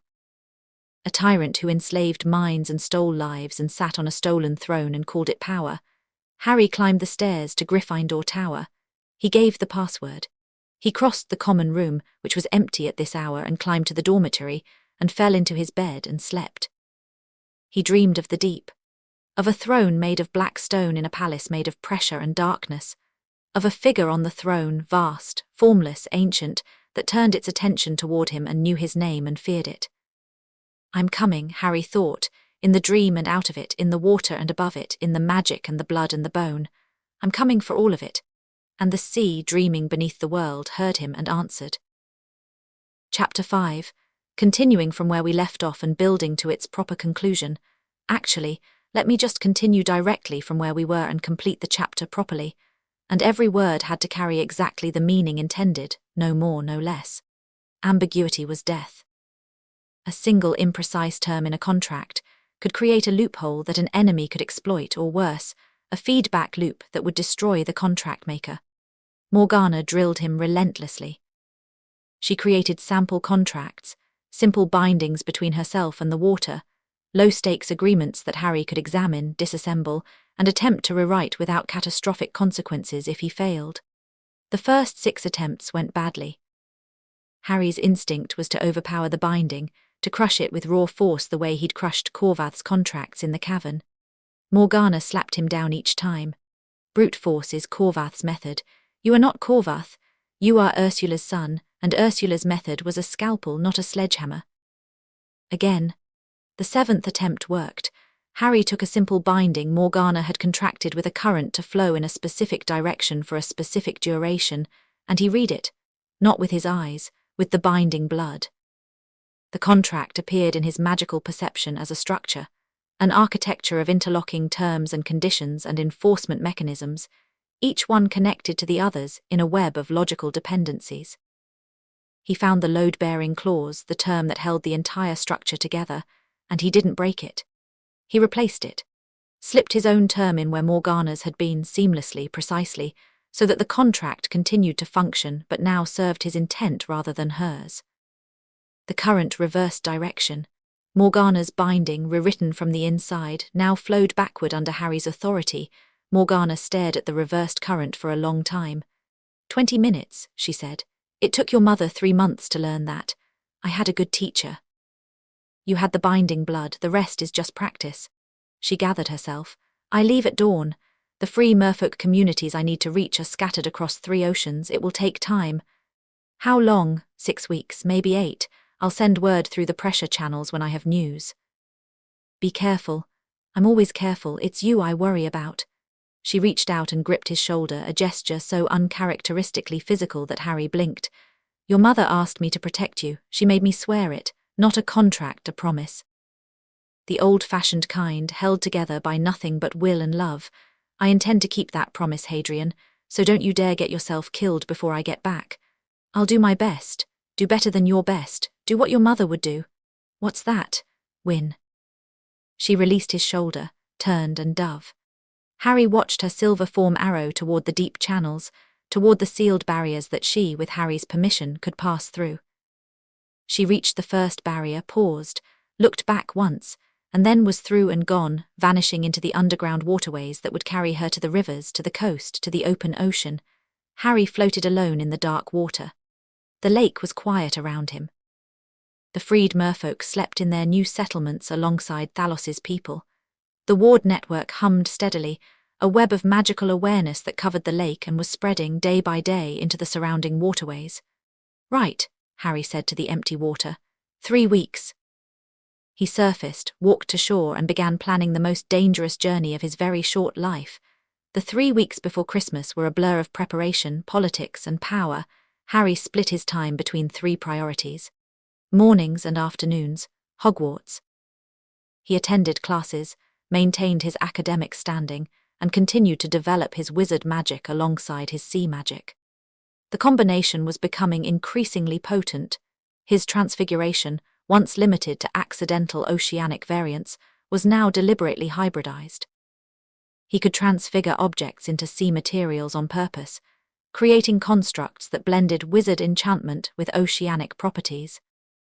McGonagall watched this evolution with the particular expression of a teacher who realized her student had outgrown her curriculum, but was too professional to say so. His potions work had taken an extraordinary turn. Snape, now a fully committed if temperamentally unchanged ally, had begun incorporating oceanic ingredients into Harry's curriculum: deep-sea bioluminescent compounds, Kraken ink, pressure-crystallized minerals that Harry retrieved from the lake's depths. The resulting potions were unlike anything in the standard pharmacopoeia. A healing draught brewed with abyssal water was 3 times more potent than the standard version. A strengthening solution made with Kraken ink lasted a week instead of a day. Snape documented everything with the obsessive thoroughness of a man who recognized he was witnessing the birth of a new magical discipline. You're creating a new branch of potion making, Snape told him one evening, examining a vial of iridescent liquid that Harry had brewed from lake minerals and gillyweed extract. These compounds don't exist in any text. They shouldn't work according to standard theory. Standard theory doesn't account for sea magic. Standard theory doesn't account for a great many things, it seems. Snape held the vial up to the light. This, if I'm reading the reaction correctly, would regenerate damaged tissue at a rate that makes Dittany look like a plaster. I was aiming for a burn salve.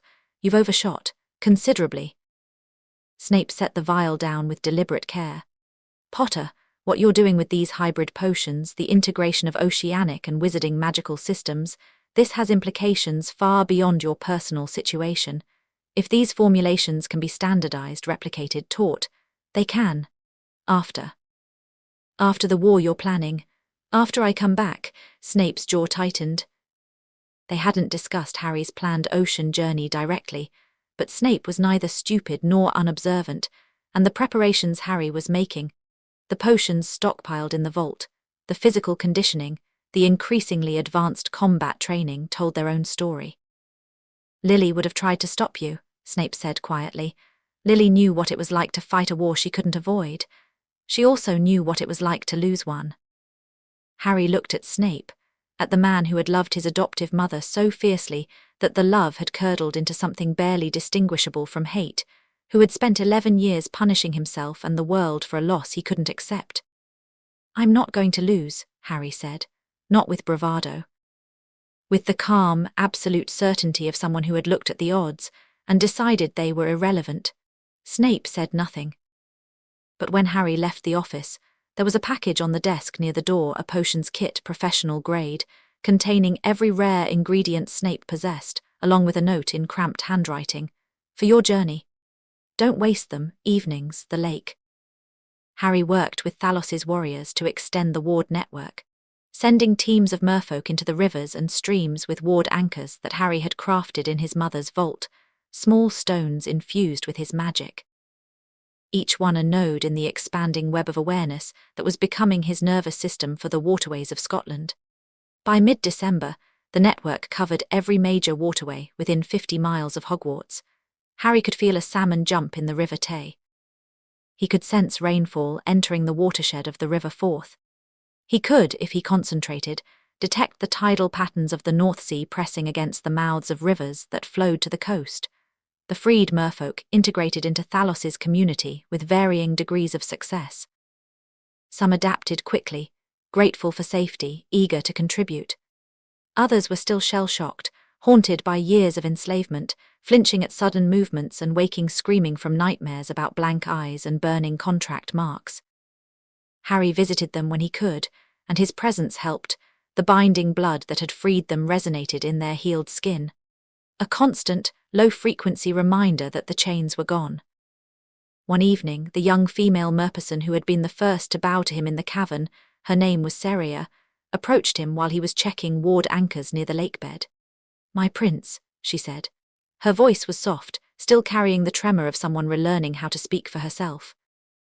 "May I ask something? Of course. When you go to the ocean, the warriors are talking, everyone knows. Will you free the others? The ones still bound?" Harry looked at her, at the smooth skin of her chest where Corvath's mark had been. At her dark eyes, which were clear now but still shadowed by the memory of blankness. "Every single one," he said. "I promise." The words carried weight. He felt it, the binding blood responding, the nascent contract magic recognizing a vow and giving it teeth. Not a formal contract, not a binding, but a promise from the Prince of the Deep, spoken with intent, and the water heard it and the water would remember. Seria pressed her hand to her chest where the mark had been and smiled for the first time since her liberation. Knights, strategy. The 7th floor room had become a war room, its walls covered in maps and notes and Hermione's increasingly complex analytical diagrams. The 4 of them met every night, Harry, Ron, Hermione, Draco, and the dynamic that had seemed improbable a month ago was now so natural that Harry couldn't imagine operating without any of them. Draco's political strategy was working. The Quibbler interview had gone well. Harry had given a carefully worded account of his heritage and the threat Corvath posed, framed not as a personal vendetta, but as an issue of global magical security. The article had been picked up by the Magical Herald in Brussels, then by the Salem Sentinel in the United States, then by a dozen smaller publications across the international magical community.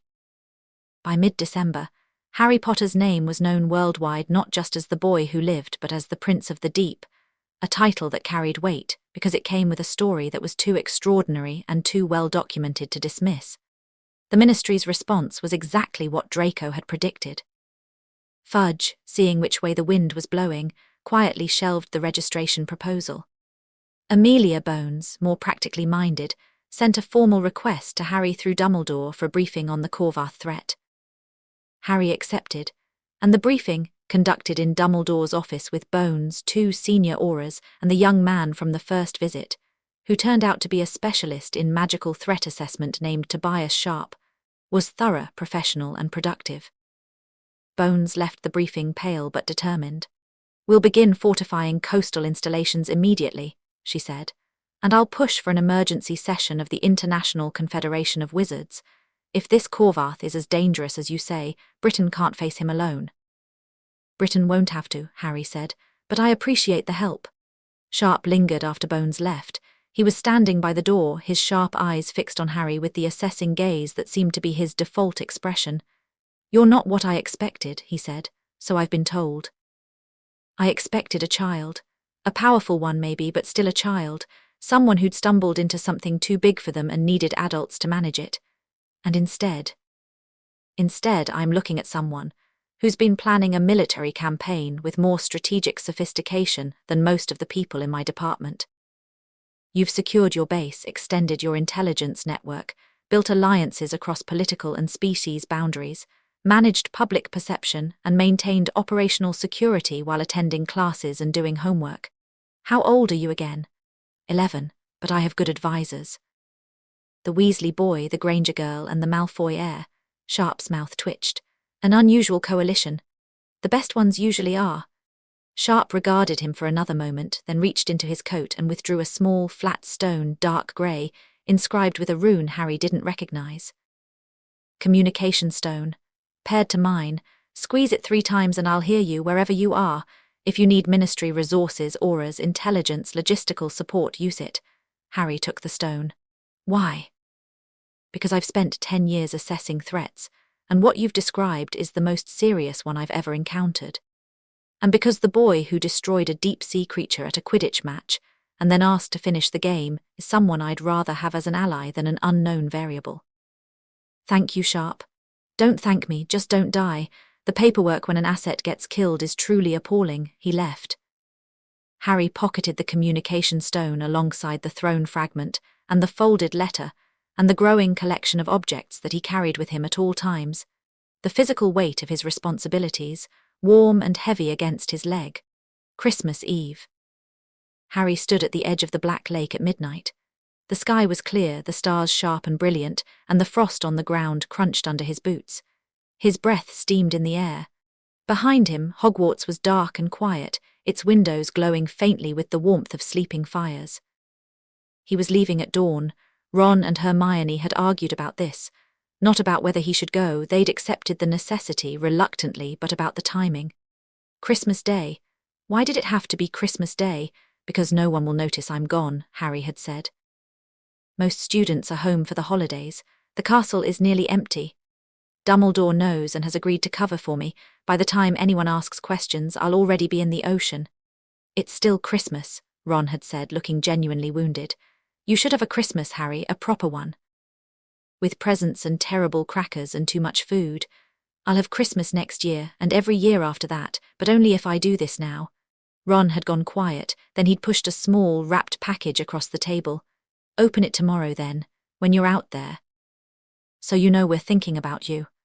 Harry had taken the package and tucked it into his bag, and said thank you in a voice that was completely steady because he'd willed it to be. Now he stood at the lake's edge with his bag on his shoulder, containing potions, supplies, the conch shell, his mother's book, Ron's present, and a set of meticulous notes from Hermione on oceanic geography and known merfolk settlement locations. And he looked at the water and felt the pull that had defined his entire life, stronger now than ever, not pulling him away from something but pulling him toward. He reached into his bag and withdrew the crown. The circlet of black coral was cool in his hands, its surface catching the starlight in ways that suggested it was made of something that existed in more dimensions than 3. He placed it on his head. The world changed. Not visually, the lake was still there, the castle was still there, the stars were still cold and bright above. But Harry's perception expanded. The ward network, which he normally accessed through deliberate concentration, became as natural as sight. He could feel every node, every connection, every drop of water in his domain with the effortless totality of someone feeling their own body. The lake was his skin. The rivers were his arteries. The underground waterways were his nerves. And beyond the edges of his network, vast and dark and calling the ocean, he could feel it. The crown was a beacon, Ursula had written. Every creature in the ocean would know when it was worn. Harry felt the truth of that now. The crown broadcast his presence like a lighthouse, a signal that travelled through every waterway, every droplet, every molecule of water on the planet. It said, "I am here, I am the air, I am coming." Far away in the deep places of the world, things stirred. Things that had been sleeping since Ursula's fall, waiting for the signal that would never come. Except that now it had, and in the deepest trench in the crushing dark, in a prison that no magic should have been able to penetrate, a man who had not moved in 11 years opened his eyes. Harry felt it. A pulse, faint and distant, carried through 7,000 miles of ocean and 100 tributaries, and 1,000 underground channels, and the ward network, and the lake, and the water that was always touching his skin, his father. Alive, aware, responding to the crown. Harry's hand went to his chest, where the pulse resonated like a second heartbeat. "I'm coming," he whispered. "Hold on." The pulse flickered and faded, too weak to sustain across that distance, but it had been there. His father was alive and conscious and knew his son existed. Harry stepped into the water. He didn't walk gradually, didn't wade, didn't ease himself in. He stepped off the shore and onto the lake's surface, and it held him, solid as stone, the way it had held his mother the night she brought him to the Potters. He walked across the black lake under the Christmas stars, the crown on his head and the ocean in his blood. And with each step the water lit beneath his feet, bioluminescent green and blue and gold, a path of light stretching across the dark surface. At the center of the lake he stopped. He looked back at the castle one last time, at the towers and turrets silhouetted against the sky, at the place that had been, for a few brief months, the first real home he'd ever known. Then he looked down. Through the surface, through the depths, through the lakebed and the channels beneath, toward the distant, dark, waiting ocean. He dove. The descent was like falling into a dream. The lake closed over him in silence, the bioluminescence wrapping around his body like armor, and Harry arrowed downward through the dark water with a speed that would have terrified him 3 months ago, but now felt like nothing more than a brisk walk. Past the merfolk settlements, where Thalos and his warriors saluted from their posts. Past his mother's vault, sealed and warded and waiting for his return. Past the lakebed, into the trench, through the sealed channels that opened for him like doors and closed again behind him. The underground waterways carried him. He moved through them at impossible speed, propelled by currents that he generated and rode simultaneously, his body adapting to each new environment, tighter tunnels, wider caverns, rivers of different temperatures and mineral compositions. The ward network ended 50 miles from Hogwarts, and beyond it, Harry was in uncharted territory, but the water knew him. Every river he entered calmed at his approach. Every underground stream widened to accommodate his passage. The natural world recognized the crown and the blood and the will behind them, and it helped. He travelled through the night. Through the Scottish Highlands, through the rolling watershed of the River Spey, through underground channels that no human had ever mapped, moving always downward, always seaward, following the water's flow toward the coast. Dawn was breaking when he reached the ocean. The River Spey emptied into the Moray Firth through a broad, rocky estuary that was half frozen in the December cold. Harry surfaced briefly, treading water in the shallows, and looked out at the North Sea stretching grey and vast to the horizon. He'd never seen the ocean before, not properly. The Dursleys had taken him to the coast once, years ago, but he'd been locked in the car while Dudley ate ice cream on the pier. Now he stood waist-deep in the surf and looked at the sea, and the sea looked back, and it was like meeting his own reflection for the first time. The pull in his chest, the one that had been there since birth, the compass needle that had always pointed towards something he couldn't reach, resolved completely. The last bit of tension, the last thread of longing, dissolved as though it had never existed. Harry stood in the ocean and felt whole in a way that he hadn't known was possible, because he hadn't known what wholeness felt like until this moment. The ocean was cold and grey and enormous, and it smelled of salt and distance, and it was the most beautiful thing he had ever experienced. He opened Ron's present. It was waterproofed. Of course Ron had waterproofed it, bless him, and inside was a photograph. Wizarding, moving.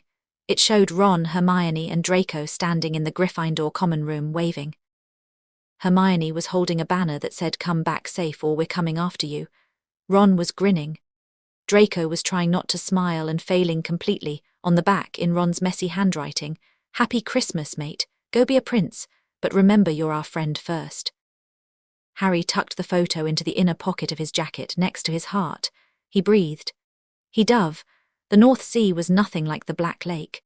It was vast, open, churning with currents and tides and the constant movement of a body of water connected to the entire Atlantic.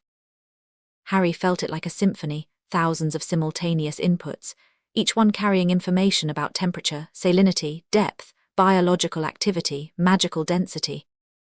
The crown amplified his perception, turning the ocean into a readable text, a map that updated in real time. He swam north first, then west, following a current that Morgana had described in their final training session, a deep-water flow that circled the British Isles and connected to the main Atlantic current system. The current carried him at extraordinary speed, the water itself propelling him like a train on rails. He was 30 miles offshore when the first response to the crown arrived. They came from below. A pod of something, not whales, not dolphins, something older and stranger, massive shapes that moved through the deep water with slow, deliberate grace. They rose from the darkness in formation, a dozen creatures that defied easy categorization. Their bodies were serpentine, easily 100 feet long, covered in scales that shimmered with their own internal light.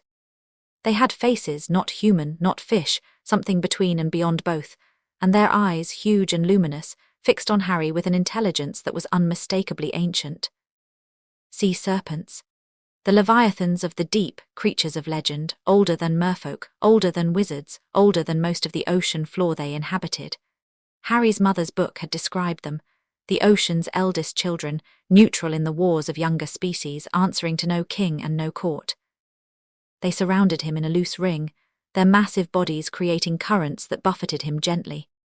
The largest, a creature of such enormous size that Harry could only see a fraction of it, the rest disappearing into the dark water in both directions, brought its face close to his.